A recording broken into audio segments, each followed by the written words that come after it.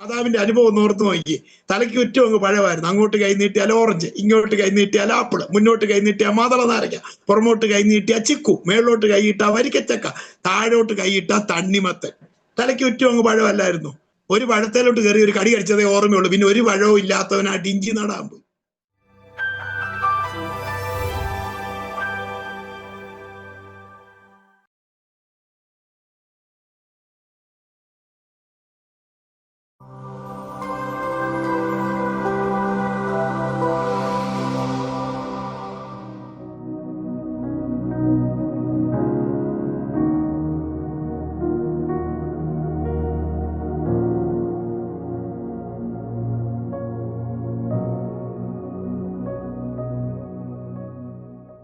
Praise the Lord. Aroma ടിവിയുടെ എല്ലാ മാന്യ ശ്രോതാക്കൾക്കും വേഗം വരുന്ന കർത്താവായ യേശു ക്രിസ്തുവിന്റെ നാമത്തിൽ വന്ദനത്തെയും സ്വാഗതത്തെയും അറിയിക്കുന്നു. അനുഗ്രഹീതവും മനോഹരമായ നല്ല നിമിഷങ്ങൾക്കായി, നല്ല ദിവസത്തിനായി ഞാൻ കർത്താവിന് സ്തോത്രം ചെയ്യുന്നു. വീണ്ടും അരോമ ടിവിയുടെ പ്രേക്ഷകരോടൊപ്പം ഒരുമിച്ചായിരിക്കുന്നതിൽ ഞങ്ങൾക്ക് വളരെ സന്തോഷമുണ്ട്. ഇന്ന് നമ്മൾ ക്ഷണം സ്വീകരിച്ച് നമ്മോടൊപ്പം ജോയിൻ ചെയ്തിരിക്കുന്നത് ഈ കാലയളവിൽ കർത്താവിന് വേണ്ടി ഏറെ പ്രയോജനപ്പെട്ടുകൊണ്ടിരിക്കുന്നതും ദൈവശക്തമായി ഉപയോഗിച്ചുകൊണ്ടിരിക്കുന്നതുമായ ദൈവത്തിൻ്റെ അഭിഷിക്തൻ പാസ്റ്റർ സുനി ഐക്കാട്ട് അവറുകളാണ്. കർത്താവിൻ്റെ ദാസനെ ഓർത്ത് ദൈവത്തിന് സ്തോത്രം ചെയ്യുന്നു. അദ്ദേഹം അരോമ ടിവിയുടെ ഒരു പ്രേക്ഷകൻ കൂടിയാണ്. ഇന്ന് നമ്മോടൊപ്പം ദൈവദാസൻ തൻ്റെ ജീവിതാനുഭവങ്ങൾ, ദൈവം നടത്തിയ അത്ഭുതകരമായ വഴികൾ, കർത്താവ് ഏൽപ്പിച്ചിരിക്കുന്ന അനേക ആത്മീയ ശുശ്രൂഷകൾ ദൈവജനവുമായി പങ്കുവയ്ക്കുവാൻ നമ്മോടൊപ്പം ജോയിൻ ചെയ്തിട്ടുണ്ട്. ആകിയാൽ നമുക്ക് ഏവർക്ക് ശ്രദ്ധയോടെ, സ്കിപ്പ് ചെയ്യാതെ, പ്രാർത്ഥനയോടെ അവസാനം വരെ ഈ സന്ദേശങ്ങൾ കാണുകയും കേൾക്കുകയും ചെയ്യാം. നാം എല്ലാവരും പ്രാർത്ഥനയോടെ ആയിരിക്കുമ്പോൾ കർത്താവിൻ്റെ വിലപ്പെട്ട ദാസൻ പാസ്റ്റർ സുനി ഐക്കാട്ട് അവറുകളെ തികഞ്ഞ സ്നേഹത്തോടും ആദരവോടും കൂടി അരോമ ടിവിയുടെ പ്രേക്ഷകരോടൊപ്പം സമയം ചെലവഴിക്കുന്നതിനായിട്ട് ഞങ്ങൾ സ്വാഗതം ചെയ്തോളുന്നു. പ്രൈസ് ലോർഡ് ദൈവദാസനെ. Praise Lord, praise Lord, praise Lord. കർത്താവിൻ്റെ ദാസനെ അരോമ ടിവിയുടെ പ്രേക്ഷകരോടൊപ്പം പരിചയപ്പെടുത്തുന്നതിൽ എനിക്ക് വളരെ സന്തോഷമുണ്ട്. ഒരു വാക്കിൽ പരിചയപ്പെടുത്താം. അധികമൊന്നും ദൈവദാസനെ പരിചയപ്പെടുത്തേണ്ട ആവശ്യമില്ല, എല്ലാ പ്രിയപ്പെട്ടവർക്കും അറിയാം. എങ്കിലും ദൈവദാസനെ ഒരു വാക്കിൽ ഒന്ന് പരിചയപ്പെടുത്താമോ? എവിടെ നിന്നാണ് ജോയിൻ ചെയ്തിരിക്കുന്നത്? കുടുംബാംഗങ്ങളെ ഒരു വാക്കിൽ പരിചയപ്പെടുത്താമോ? Praise Lord. ഞാൻ പത്തനംതിട്ട ജില്ലയിലെ റാന്നി നിന്നാണ് ജോയിൻ ചെയ്തിരിക്കുന്നത്. IPC ശാലേം സഭയോടുള്ള ബന്ധത്തിലാണ് ഞാൻ മെമ്പർഷിപ്പ്. പൊതു ശുശ്രൂഷയുള്ള ബന്ധത്തിൽ 22 വർഷമായിട്ട് കർത്താവിൻ്റെ വേലയിലായിരിക്കും. കുടുംബാംഗങ്ങളെ ഒരു വാക്കിൽ പരിചയപ്പെടുത്താമോ? എനിക്ക് വിവാഹം കഴിച്ച് 3 കുഞ്ഞുങ്ങളുണ്ട്. വൈഫിൻ്റെ പേര് നിസി എന്നാണ്. ഒരു മൂലമറ്റം സ്വദേശിയാണ്. അവരും കർത്താവിൻ്റെ വേലയിലായിരിക്കുന്നു. എനിക്ക് കൂടാതെ 2 സഹോദരന്മാരും ഒരു പെങ്ങളുമുണ്ട്. ഒരു സഹോദരൻ മൂവാറ്റുപുഴ നെല്ലാട് IPC ചർച്ചിൻ്റെ പാസ്റ്ററാണ്. ഞങ്ങൾ ഒരേ കാലഘട്ടത്തിൽ 2002 കർത്താവിൻ്റെ വേലയ്ക്കായിട്ട് ഇറങ്ങിയതാണ്. അമ്മ നിത്യതയിൽ വിശ്രമിക്കുന്നു. ഫാദർ നേരത്തെ തന്നെ മരിച്ചു പോയായിരുന്നു. മൂത്ത ജ്യേഷ്ഠൻ തൊട്ടടുത്ത് തന്നെ താമസിക്കുന്നു. ആമേൻ. കർത്താവിൻ്റെ ദാസനെയും കുടുംബാംഗങ്ങളെയും പരിചയപ്പെടുത്തി വളരെ സന്തോഷമുണ്ട്. കർത്താവ് അനുഗ്രഹിക്കട്ടെ. തുടർന്നും ഒരുപാട് കാര്യങ്ങൾ കേൾക്കുവാനും കർത്താവ് ചെയ്ത ഉപകാരങ്ങൾ നന്ദി പറയുവാനും അവസരങ്ങളുണ്ട്. ആകിയാൽ തുടർന്ന് കർത്താവിൻ്റെ ദാസൻ അരോമ ടിവിയുടെ പ്രേക്ഷകരുമായിട്ട് പങ്കുവയ്ക്കാൻ ആഗ്രഹിക്കുന്ന എല്ലാ കാര്യങ്ങളും സംസാരിക്കുന്നതിനായിട്ട് സമയം വേർതിരിച്ചുകൊള്ളും. Praise the Lord. വളരെ അനുഗ്രഹിക്കപ്പെട്ട ഈ നിമിഷങ്ങൾക്കായിട്ട് ഞാൻ ദൈവത്തെ സ്തുതിക്കുന്നു. പ്രത്യേകിച്ച് ഈ കാലഘട്ടത്തിൽ അനേകർക്ക് അനുഗ്രഹമായിക്കൊണ്ടിരിക്കുന്ന അരോമ ടിവിയിൽ കൂടെ നിങ്ങളെ അഭിസംബോധന ചെയ്യുവാൻ, ദൈവം തന്ന സാക്ഷ്യങ്ങൾ, അനുഭവങ്ങൾ പങ്കുവയ്ക്കുവാൻ അവസരം ഒരുക്കി തന്ന കർത്താവിൻ്റെ ദാസൻ പ്രിയ ഡാനിയൽ ജോണിനോടും തൻ്റെ കുടുംബത്തോടുള്ള നന്ദിയെ ഞാൻ ആദ്യമായിട്ട് അറിയിക്കുന്നു. സർവോപരി ഇതിനെല്ലാം അവസരം ഒരുക്കി തരുന്നത് കർത്താവാണ്. നമ്മുടെ കർത്താവായ യേശു ക്രിസ്തു മുഖാന്തരം നമുക്കിങ്ങനെയൊക്കെ ലഭിക്കുന്ന എല്ലാ അവസരങ്ങളെ ഓർത്ത് ഞാൻ ദൈവത്തെ സ്തുതിക്കുന്നു. എല്ലാറ്റിലും കൂടെയും നമ്മുടെ കർത്താവിൻ്റെ നാമം മാത്രം മഹിമപ്പെടട്ടെ എന്ന് ഞാൻ ആദ്യമായിട്ട് പ്രാർത്ഥിക്കുകയാണ്. ദൈവം അതുപോലെ തന്നെ ഈ അരോമ ടിവിയുടെ ഉള്ളിലൂടെ അനേകരിന്ന് ദൈവത്തിൻ്റെ വചനവും അതുപോലെ അനേകരുടെ ജീവിതാനുഭവങ്ങളും കേട്ടുകൊണ്ടിരിക്കുന്നു. ഞാനും പലപ്പോഴും ഈ അരോമ ടിവിയിലൂടെ അനേകരുടെ അനുഭവങ്ങൾ കേട്ട് ക്രിസ്തുവിൽ ബലപ്പെടുവാനായിട്ട് ഇടയായിട്ടുണ്ട്. തീർച്ചയായിട്ടും ഈ ചാനല് ക്രിസ്തീയ ഗോളത്തിന് വലിയ അനുഗ്രഹമായി. ഇപ്പോൾ ഇംഗ്ലീഷ്, ഹിന്ദി, മലയാളം ഈ 3 ചാനല്, ഈ 3 ഭാഷകളിൽ ഈ അരോമ ടിവിയുടെ പ്രവർത്തനങ്ങൾ നടക്കുന്നതിൽ ഒത്തിരി സന്തോഷമുണ്ട്. എല്ലാ ഭാഷക്കാർക്കും അനേകരുടെ ജീവിതാനുഭവങ്ങൾ അവരുടെ മുമ്പിൽ എത്തിക്കുവാൻ ഈ ടിവിയെ കർത്താവ് അനുഗ്രഹിക്കട്ടെ എന്ന് പറഞ്ഞുകൊണ്ട് എൻ്റെ ചെറിയ സാക്ഷ്യത്തെ ഞാൻ നിങ്ങളോട് പങ്കുവയ്ക്കുവാനായിട്ട് ആഗ്രഹിക്കുകയാണ്. ഞങ്ങൾ റാന്നിയിലെ യാക്കോബായ കനേനപ്പള്ളി, റാന്നിയിലെ ഒരു വലിയ പള്ളിയുണ്ട്. അവിടെയാണ് ഞങ്ങളെ ചെറുപ്പ പ്രായത്തിൽ ആയിരുന്നത്, ആരാധനയുള്ള ബന്ധത്തിലൊക്കെ കടന്നുപോയിക്കൊണ്ടിരുന്നത്. എന്നാൽ ഒരു 22-23 വർഷങ്ങൾക്ക് മുമ്പാണ് ശരിക്കും ഈ യഥാർത്ഥത്തിൽ സ്നാനം സ്വീകരിച്ച് ഒരു 7 വർഷം കഴിഞ്ഞ്, സ്നാനപ്പെട്ടതിന് 7 വർഷം കഴിഞ്ഞാണ് ശുശ്രൂഷയ്ക്കായിട്ട് സമർപ്പിക്കപ്പെട്ടത്. ഇങ്ങനെ 22 വർഷമായിട്ട് കർത്താവിൻ്റെ വേലയിൽ പൂർണ്ണസമയമായിരിക്കാൻ കർത്താവ് കൃപ ചെയ്തുകൊണ്ടിരിക്കുന്നു. അതോർത്ത് കർത്താവിനെ സ്തുതിക്കുന്നു. ഞാൻ എൻ്റെ ശുശ്രൂഷ അനുഭവങ്ങളിലേക്ക് വരുന്നതിന് മുമ്പായിട്ട് എൻ്റെ ചെറുപ്പകാലങ്ങളിലെ 1-2 കാര്യങ്ങളൊന്ന് ഓർപ്പിക്കുവാനായിട്ട് ആഗ്രഹിക്കുന്നു. ഞങ്ങൾ ഇവിടെ ഒരു 18 ഏക്കർ സ്ഥലം വർഷങ്ങൾക്ക് മുമ്പ് ഞങ്ങളുടെ വല്യപ്പച്ചൻ വെട്ടിപ്പിടിച്ച് ഇവിടെ റാന്നിയിലെ കോട്ടയൊക്കെ കെട്ടി പ്രത്യേക രീതിയിൽ ഇവിടെ താമസിക്കുകയായിരുന്നു. ഞങ്ങൾ അത് ഭാഗോടമ്പടി ചെയ്തപ്പോൾ എൻ്റെ പിതാവിന് നല്ല ശതമാനം സ്ഥലം ലഭിച്ചു. നല്ലൊരു പശ്ചാത്തലം എല്ലാ രീതിയിലും ഞങ്ങൾക്ക് ഭൗതികമായിട്ടും ഒക്കെ ഉണ്ടായിരുന്നു. പക്ഷേ നിർഭാഗ്യം എന്ന് പറയട്ടെ, മദ്യപാനത്തിന്റെ ദുരന്തം ഞങ്ങളുടെ കുടുംബത്തെ വല്ലാതെ തകർത്ത് കളഞ്ഞു. അങ്ങനെ എൻ്റെ ഓർമ്മ വെച്ച കാലത്തൊക്കെ എന്ന് പറഞ്ഞാൽ എൻ്റെ പിതാവ് മദ്യപിച്ചിട്ട് ഭയങ്കര പ്രശ്നമാണ് ഭവനത്തിൽ. അമ്മയെ വല്ലാതെ ഉപദ്രവിക്കുകയും സഹോദരങ്ങളെയൊക്കെ വളരെ ഉപദ്രവിച്ച് പലപ്പോഴും ഞങ്ങൾ ഭവനത്തിലല്ല കിടന്നുറങ്ങിയിട്ടുള്ളത്, വീടിന്റെ പറമ്പിലും മറ്റു ഭവനങ്ങളിലും ഒക്കെയാണ് പലപ്പോഴും അഭയം പ്രാപിച്ചിട്ടുള്ളത്. ആ സമയങ്ങളിൽ ഞങ്ങൾ ഓർക്കുന്നുണ്ട്, ഞങ്ങളുടെ അടുത്തുള്ള ദൈവദാസന്മാരൊക്കെ ഇവിടെ വന്ന് ഞങ്ങൾക്ക് വേണ്ടി പ്രാർത്ഥിക്കുകയും ഞങ്ങളുടെ അപ്പനെ ഉപദേശിക്കുകയും ഞങ്ങൾക്ക് ഒരിക്കലും മറക്കാൻ പറ്റാത്തൊരു അനുഭവം. ഈ പുതുപ്പള്ളി സഭ സ്ഥാപിച്ച ഒരു എബ്രഹാം എന്ന് പറയുന്ന പാസ്റ്റർ, ഇന്ന് അമേരിക്കയില കുഞ്ഞവറാച്ച് എന്ന് പറയും, ആ ദൈവദാസൻ ഒരിക്കല് ഇവിടെ കടന്നു വന്ന് എൻ്റെ അമ്മയെ ഒരു തെങ്ങിൻതടിയുടെ ഇടയിലിട്ട് അപ്പനിങ്ങനെ ചവിട്ടിപ്പിടിച്ച് കൊല്ലാൻ ശ്രമിക്കുമ്പോൾ ആ ദൈവദാസൻ വന്ന് പറഞ്ഞു, കുഞ്ഞോനെ നിന്റെ ഭാര്യയല്ലേ, ഒന്നും ചെയ്യലടാ. ഉടനെ അവിടെ നിന്ന് മീൻകറി വെക്കുന്ന ഒരു ചട്ടി എടുത്ത് ആ പാസ്റ്ററുടെ തലയ്ക്കിട്ട് ഒരു അടി വെച്ചു കൊടുത്തു. എന്നാ പിന്നെ തനിക്കിരിക്കട്ടെ എന്ന് പറഞ്ഞു. കഴിഞ്ഞ ദിവസം അദ്ദേഹം അമേരിക്കയിൽ നിന്ന് ഇവിടെ വന്നപ്പോൾ, എന്നെ കാണാൻ വന്നപ്പോൾ എൻ്റെ കൂടെ നിന്നൊരു ഫോട്ടോ ഒക്കെ എടുത്തിട്ട് എന്നെ ആ തലയുടെ ഇവിടുത്തെ പാട് കാണിച്ചിട്ട് പറഞ്ഞു, മോനെ ഈ പാട് കണ്ടു, നിന്റെ അപ്പൻ അടിച്ചതാണ്, പക്ഷേ അന്ന് ഇവിടെ നിന്ന് ഞാൻ പ്രാർത്ഥിച്ചിട്ടാ പോയത്. അതിന്റെ ഫലമായിട്ട് എനിക്ക് തോന്നുന്നു ആ ദൈവദാസന്മാരുടെയൊക്കെ പ്രാർത്ഥനയായിരിക്കും ഞാനും എൻ്റെ ജ്യേഷ്ഠനും ഒക്കെ ഇന്ന് കർത്താവിൻ്റെ വേലയിലേക്ക് വരാനിടയായി. മാത്രമല്ല മറ്റൊരു അനുഭവം കൂടെ പറഞ്ഞാല്, ഞങ്ങളുടെയൊക്കെ ചെറുപ്പത്തില് വല്യപ്പച്ചനോട് ഇവിടെ അടുത്തുള്ള പെന്തക്കോസ് പാസ്റ്റർമാർ വന്ന് പറഞ്ഞു, ഞങ്ങളുടെ വീട് പഴയ 100 വർഷത്തിലധികം പഴക്കമുള്ള ഒരു തടി കൊണ്ടൊക്കെ ഉള്ള ഒരു പഴയ വീടാണ്. അപ്പൊ അതിനൊരു മുറ്റമുണ്ട്, വലിയ നെടുനീളത്തിലുള്ള ഒരു മുറ്റമുണ്ട്. അപ്പൊ ആ മുറ്റത്തൊരു പ്രാർത്ഥന, ഒരു കൺവെൻഷൻ വെച്ചോട്ടെ എന്ന് ചോദിച്ചു. അപ്പച്ചൻ പറഞ്ഞു, അതിനെന്താ, സുവിശേഷം അറിയിക്കാനല്ലേ, വെച്ചോളാൻ പറഞ്ഞു. പക്ഷെ നോട്ടീസൊക്കെ പ്രിന്റ് ചെയ്ത് അവിടെ ഇവിടെയൊക്കെ ഒട്ടിച്ചു കഴിഞ്ഞപ്പോൾ ഞങ്ങൾ കൂടി നടക്കുന്ന കനാനെ പള്ളിയിൽ നിന്ന് പെട്ടെന്ന് അപ്പച്ചനെ ചോദ്യം ചെയ്തു.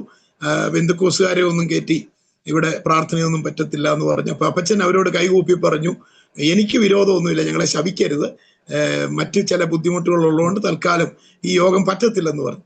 എനിക്ക് തോന്നുന്നു അതുകൊണ്ടായിരിക്കും ഇന്ന് ഇപ്പൊ ഞങ്ങള് എവിടെ യോഗം നടത്തണമെന്ന് ദൈവദാസന്മാർ പറഞ്ഞു, അവിടെ ഇപ്പോൾ ഒരു AC ഹോളാണ്, ADC ഓഡിറ്റോറിയമാണ്. 100 കണക്കിന് ആളുകൾ ഇവിടെ വന്ന് പാർക്കുന്നു. 3 ദിവസം മാസത്തിൽ ഒരിക്കല് ഇവിടെ വന്ന് കേരളത്തിന്റെ എല്ലാ ഭാഗത്തുനിന്നും നോർത്ത് ഇന്ത്യയിൽ നിന്നൊക്കെ വന്ന് താമസിച്ച് കിടന്ന് പരിശുദ്ധാത്മാവിനെ പ്രാപിക്കാൻ. തൊട്ടപ്പുറത്തായിട്ട് സ്നാനക്കുളമുണ്ട്, ഫുഡ് കഴിക്കാനായിട്ട് പ്രത്യേകം സ്ഥലമൊക്കെ ക്രമീകരിച്ചിട്ടുണ്ട്, ഡോർമെട്രികൾ ക്രമീകരിച്ചിട്ടുണ്ട്. 100 കണക്കിന് ആളുകളെ ഇന്ന്.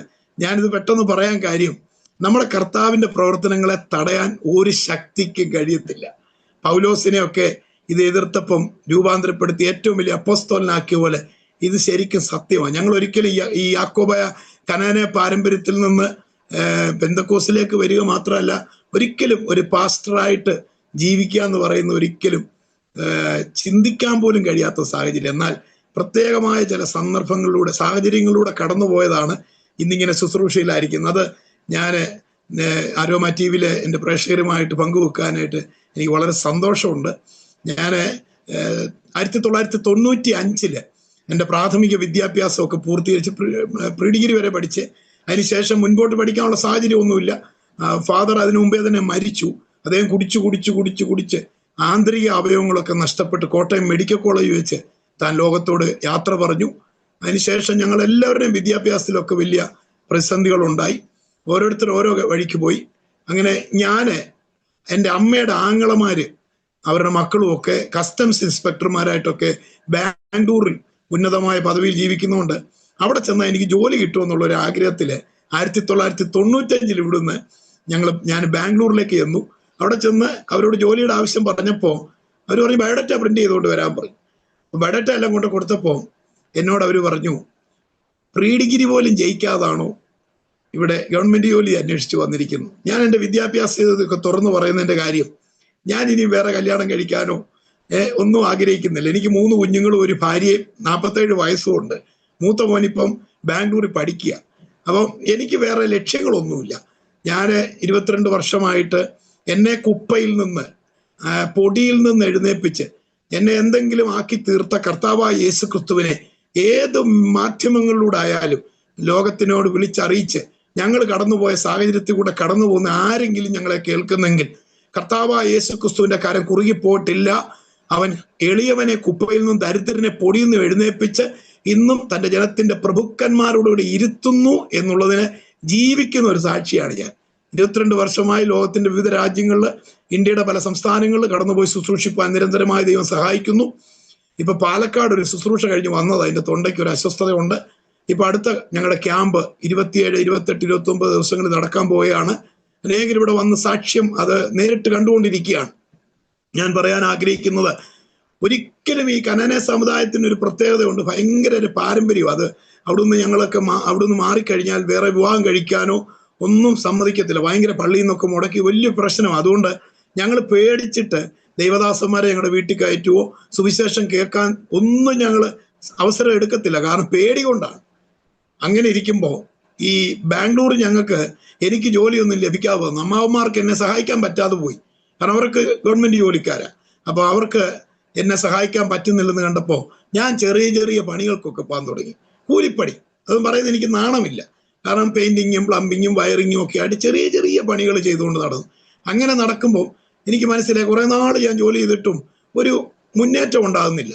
അങ്ങനെ ഇരിക്കുന്ന സമയത്ത് നമുക്കറിയാലോ, ലോകത്തിന്റെ എവിടെ പോയാലും മലയാളി പാസ്റ്റർമാര്, പ്രത്യേകിച്ച് ഇപ്പൊ ദാനിയേൽ ജോൺ പാസ്റ്റർ ഗുജറാത്തിൽ കർത്താവിന്റെ വേലയിൽ ദീർഘവർഷങ്ങളായിട്ട് ആയിരിക്കുന്നു എന്നറിയുന്ന ഒത്തിരി സന്തോഷമുണ്ട്. കാരണം ലോകത്തിന്റെ എവിടെ പോയാലും മലയാളി സമൂഹത്തിൽ നിന്ന് അനേക ദൈവദാസന്മാര് കർത്താവിന്റെ വേലയുമായിട്ടുണ്ട്. ഈ മലയാളി ദൈവദാസന്മാര് എൻ്റെ റൂം സന്ദർശിക്കുക എന്നോട് പറഞ്ഞു, കർത്താവിന്റെ കൽപ്പനയൊക്കെ അനുസരിച്ച് വചനപ്രകാരമൊക്കെ ജീവിക്കാമെങ്കിൽ അവസ്ഥകൾക്കൊക്കെ വ്യത്യാസം വരുമെന്ന് പറഞ്ഞു. ആദ്യമൊക്കെ ഞാൻ പറഞ്ഞു വേണ്ട, ഇങ്ങനെ പെന്തക്കോസ്തി വന്ന് സ്നാനപ്പെട്ടിട്ടൊന്നും എനിക്ക് അനുഗ്രഹമൊന്നും വേണ്ട, പേടിച്ചിട്ടാ, സമുദായക്കാരെ പേടിച്ചിട്ടാ. പക്ഷേ കുറച്ച് കഴിഞ്ഞപ്പോൾ ഞാൻ ഒന്ന് പരീക്ഷിച്ചു നോക്കി, ഈ നസ്രയത്തിൽ നിന്ന് വല്ല നന്മയും വരുമോ എന്ന് പറഞ്ഞ പോലെ ഞാൻ രഹസ്യമായിട്ട് ആരോടും പറയാതെ അവിടുത്തെ പാസ്റ്റർമാരുടെ എന്ന് പറഞ്ഞു, എന്നെ 1-2 വട്ടം ഒന്ന് സ്നാനപ്പെടുത്തിയേക്കാൻ പറഞ്ഞു. അവർ പറഞ്ഞു 1-2 വട്ടം ഒന്ന് സ്നാനപ്പെടേണ്ട, ഒരു പ്രാവശ്യം സ്നാനപ്പെട്ടാൽ മതി. അപ്പൊ സ്നാനപ്പെട്ട് കഴിഞ്ഞ് ഞാൻ സ്ഥലം വിടാൻ നോക്കിയപ്പോൾ എന്നോട് പറഞ്ഞു, അങ്ങനല്ല, അപ്പോസ്തലന്മാരുടെ ഉപദേശം കേൾക്കണം, തിരുവത്താഴം എടുക്കണം, ഒരു ദിവസമെങ്കിലും ആഴ്ചയിൽ ഒരിക്കൽ പ്രാർത്ഥനയ്ക്ക് വരണമെന്ന് പറഞ്ഞു. അപ്പൊ ഞാനിങ്ങനെ ആഴ്ചയിൽ ഒരിക്കൽ ഞായറാഴ്ച പ്രാർത്ഥനയ്ക്കെല്ലാം തുടങ്ങി. അവിടെ ചെന്ന് സത്യം പറഞ്ഞാല് 5 വർഷത്തോളം ഞാൻ അവരോട് കൂടെ ആരാധിച്ചു.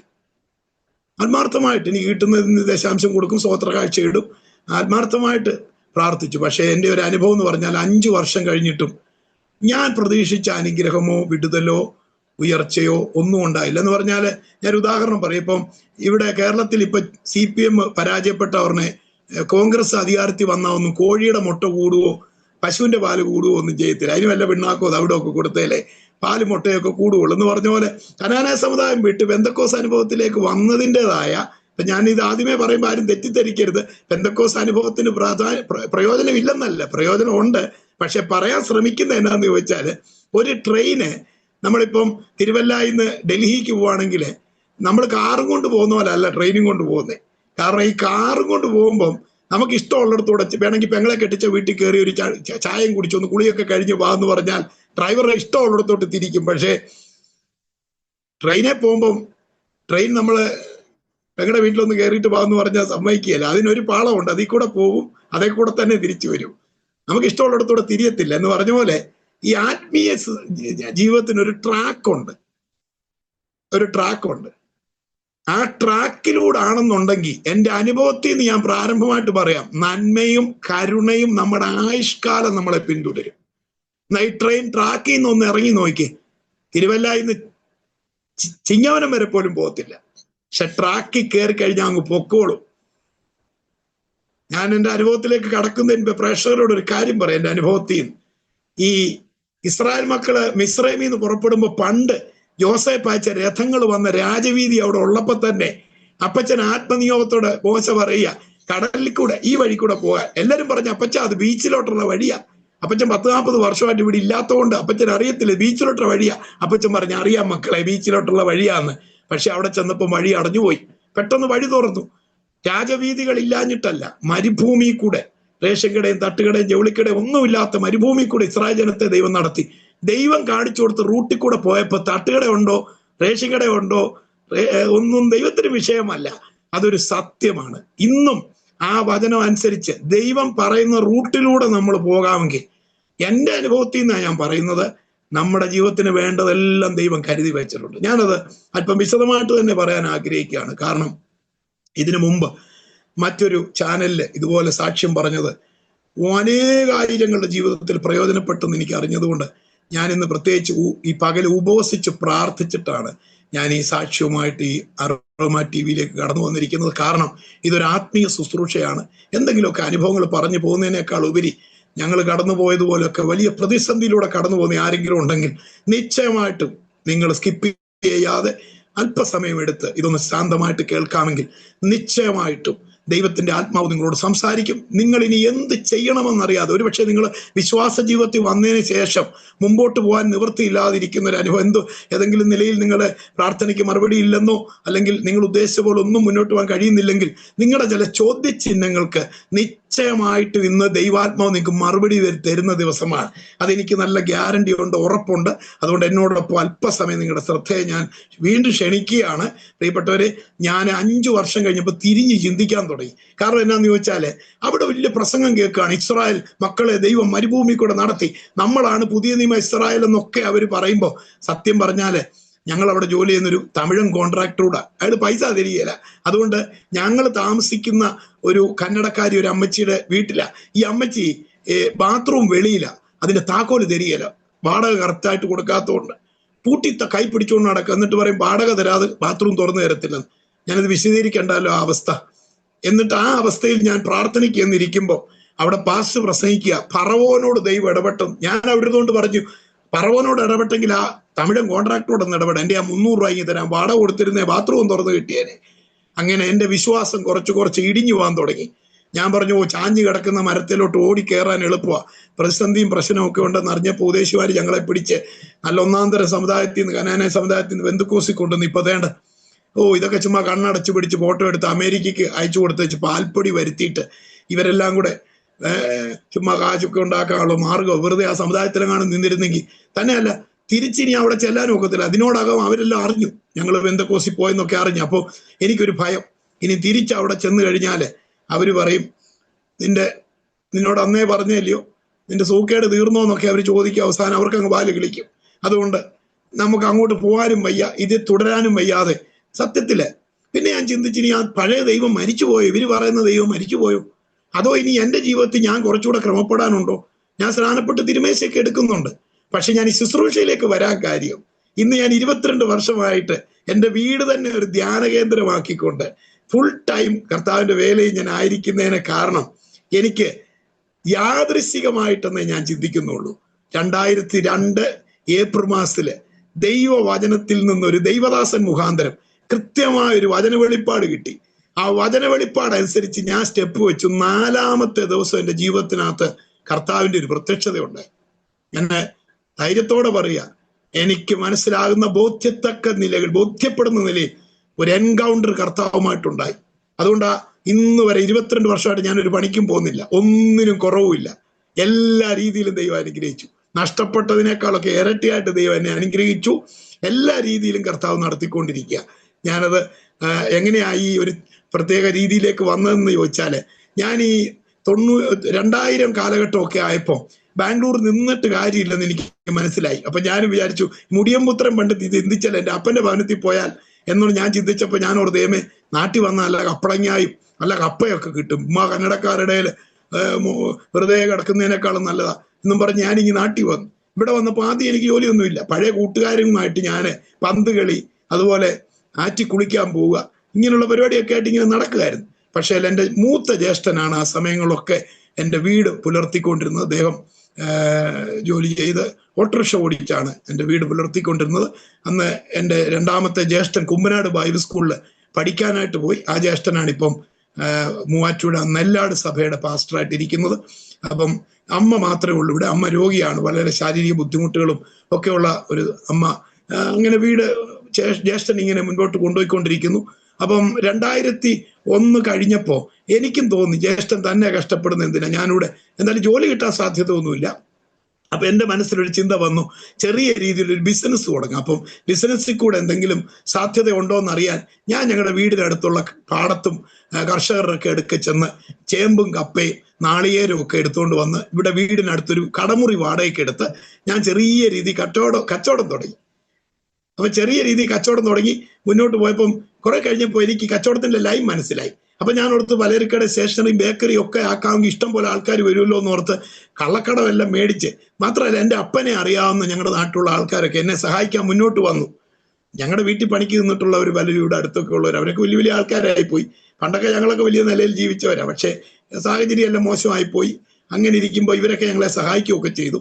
അങ്ങനെ എനിക്ക് ഉമ്മൻചാണ്ടിയുടെ ഒരു വാക്കാണ് ഭയങ്കരമായിട്ട് എന്നെ സ്വാധീനിച്ചത് ആ കാലഘട്ടങ്ങളിൽ. അതിവേഗം ബഹുദൂരം എന്നൊരു വാക്ക് ഉമ്മൻചാണ്ടി പറഞ്ഞത്തെ ഞാൻ കയറി അങ്ങ് പിടിച്ചു. പെട്ടെന്ന് കാശുണ്ടാക്കാൻ വേണ്ടി ഞാൻ ഹോൾസെയിൽ രംഗത്തോട്ട് തിരിച്ചു. അങ്ങനെ കാപ്പിപ്പൊടിയുടെയും മുളകുപൊടിയും മല്ലിപ്പൊടി ഏജൻസി, സ്പൈസസിന്റെ ഏജൻസി എടുത്ത് പത്തനംതിട്ട ജില്ലയുടെ ഡിസ്ട്രിബ്യൂട്ടറായിട്ട് ഞാനിങ്ങനെ അതിവേഗം കയറി വന്ന് വാനൊക്കെ മേടിച്ച് നല്ല രീതിയിൽ വണ്ടിയൊക്കെ മേടിച്ച് ഞാൻ നല്ല രീതിയിൽ പൊക്കോണ്ടിരിക്കുകയായിരുന്നു. പക്ഷെ ഈ മൊത്തം സാമ്പത്തികം അവിടുന്ന് ഇവിടുന്നൊക്കെ തിരിച്ചു മറിച്ച് ചെയ്യായതുകൊണ്ട് നമ്മുടെ കണക്കൂട്ടലെല്ലാം തെറ്റിപ്പോയി, പൊട്ടിപ്പോയി. ഇനിയിപ്പോൾ അതെങ്ങനെ പൊട്ടിപ്പോയതൊന്നും പറയാൻ നിൽക്കുന്നില്ല. തകർന്ന് വല്ലാത്ത രീതി ഭയങ്കര ബാധ്യതയായി. കൈ കിടന്ന വാഹനങ്ങളൊക്കെ നാട്ടുകാർ പിടിച്ചു മേടിച്ചു. ഒന്നുമില്ലാത്ത അവസ്ഥയിലായി. സത്യം പറയാനല്ല, കടുങ്കാപ്പി കുടിക്കാൻ പൈസ ഇല്ലാതായി. ഭയങ്കര പ്രയാസം. അങ്ങനെ ചീത്തവിളിയായി. ഈ കടം മേടിച്ചിട്ട് പൈസ കറക്റ്റ് സമയത്ത് കൊടുക്കാത്തവര് വിളിക്കുന്ന ചീത്ത കേട്ടപ്പോൾ എൻ്റെ അപ്പനൊക്കെ വെറും പാവാന്ന് ഞാൻ ചിന്തിച്ചു. കാരണം അച്ഛനൊന്നും അത്രയും വലിയ ചീത്തയൊന്നും പിടിച്ചിട്ടില്ല. എന്തോ ചീത്ത വിളിയ, ആൾക്കാർ ഭയങ്കര ചീത്ത വിളി. അവസാനം ഭയങ്കര മാനസിക പ്രശ്നമായി. കടയിൽ ജപ്തി നോട്ടീസും ബാങ്കിൽ നിന്നൊക്കെ പൈസ കടമെടുത്തിരിക്കുക. അപ്പൊ അവരെല്ലാം നോട്ടീസ് അയക്കാൻ തുടങ്ങി, ബാങ്കിൽ നിന്ന് ആൾക്കാർ വരാൻ തുടങ്ങി. അങ്ങനെ വലിയ ബുദ്ധിമുട്ടായപ്പോൾ ഞാനൊരു തീരുമാനം അങ്ങെടുത്തു. ബാംഗ്ലൂർ തന്നെ തിരിച്ചു പോകാം. കന്നഡ ഭാഷ നന്നായിട്ട് അറിയുകയും ചെയ്യാം, അവിടുത്തെ ഊടുവഴികളൊക്കെ അറിയാം. അതുകൊണ്ട് അവിടെ പോയി ഓട്ടോറിക്ഷ ഓടിച്ച് ജീവിക്കും. എൻ്റെ കൂട്ടുകാരൊക്കെ ഉണ്ട്, കന്നഡ അറിയുകയും ചെയ്യും, അവിടുത്തെ ലൈസൻസും ഉണ്ട്. ഞാൻ ദൈവനാമ മഹത്വത്തിനായിട്ട് കാര്യം പറയാം. കഴിഞ്ഞ ദിവസം ഞാൻ ബാംഗ്ലൂരിൽ IPCയുടെ ഈസ്റ്റ് സെന്ററിന്റെ പ്രധാനപ്പെട്ട ഒരു മീറ്റിങ്ങിൽ ശുശ്രൂഷിക്കാൻ ചെന്നപ്പോൾ ഞാൻ പറഞ്ഞു, നിങ്ങൾക്ക് തെറ്റുപറ്റി. ഞാനിവിടെ പെയിന്റ് അടിച്ച് നടന്ന ആളാണ്, ഞാനിവിടെ സെക്യൂരിറ്റി ആയിട്ട് നിന്ന ആളാണ്, ഹോട്ടലിൽ ജോലി ചെയ്ത ആളാണ്. പക്ഷേ മോശയെ ദൈവം അധികാരിയും ന്യായകർത്താവുമാക്കി മടക്കി കൊണ്ടുവന്ന പോലെ നാട്ടിൽ പോയി കർത്താവിനെ അഭിഷേകം ചെയ്ത് എന്നെ ഇവിടെ ഓട്ടോറിക്ഷ ഓടിക്കാനല്ല, നിങ്ങളെ അഭിസംബോധന ചെയ്ത് പ്രസംഗിപ്പാൻ കർത്താവിനെ തിരിച്ചു കൊണ്ടുവന്നെന്ന് പറഞ്ഞപ്പോൾ ബാംഗ്ലൂരിലുള്ളവർക്ക് അതൊരു വലിയ ബലമായിട്ട് മാറുന്നത് ഞാൻ കണ്ടു. ഞാൻ പറഞ്ഞത്, നമ്മുടെ വിലാപങ്ങളെയൊക്കെ നൃത്തമാക്കുന്ന ഒരു ദൈവമുണ്ട്. ഞാൻ ഇവിടുന്ന് നാട് വിട്ടു പോകാമെന്ന് കരുതി ഞാൻ കാര്യങ്ങളൊക്കെ ക്രമീകരിച്ചുകൊണ്ടിരിക്കുമ്പോൾ ദൈവത്തിന്റെ പദ്ധതിയാണോ എന്ന് എനിക്കറിയത്തില്ല. ആ ദിവസങ്ങളിൽ എനിക്ക് പോകാൻ ഒക്കാത്തൊരു സാഹചര്യം വന്നു. എന്താന്ന് ചോദിച്ചാൽ, ആ ദിവസങ്ങളിലൊക്കെ എൻ്റെ അമ്മ പറയുന്നുണ്ട്, എടാ എൻ്റെ ഈ നെഞ്ചിന്റെ ഭാഗം പൊട്ടിപ്പോകുന്നില്ല, ഞാൻ ഉറങ്ങിയില്ലടാ ഇന്നലെ. ഒന്നാമതെ അമ്മയെ അപ്പനെ ഉപദ്രവിച്ച് വല്ലാതാക്കിയ ഒരു സ്ത്രീയാ. അപ്പൊ എന്നോട് പറയടാ പൊട്ടിപ്പോകുന്നടാ, വയ്യടാ, ശ്വാസം കിട്ടിയില്ല. ഞാനൊക്കെ കിടന്ന് ചൂടാകും. ഞങ്ങളൊക്കെ എന്ന് പറയും ഈ ദൈവകൃപയെ വന്നിട്ടില്ലാത്തതുകൊണ്ട് അപ്പന്റെ സ്വഭാവമാണ്. അവൻ അവിടെ കാണും പോ കിടന്ന് അലയ്ക്കാതെ. അപ്പൊ അമ്മ പറഞ്ഞു, എടാ ഞാൻ വല്ലതും ചെയ്തോളാം, അപ്പനും ഇവരെല്ലാം കൂടെ അല്ലേടാ ഇങ്ങനെയൊക്കെ നശിപ്പിച്ച് കളഞ്ഞ്. ഞാൻ പറഞ്ഞു എല്ലാം നശിപ്പിച്ച് ഇപ്പം വയ്യാന്നു. അമ്മ പറഞ്ഞടാ ഞാൻ എന്ത് ചെയ്തിട്ടാ, അവിടെ കാണും കിടക്കട്ടെ. കാരണം എന്നാന്ന് വെച്ചാൽ ഒരാശുപത്രി കൊണ്ട് ഒരു ചീട്ട് എടുക്കാൻ പോലും എൻ്റെ പൈസ ഇല്ല, കടുങ്കാപ്പി തന്നെ കുടിക്കുന്നില്ല. അങ്ങനെ ഇരിക്കുമ്പോൾ നാട്ടുകാർ കയറി ഇടപെട്ടിട്ട് പറഞ്ഞടാ ദോഷമുണ്ട്, വെറ്ററല്ലേ അല്ലേ, പൈസ വരുന്നതും പോകുന്നു, ഏതെങ്കിലും ഒരു ആശുപത്രി കൊണ്ട് നോക്ക്, നീ ചികിത്സിക്കണ്ട, നീ ഒന്ന് നോക്ക് എന്നാ കുഴപ്പമൊന്നൊന്ന്. ശ്വാസം മുട്ടലിന്റെ കാരണം എന്താ? അങ്ങനെ റാന്നി മർത്തോമ മെഡിക്കൽ മിഷനിൽ എൻ്റെ അമ്മയും കൊണ്ട് ഞാൻ പോയി. അവര് പരിശോധന എല്ലാം കഴിഞ്ഞിട്ട് എന്നെ അകത്ത് വിളിച്ചിട്ട് പറഞ്ഞു, പെട്ടെന്ന് ഒരു ആംബുലൻസില് അമ്മയെ തിരുവനന്തപുരം ശ്രീചിത്ര മെഡിക്കൽ കോളേജിൽ കൊണ്ടുപോയിക്കോ, ഒരു ഓപ്പറേഷൻ പെട്ടെന്ന് നടത്തണം. ഞാൻ ചോദിച്ചു എന്താ ഡോക്ടറെ? അമ്മയുടെ ഹാർട്ടിന്റെ വാൽവ് വർക്ക് ചെയ്യുന്നില്ല, അതുകൊണ്ട് പമ്പിങ് കുറവാ, അതുകൊണ്ടാണ് ശ്വാസം കിട്ടാത്തത്. ബ്ലോക്ക് വല്ലായിരുന്നു, നമുക്ക് എന്തെങ്കിലും അലിച്ച് കളയുവോ എന്തെങ്കിലും ചെയ്യാമായിരുന്നു, പെട്ടെന്ന് കൊണ്ടുപോകാൻ പറയും. അപ്പൊ ഞാൻ ചോദിച്ചു ഡോക്ടറെ അതിന് എത്ര രൂപ ചിലവാകും? 1.5 ലക്ഷം രൂപ അതിന് കൈ പിടിച്ചോണമെന്ന് പറഞ്ഞു. പിന്നെ 50,000 രൂപ വേറെ കരുതിക്കൊണ്ട് ചെലവിന് വേണ്ടി. ഞാൻ ഡോക്ടറോട് എൻ്റെ അവസ്ഥയൊക്കെ പറഞ്ഞു. ഞാൻ പറയും, ഒരു ചേട്ടൻ ബൈബിൾ കോളേജിൽ പഠിക്കുക, ഒരാൾ ഇവിടെ വണ്ടി ഓടിക്കുക, ഞങ്ങളുടെ വീട് ജപ്തിയുടെ വക്കി നിൽക്കുക, ഞാനും ഇങ്ങനെ ബിസിനസ് ഒക്കെ തകർന്ന് ഇങ്ങനെയും തിരിച്ച് ബാംഗ്ലൂരിൽ പോകാൻ നിൽക്കുക. അപ്പൊ ഡോക്ടർ അവസ്ഥകളൊക്കെ കേട്ടവും പറഞ്ഞൊരു കാര്യം ചെയ്യും, ഇപ്പൊ ഡിസ്ചാർജ് ചെയ്ത് വീട്ടിൽ കൊണ്ടുപോകും, വിഷമിപ്പിക്കുന്ന കാര്യങ്ങളൊന്നും അമ്മയൊക്കെ പറയല്ല, പ്രഷർ കൂടല്ലോ. ഞാൻ ചോദിച്ചു, ജപ്തി നോട്ടീസ് ഒപ്പിട്ട് മേടിക്കുന്നതിന് കുഴപ്പമുണ്ടോ എന്ന് ചോദിച്ചു. കാരണം ഏലിയാമ്മ യാക്കോ ആരാന്ന് ചോദിച്ചാൽ ബാങ്കിൽ നിന്ന് എപ്പോഴും ആൾക്കാർ വരുന്നത് അമ്മയുടെ പേരിലൊക്കെയാ. അപ്പം ഞാൻ അമ്മയെ ഡിസ്ചാർജ് ചെയ്തുകൊണ്ട് വരിക. ദൈവനാമമഹത്വത്തിന് വേണ്ടി ഞാൻ ഒരു അനുഭവം കൂടെ പറയാം. ഞാൻ ഞങ്ങളുടെ അവിടെ പേട്ടച്ചന്തയെ വന്നപ്പോൾ ഓട്ടോറിക്ഷയിലാണ് കൊണ്ടിരുന്നത്. അമ്മയെ വീട്ടിൽ വന്നു കഴിയുമ്പം വേദന എടുക്കാതിരിക്കാനോ ബ്ലഡ് കട്ടിയാകാതിരിക്കാനോ ഒക്കെ എന്തോ മരുന്ന് കുറിച്ച് തന്നിട്ടുണ്ട്. പക്ഷെ ഞാൻ നോക്കി എൻ്റെ ഒരു പൈസയില്ല. ഞാൻ കടയ്ക്കകത്തുനിന്ന് കീറിപ്പറിഞ്ഞ ആരും എടുക്കാതെ മാറ്റിയിട്ടിരുന്ന 2 5 രൂപ നോട്ട് 10 രൂപ ഉണ്ട്. അത് കൊടുത്ത് അമ്മയ്ക്ക് ഡിസ്ചാർജ് ചെയ്ത് വരുന്ന അമ്മയ്ക്ക് 1 കിലോ കപ്പ മേടിച്ച് പുഴുങ്ങി കൊടുക്കാമെന്നും വിചാരിച്ച് ഞാൻ 2 കിലോ കപ്പ മേടിച്ചു. പക്ഷെ കീറിയ പൈസയാണെന്ന് കണ്ടപ്പോൾ അവർ ചോദിച്ചു വേറെ പൈസ ഇല്ല എന്ന്. അപ്പൊ എന്നെ അറിയുന്നവരൊക്കെ അവിടെ നിൽക്കുന്ന കണ്ടപ്പോൾ ഞാൻ കപ്പ അവിടെ താത്തു വെച്ചിട്ട് പറഞ്ഞു പിന്നെ മേടിച്ചോളാന്ന് പറഞ്ഞു. അമ്മയെ ഇങ്ങ് കൊണ്ടുപോകുന്നു. പക്ഷെ ഞാൻ കർത്താവിനെ മാത്രം ഉയർത്താൻ വേണ്ടി പറയട്ടെ, ഇന്ന് ഞങ്ങളുടെ വീട്ടിൽ വന്നാല് എല്ലാ മാസവും 3 ദിവസം നടക്കുന്ന ആ ക്യാമ്പില്, ആത്മപകർച്ചയ്ക്ക് വേണ്ടി മാത്രം നടത്തുന്ന ആ ക്യാമ്പില് 60 അടി നീളത്തില് ഷീറ്റ് കൊണ്ടാന്ന് പറഞ്ഞാലും 60 അടി നീളത്തിൽ ഹോൾ ഉണ്ടാക്കിയിട്ട് സൗജന്യമായിട്ട് ഒരു രജിസ്ട്രേഷൻ ഫീസോ ഒരു സ്വോത്ര കാഴ്ചയില്ലാതെ എല്ലാ മാസവും 100 കണക്കിന് ആളുകളെ 3 നേരവും 3 ദിവസവും സമൃദ്ധിയായിട്ട് ആഹാരം കൊടുത്ത് അവരെ പറഞ്ഞയക്കുമ്പോൾ എല്ലാ മാസവും എൻ്റെ കണ്ണ് നിറഞ്ഞ് കവിഞ്ഞിട്ട് ഞാൻ പറയും, കർത്താവേ, ശത്രുവിന് തകർത്ത് കളയാൻ ഒരു സമയമുണ്ടെങ്കിൽ, ശത്രുവിന് കെട്ടാൻ ഒരു കാലമുണ്ടെങ്കിൽ അത് അഴിക്കാനും ഒരു കാലമുണ്ട്. എന്നെ കേൾക്കുന്ന സഹോദരി സഹോദരന്മാരെ, പ്രിയപ്പെട്ടവരെ, എന്നും നിങ്ങൾ ഈ അവസ്ഥ കിടക്കത്തില്ല കേട്ടോ. നിങ്ങളുടെ അവസ്ഥകളെ ദൈവം മാറ്റി, ഇസ്രായേലിന്റെ സ്ഥിതി മാറ്റിയ, യാക്കോബിന്റെ സ്ഥിതി മാറ്റിയ സർവശക്തനായ കർത്താവ് ഇന്നും ജീവിക്കുന്നു എന്നുള്ളതിന്റെ ഒരു സാക്ഷിയാണ് ഞാൻ. നിങ്ങൾക്ക് റാന്നി താലൂക്കില് പത്തനംതിട്ട ജില്ലയിൽ വന്ന് ഐക്കാട്ട് പ്രയർ ഗാർഡൻ എന്ന് പറഞ്ഞാൽ നിങ്ങളെ ഓട്ടോക്കാർ ഇവിടെ കൊണ്ടുവിടും. റാന്നിന്ന് 3 കിലോമീറ്റർ. നിങ്ങൾക്ക് വന്ന് കാണാം. ഞാൻ പറയുന്ന സാക്ഷ്യങ്ങളിൽ എന്തെങ്കിലും വ്യത്യാസം ഉണ്ടോ എന്ന് ഞങ്ങളുടെ അയൽവക്കക്കാരോട് ചോദിച്ചിട്ട്, എന്തെങ്കിലും ഞാൻ പറയാൻ പോകുന്ന സാക്ഷ്യത്തിനകത്ത് മാറ്റം ഉണ്ടെങ്കിൽ ഞാനൊരു പത്രസമ്മേളനം നടത്തി സുവിശേഷ വേല ഞാൻ നിർത്തിയേക്കാം. കാരണം ഞാൻ മറ്റൊരു ചാനലിൽ എന്നെ ദൈവം വിടിവിച്ച വിധങ്ങൾ വിശദമായി പറഞ്ഞപ്പോൾ ഒരു വക്കീലിന് സംശയം തോന്നിയിട്ട്, മാവേലിക്കരയെന്ന്, അദ്ദേഹം എന്നെ 2 പ്രാവശ്യം ക്യാമ്പിൽ വന്ന് അവർ ഇവിടെ താമസിച്ച് കാര്യങ്ങൾ ശ്രദ്ധിച്ചു നോക്കി, പറയുന്നതുമായിട്ട് വല്ല പൊരുത്തമുണ്ടോ.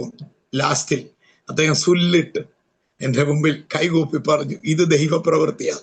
കഴിഞ്ഞ മാസത്തെ ക്യാമ്പില് മൂവാറ്റുപുഴ യാക്കോപ്പള്ളിയിലെ ഒരച്ഛൻ ഔദ്യോഗിക വസ്ത്രങ്ങളുമായിട്ട് ഇവിടെ വന്ന് എന്നോട് പറഞ്ഞു, മോൻ്റെ സാക്ഷ്യവും അനുഭവവും ശുശ്രൂഷയൊക്കെ ഞാൻ ശ്രദ്ധിക്കുന്നുണ്ടായിരുന്നു. ഞാൻ തിയോളജി പരമായിട്ടൊക്കെ പഠിച്ച് എനിക്ക് ഡോക്ടറേറ്റ് ഉണ്ട്. ഞാൻ കൗൺസിലിംഗ് സെന്റർ നടത്തുന്നു, പള്ളിയുടെ വികാരിയാണ്. പക്ഷെ ഞാൻ എല്ലാം ഒന്ന് മാറ്റിവെച്ച ഇപ്പൊ ഇവിടെ വന്നത് 3 ദിവസം നിങ്ങളോട് ഞാൻ പാർക്കാൻ പോവാ. ഞാൻ എന്തിനാ അച്ഛൻ പറയാ, എനിക്ക് അഭിഷേകം പ്രാപിക്കണം, പഠിത്തമൊക്കെ ഉണ്ട്, തിയോളജി ഉണ്ട്, ഡിഗ്രി ഉണ്ട്, ഡോക്ടറേറ്റ് ഉണ്ട്. പക്ഷേ അവന്റെ സാക്ഷ്യം കേട്ടപ്പോൾ എനിക്ക് മനസ്സിലായി, ഇതൊന്നും ഇല്ലെങ്കിലും ഉയരത്തിൽ നിന്ന് ശക്തി ലഭിച്ചു കഴിഞ്ഞാൽ നമുക്ക് ശക്തമായി ശുശ്രൂഷിക്കാൻ പറ്റുമെന്ന് അച്ഛൻ വന്ന് എന്നോട്, അച്ഛൻ ഇവിടുന്ന് പോയപ്പോൾ പറയാ, ഞാൻ ഭാഷാപരവും കിട്ടി, ദർശനങ്ങളും കാണാനിടയായെന്ന്. ഞാൻ പറയട്ടെ, ഇത് അന്ത്യകാലത്ത് സകല ജഡത്തിന്റെ മേലും ആത്മാവിനെ പകരുമെന്നുള്ളത് സത്യം തന്നെ. യാക്കോപ്പള്ളിയിലെ കനാനപ്പള്ളി പൊക്കോണ്ടിരുന്ന ഞാൻ ഇന്ന് ഇവിടെ ഈ മീഡിയയിൽ വന്നിരുന്ന സാക്ഷ്യം പറയുന്നതിന്റെ കാര്യം ഇന്നും പരിശുദ്ധാത്മാവ് പ്രവർത്തിക്കുന്നു എന്നുള്ളതിന്റെ തെളിവാ. പ്രിയപ്പെട്ടവരെ, ഞാൻ അമ്മയെ കൊണ്ടുവന്ന് വീട്ടിൽ കൊണ്ടിട്ടു. എന്നിട്ട് ഞാൻ ഗൂഢമായിട്ട് നാട് വിടാൻ തീരുമാനിച്ചു. അപ്പൊ എന്നെ ചിലരൊക്കെ വിളിച്ചിട്ട് വെച്ച് കാശിന്റെ കാര്യം എങ്ങനെയാണ്. അപ്പൊ ഞാൻ ചിലരോടൊക്കെ പറഞ്ഞു, വ്യാഴാഴ്ച പോരാൻ പറഞ്ഞു എല്ലാവരും. ഒരുത്തൻ എന്നോട് ചോദിക്കും, ഇത്രയും ദിവസം ഇല്ലാത്ത പൈസ താൻ വ്യാഴാഴ്ച എവിടുന്ന് തരും. ഞാൻ പറഞ്ഞു, അത് താൻ അറിയണ്ട. എന്തിനാന്ന് ചോദിച്ചാൽ ഞാൻ ബുധനാഴ്ച ഇവിടുന്ന് പോവാൻ. ബുധനാഴ്ച ഇവിടുന്ന് പോകാനിരിക്കുന്ന ഞങ്ങളുടെ വീട്ടിൽ വ്യാഴാഴ്ച ആര് വന്നാ എന്താ. ഞാൻ ഐലൻഡ് എക്സ്പ്രസ്സിന് കയറി. പക്ഷെ ഒരു പ്രശ്നമുണ്ട്, ബാംഗ്ലൂർ വരെ പോകാൻ പോലും പൈസ ഇല്ല എൻ്റെ കയ്യിൽ.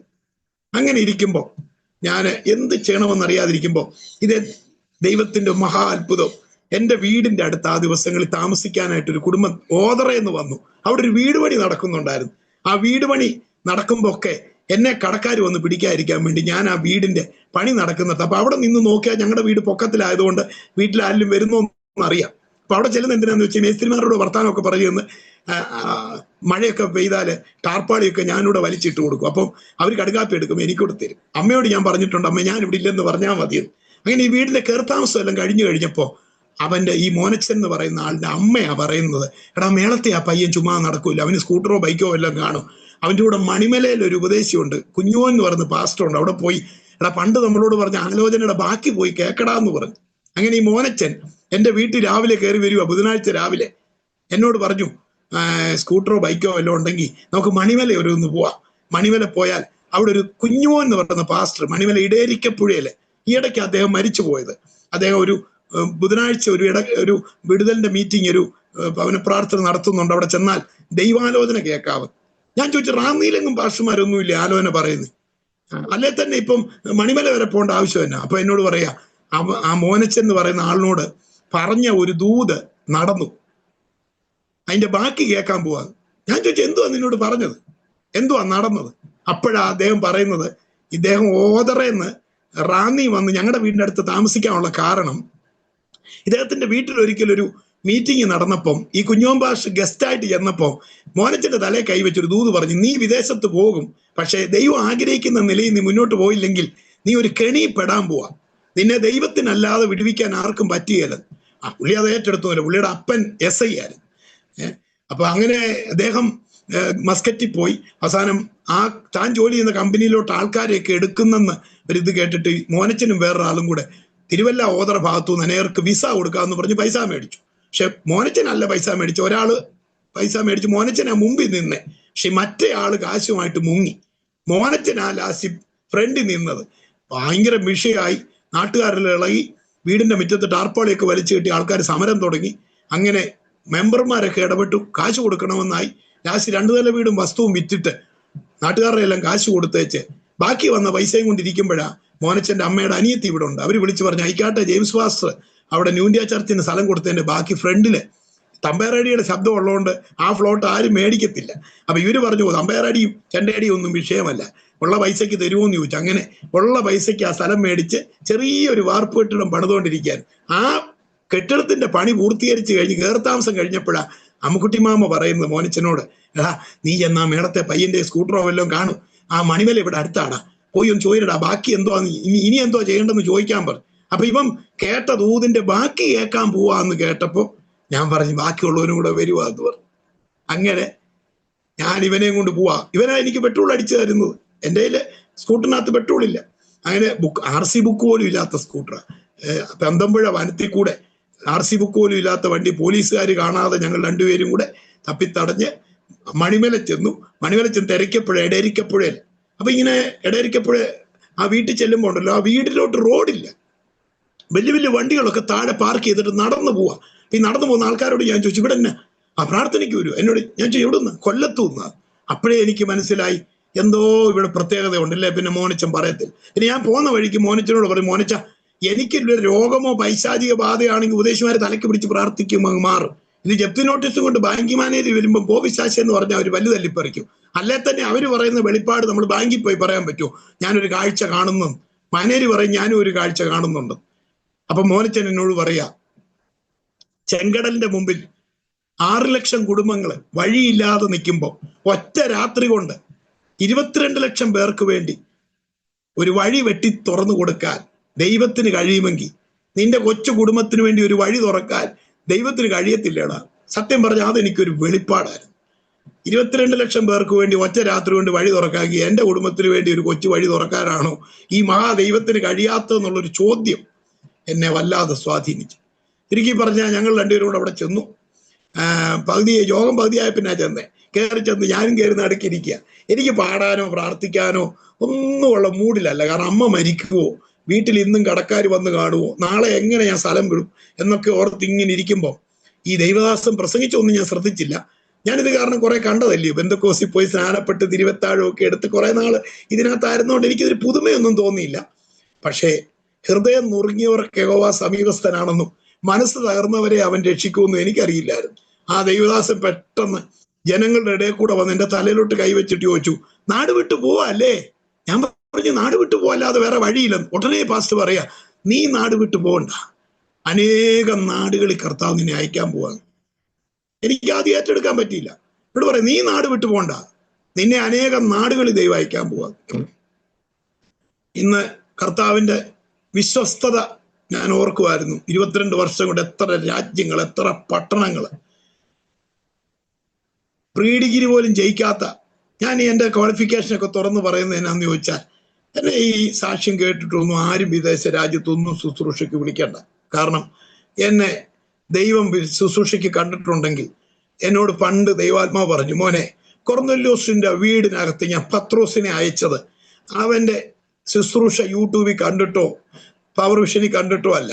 എൻ്റെ ദൂതനെ വിട്ട് ഞാൻ പേര് പറയിപ്പിച്ച് അവനെ വരുത്തി പ്രസംഗം കേൾക്കാനെന്ന് പറഞ്ഞ പോലെ നിന്നെ ഞാൻ അനേക ദേശങ്ങളിൽ അയക്കാൻ പോവാ. ഇന്ന് വരെ ഞാൻ എത്ര രാജ്യങ്ങളിൽ പോയിട്ടുണ്ടോ, ഏതൊക്കെ സ്റ്റേറ്റുകളിൽ പോയിട്ടുണ്ടോ, അവിടെ എല്ലാം പരിശുദ്ധാത്മാവ് ഇടപെട്ടതാണ്. ഇതൊരു എനിക്കതറിയാം, എനിക്കത് പ്രാഗൽഭ്യമുണ്ട്. ഞാനിപ്പോൾ തന്നെ ഞങ്ങൾ ആന്ധ്രായി ശുശ്രൂഷ കഴിഞ്ഞ് തിരിച്ച് വന്നിട്ട് അവിടുന്ന് വീണ്ടും ഞങ്ങൾ ബാംഗ്ലൂരിൽ ചെന്ന് അവിടുന്ന് ഫ്ലൈറ്റ് കയറി ഞങ്ങൾ സിലിഗുരി പോയിട്ട് സിലിഗുരിയിൽ നിന്ന് ഞങ്ങൾ വെസ്റ്റ് ബംഗാളിൽ പോയി, വെസ്റ്റ് ബംഗാളിൽ നിന്ന് ഭൂട്ടാനിൽ പോയി, ഭൂട്ടാനിൽ നിന്ന് ഞങ്ങൾ വീണ്ടും സിലിഗുരി വന്ന് അവിടുന്ന് നേപ്പാളിൽ പോയിട്ട് അവിടുന്ന് ഡാർജിലിംഗിൽ പോയിട്ട് വീണ്ടും നെടുമ്പാശ്ശേരി വന്ന് വീണ്ടും നാട്ടിൽ വന്ന് കാർ എടുത്ത് ഓടിച്ച് ബാംഗ്ലൂരിൽ പോയി IPCയുടെ സെൻറ്ററിൻ്റെ മീറ്റിംഗ് പ്രസംഗിച്ച് വീണ്ടും വന്ന് ട്രെയിനിൽ കയറി ചെന്നൈ IPC പ്രസംഗിച്ച് വീണ്ടും വന്ന് ഞങ്ങളുടെ ഇവിടുത്തെ ക്യാമ്പും പ്രസംഗിച്ച് ഞങ്ങൾ കൊല്ലത്ത് പ്രസംഗിച്ചിട്ട് വീണ്ടും പാലക്കാട് നവജീവൻ ചർച്ചിൽ പ്രസംഗിച്ചേച്ച് ഇവിടെ വന്നിരുന്ന് ആരോമ TV കൂടെ നിങ്ങളോട് എൻ്റെ സാക്ഷ്യം പറയുമ്പോൾ ഈ കഴിഞ്ഞ 1.5 മാസത്തെ ഷെഡ്യൂൾ മാത്രമാണ് ഞാൻ പറഞ്ഞത്.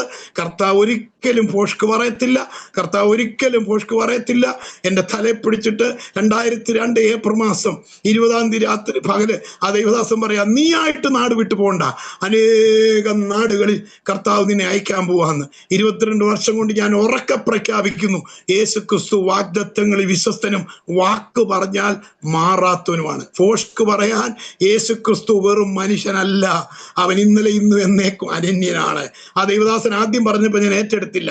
പക്ഷെ തുടർന്ന് ഞാൻ വിശ്വസിക്കുന്നില്ലെന്ന് പരിശുദ്ധാത്മാവിന് ബോധ്യപ്പെട്ടപ്പോൾ ഓരോന്ന് ചോദിക്കാൻ തുടങ്ങി. എന്നോട് ചോദിച്ചു, തടി കൊണ്ടുള്ള പഴയ ഒരു വീട്ടിലല്ലേ താമസിക്കുന്നു ചോദിച്ചു. അപ്പം ഞാൻ ഞെട്ടിപ്പോയി. ഞങ്ങളുടെ പഴയ 100 വർഷം പഴക്കമുള്ള തടി കൊണ്ടുള്ള ഒരു തറവാട, അത് ഇന്ന് വരുന്നവർക്ക് ഡോർമെട്രി ആക്കിയേക്കുക. അവിടെ ഇപ്പോൾ ആൾക്കാർ താമസിക്കുന്നത്, അതിനകത്തൊക്കെയാണ് താമസിക്കുന്നത്. അപ്പോൾ അദ്ദേഹം എന്നോട് ചോദിക്കുക, ഒരുപാട് വസ്തുക്കൾ ഉണ്ടായിരുന്നു, അനുഭവിച്ചോ? ഞാൻ പറഞ്ഞു അനുഭവിച്ചില്ല. എന്നോട് ചോദിച്ചു, വിദ്യാഭ്യാസം പാതി വഴി ഉപേക്ഷിച്ചല്ലേ? ഞാൻ പറഞ്ഞു ഉപേക്ഷിച്ചു. എന്നോട് ചോദിച്ചു, ഫാദർ എന്നാടാ മരിച്ചെന്ന് ചോദിച്ചു. ഞാൻ പറഞ്ഞു ഒരുപാട് വർഷമായി. മോനെ മരിക്കേണ്ടിയിട്ട് മരിച്ചല്ലടാ, എതിർത്ത് നിൽക്കാൻ ആരും ഇല്ലാതെ പോയെന്ന്. ഞാനത് മരിക്കുമ്പോൾ എതിർത്ത് നിൽക്കാനും, ഇപ്പം ഒരാൾ മരിക്കാൻ നേരത്ത് നമുക്ക് പറയാൻ പറ്റുമോ? മരിക്കല്ലെന്നാ പറഞ്ഞത്. എനിക്കത് പിടികിട്ടിയില്ല. അടുത്ത് എന്നോട് പറഞ്ഞു, മോനെ വള്ളം കെട്ടിയിട്ടിട്ട് തുഴഞ്ഞാൽ എവിടം വരെ പോകുന്നു ചോദിച്ചു. ഒരു വള്ളം കെട്ടിയിട്ടിട്ട് തുഴഞ്ഞാൽ എവിടം വരെ പോകുന്നു ചോദിച്ചു. ഞാൻ പറഞ്ഞ അധികം പോകത്തില്ല. അടുത്ത എന്നോട് പറയാം, മോനെ നീ ഒരു കെട്ടിയിട്ട വള്ളമാണ് ഇതുവരെ തുഴഞ്ഞുകൊണ്ടിരുന്നത്, നീ കയ്യും കാലും ഇട്ട് അടിക്കുന്നുണ്ടായിരുന്നു, പക്ഷേ വള്ളം നീങ്ങുന്നില്ല. നീ തുഴ വലിച്ചെറിഞ്ഞേച്ച് നിരാശപ്പെട്ട ആ വള്ളത്തിൽ നിന്ന് ഇറങ്ങിപ്പോകുന്നൊരു കാഴ്ച ദൈവാത്മാവിനെ കാണിക്കുന്നു. അടുത്ത വാക്ക് അദ്ദേഹം പറയുക, മോനെ പരിശുദ്ധാത്മാവ് പറയുന്നു, ഞാൻ ആ കെട്ടഴിക്കും, ആ കെട്ടഴിഞ്ഞു കഴിഞ്ഞാൽ നിന്നെ പിടിച്ചാൽ കിട്ടത്തില്ല. അയ്യോ, സത്യം പറഞ്ഞാൽ എനിക്ക് വിശ്വസിക്കാനും പറ്റാത്ത കാര്യങ്ങൾ. അപ്പം ആദ്യം എനിക്കിത് വിശ്വാസം വന്നില്ലെങ്കിലും എന്നെ കൂടുതൽ സ്പർശിച്ച ഒരു കാര്യം, എന്നോട് ചോദിച്ചു, നിങ്ങളുടെ വീട്ടിലോട്ട് കയറി പോകുമ്പോൾ ആദ്യം ഒരു ഡോറില്ലേ, ആ ഡോറിൽ കൂടെ അകത്തോട്ട് കയറുന്ന വേറൊരു കട്ടളയുണ്ട്, ജനല് കഥക്. അതിന്റെ കട്ടള നിലത്തൂന്ന് 2 അടി ഉയരത്തിലാണ് സ്ഥാപിച്ചിരിക്കുന്നത്. ഞങ്ങളുടെ അറയ നിലവറക്കുഴിയും പത്തായവും ഒക്കെ ഉള്ള പഴയ വീടാ. ഞാനിപ്പോൾ അത് പഴയ രീതി ക്രമീകരിച്ച് നല്ല രീതിയിൽ ഇങ്ങനെ പോളിഷൊക്കെ ചെയ്തിങ്ങനെ ആൾക്കാർക്ക് വരുന്നവർക്ക് താമസിക്കായിട്ടിരിക്കുക.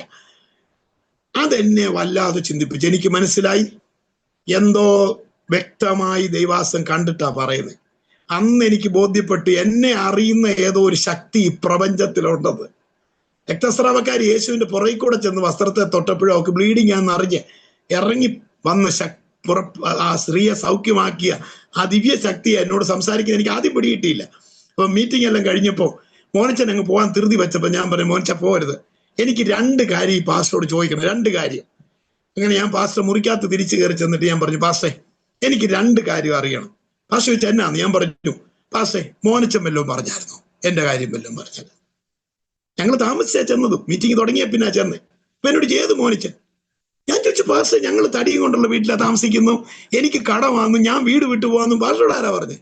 എനിക്കിത് ഭയങ്കര ഒരു അനുഭവമായിപ്പോയി. എൻ്റെ ജീവിതത്തിലെ ആദ്യ അനുഭവം, പച്ചയ്ക്ക് എൻ്റെ ജീവിതത്തിലെ അനുഭവങ്ങൾ വിളിച്ചു പറയും. അപ്പൊ എന്നോട് വളരെ ശാന്തമായിട്ട് ഈ പാസ്റ്റർ പറയണേ, പരിശുദ്ധാത്മാവ് പറഞ്ഞു. അപ്പൊ ഞാൻ ചോദിച്ചു, പരിശുദ്ധാത്മാവിനെ എന്നെ അറിയാവൂ? അപ്പൊ എന്നോട് പറയാം, നിന്നെ അറിയാം, നിന്റെ അപ്പൂപ്പനെ അറിയാം, ഒന്നും വിടായില്ല, പോടാ. ആരെയാടാ ദൈവാത്മാവിനെ അറിയാൻ വയ്യാത്ത? അപ്പൊ എനിക്ക് അത്ര അറിയത്തില്ലായിരുന്നു. എന്നെ ഇത്രയും ക്ലിയർ ആയിട്ട് എൻ്റെ അമ്മയ്ക്ക് പോലും അറിയത്തില്ല ഞാൻ വീട് വിട്ടു പോവാന്ന്. പക്ഷെ നമ്മുടെ നെടുവീർപ്പുകളെയൊക്കെ അറിയുന്ന ഒരു ശക്തി ഈ പ്രപഞ്ചത്തിലുണ്ടെന്ന് ഞാൻ അതുകൊണ്ട് 22 വർഷമായിട്ട് ഈ പരിശുദ്ധാത്മാവ് എന്നുള്ള വിഷയത്തിൽ ശുശ്രൂഷിക്കുകയും സെമിനാറുകൾ നടത്തുകയും ഒരുപാട് പേര് ഇവിടെ വന്ന് അഭിഷേകം പ്രാപിക്കുകയൊക്കെ ചെയ്തു. കാരണം എനിക്കറിയത്തില്ലായിരുന്നു. ഈ ദേവദാസനോട് ഞാൻ രണ്ടാമതൊരു ചോദ്യം ചോദിച്ചു. പാസ്റ്റർ പറഞ്ഞില്ലേ ആ കെട്ട് അഴിയുവാണെങ്കിൽ എന്നെ പിടിച്ചാൽ കിട്ടത്തില്ല, മാറ്റങ്ങൾ വരുമെന്ന്. പക്ഷേ എൻ്റെ വീട്ടിൽ വന്ന് ഈ കെട്ടല്ലോ ഒന്ന് അഴിച്ച് ഞങ്ങളെ ഒന്ന് രക്ഷപ്പെടുത്തുമോ എന്ന് ചോദിച്ചു. ഉടനെ ഈ പാസ്റ്റർ പറയാ, നിന്റെ വീട്ടിൽ വന്ന് കെട്ടഴിക്കുന്നതല്ല എൻ്റെ ജോലിയെന്ന്. അപ്പൊ ഞാൻ ചോദിച്ചു, പാസ്റ്ററല്ലേ പറഞ്ഞത് വള്ളം കെട്ടിയിട്ടിട്ട് തുഴയുക, കെട്ടഴിയുവാണെങ്കിൽ ഒരു വലിയ മാറ്റം ഉണ്ടാവും. അപ്പൊ എന്നോട് പറയാ, ഞാൻ വന്ന് അഴിക്കാമെന്ന് പറഞ്ഞില്ലല്ലോ. അപ്പൊ ഞാൻ ചോദിച്ചു, പിന്നെ ആരഴിക്കും? അപ്പൊ എന്നോട് ചോദിക്കുക, നീ വേദോത്സവം വായിക്കാറില്ലേ? ഞാൻ പറഞ്ഞു, വായിക്കും. ശിംശോന്റെ 2 കൈയും പുറമോട്ട് കെട്ടിയിട്ടിരിക്കുമ്പോ അവന്റെ അമ്മാവനോ അളിയനോ വല്ലോ ആന്നോ വന്ന് കെട്ടഴിച്ചെന്ന് ചോദിച്ചു. ഞാൻ പറഞ്ഞ അല്ല, സൺഡേ സ്കൂൾ പഠിച്ചിട്ടുള്ളതുകൊണ്ട് ഞാൻ പറഞ്ഞു, യഹോവയുടെ ആത്മാവ് വന്നപ്പോ ആ കെട്ടെല്ലാം അഴിഞ്ഞു. എന്നാലേ അന്ത്യകാലത്ത് സകല ജഡത്തിന്റെ മേലും ആത്മാവ് വരുന്നുണ്ടെന്ന് പറഞ്ഞു. ശിംശോനും ഏലിയാവും എലീശയ്ക്കും ദാവീദിനും ഒക്കെ മാത്രമേ പഴയ നിയമത്തിൽ ഈ അനുഭവം കിട്ടിയുള്ളൂ. പക്ഷെ പുതിയ നിയമത്തിന്റെ പ്രത്യേകത, പുത്രിപുത്രന്മാർ, യൗവനക്കാർ, വൃദ്ധന്മാർ, ദാസീദാസന്മാർ എല്ലാവരുടെ മേലും ആത്മാവിനെ പകരുമെന്ന് പറഞ്ഞു. പരിശുദ്ധാത്മാവ് വരുമ്പോ എല്ലാ കെട്ടും അഴിയുമെന്ന് പറഞ്ഞു. എന്നിട്ട് എന്നോട് ചോദിച്ചു, മോനെ യേശുക്രിസ്തു എങ്ങനെയാണ് ആ ഉയർത്തെഴുന്നേറ്റത്? സത്യം പറഞ്ഞ എനിക്ക് ദേഷ്യവും വരുന്നുണ്ട്. കാരണം ഞാൻ വീട് വിട്ട് വന്ന് നിൽക്കുക. എങ്ങനെയും യേശുക്രിസ്തു എങ്ങനെ ഉയർത്തെഴുന്നേറ്റെന്ന് അറിയാനല്ലല്ലോ ഇപ്പൊ ഞാൻ മണിമല ചെന്നത്. ഈ മോനച്ചനെ കൊണ്ടുപോയതല്ലേ. അപ്പൊ ഞാൻ പറഞ്ഞു, എനിക്കറിയത്തില്ല. ഞാനിങ്ങനെ മിണ്ടാതെ നിന്നപ്പോ എന്നോട് ചോദിച്ചു, വേദപുസ്തകം ഒന്നും വായിക്കത്തില്ലല്ലയോ? ഞാൻ അത്യാവശ്യം വായിക്കും. മോനെ, യേശുക്രിസ്തു ഉയർത്തെഴുന്നേക്കാൻ കാരണം എഫേസ് ലേഖനം 1-ാം അധ്യായം 18-ാം വാക്യം മുതൽ വായിച്ചു നോക്കാൻ പറഞ്ഞു. അന്ന് എന്റെ കണ്ണ് തുറക്കുന്ന ശരിക്കും. കർത്താവിന്റെ ദാസൻ പറയാം, യേശു ദൈവമായതുകൊണ്ട് എഴുന്നേറ്റതല്ല, സമ്പൂർണ്ണ മനുഷ്യനായിട്ട് ഇവിടെ വന്ന് കണ്ടാൽ ആളല്ല എന്ന് തോന്നുമാർ വിരൂപനാക്കപ്പെട്ടു. അവന്റെ ശക്തി ഓട്ടുകഷ്ണം പോലെയായി, അവന്റെ പുറമെല്ലാം ഉഴവുചാല് പോലെ കീറി, അങ്ങനെ മനുഷ്യക്കോലം നഷ്ടപ്പെട്ടവനായി ശീലക്കകത്ത് പൊതിഞ്ഞ് കല്ലറ വെച്ച് കല്ലറ പൂട്ടി താക്കോല് കോടതി കൊണ്ടിട്ടിട്ട് തികയാഞ്ഞിട്ട് അവന്മാര് പട്ടാളക്കാരെയും കാവൽ നിർത്തി. പക്ഷേ അവിടെ എഴുതിയിരിക്കുക, അങ്ങനെ അവൻ ക്രിസ്തുവിലും വ്യാപരിച്ചു, അവനെ മരിച്ചവരുടെ ഇടയിൽ നിന്ന് ഉയർപ്പിച്ചത്. എന്നോട് ചോദിച്ച അവൻ ആരാ? ഇത്ര വലിയ മരണത്തിൽ നിന്ന് യേശുവിനെ ഉയർപ്പിച്ച അവൻ ആരാ? ഞാൻ മിണ്ടാതെ നിന്നപ്പോ എന്നോട് പറയാ, റോമർ 8:11 നോക്കാൻ. യേശു ക്രിസ്തുവിനെ മരിച്ചവരുടെ ഇടയിൽ നിന്ന് ഉയർപ്പിച്ച ആത്മാവ് നിന്റെ മേൽ വരുവാണെങ്കിൽ നിനക്കൊരു ഉയർത്തെഴുന്നേൽപ്പ് ഉണ്ടാകും. അത് മരണത്തിൽ നിന്ന് മാത്രമല്ല, ഇന്ന് നിനക്കൊരു ഉയർത്തെഴുന്നേൽപ്പ്, ഇപ്പൊ തന്നെ ഒരു ഉയർച്ച, ഇവിടെ വെച്ച് തന്നെ ഒരു ഉയർത്തെഴുന്നേൽപ്പ്. അത് ആത്മീയമായും ഭൗതികമായും എല്ലാ രീതിയിലും ഒരു ഉയർത്തെഴുന്നേൽപ്പ് നിനക്കുണ്ടാകുമെന്ന്. അപ്പൊ യേശുവിനെ ഉയർപ്പിച്ച ആത്മാവുമായിട്ട് നിനക്ക് ബന്ധമുണ്ടോ? നീ പരിശുദ്ധാത്മാവിനെ പ്രാപിച്ചോ എന്നൊക്കെ ചോദിച്ചു. ഞാൻ പറഞ്ഞു, ഞാൻ പരിശുദ്ധാത്മാവിനെ ഒന്നും പ്രാപിച്ചില്ല പാസ്റ്ററെ.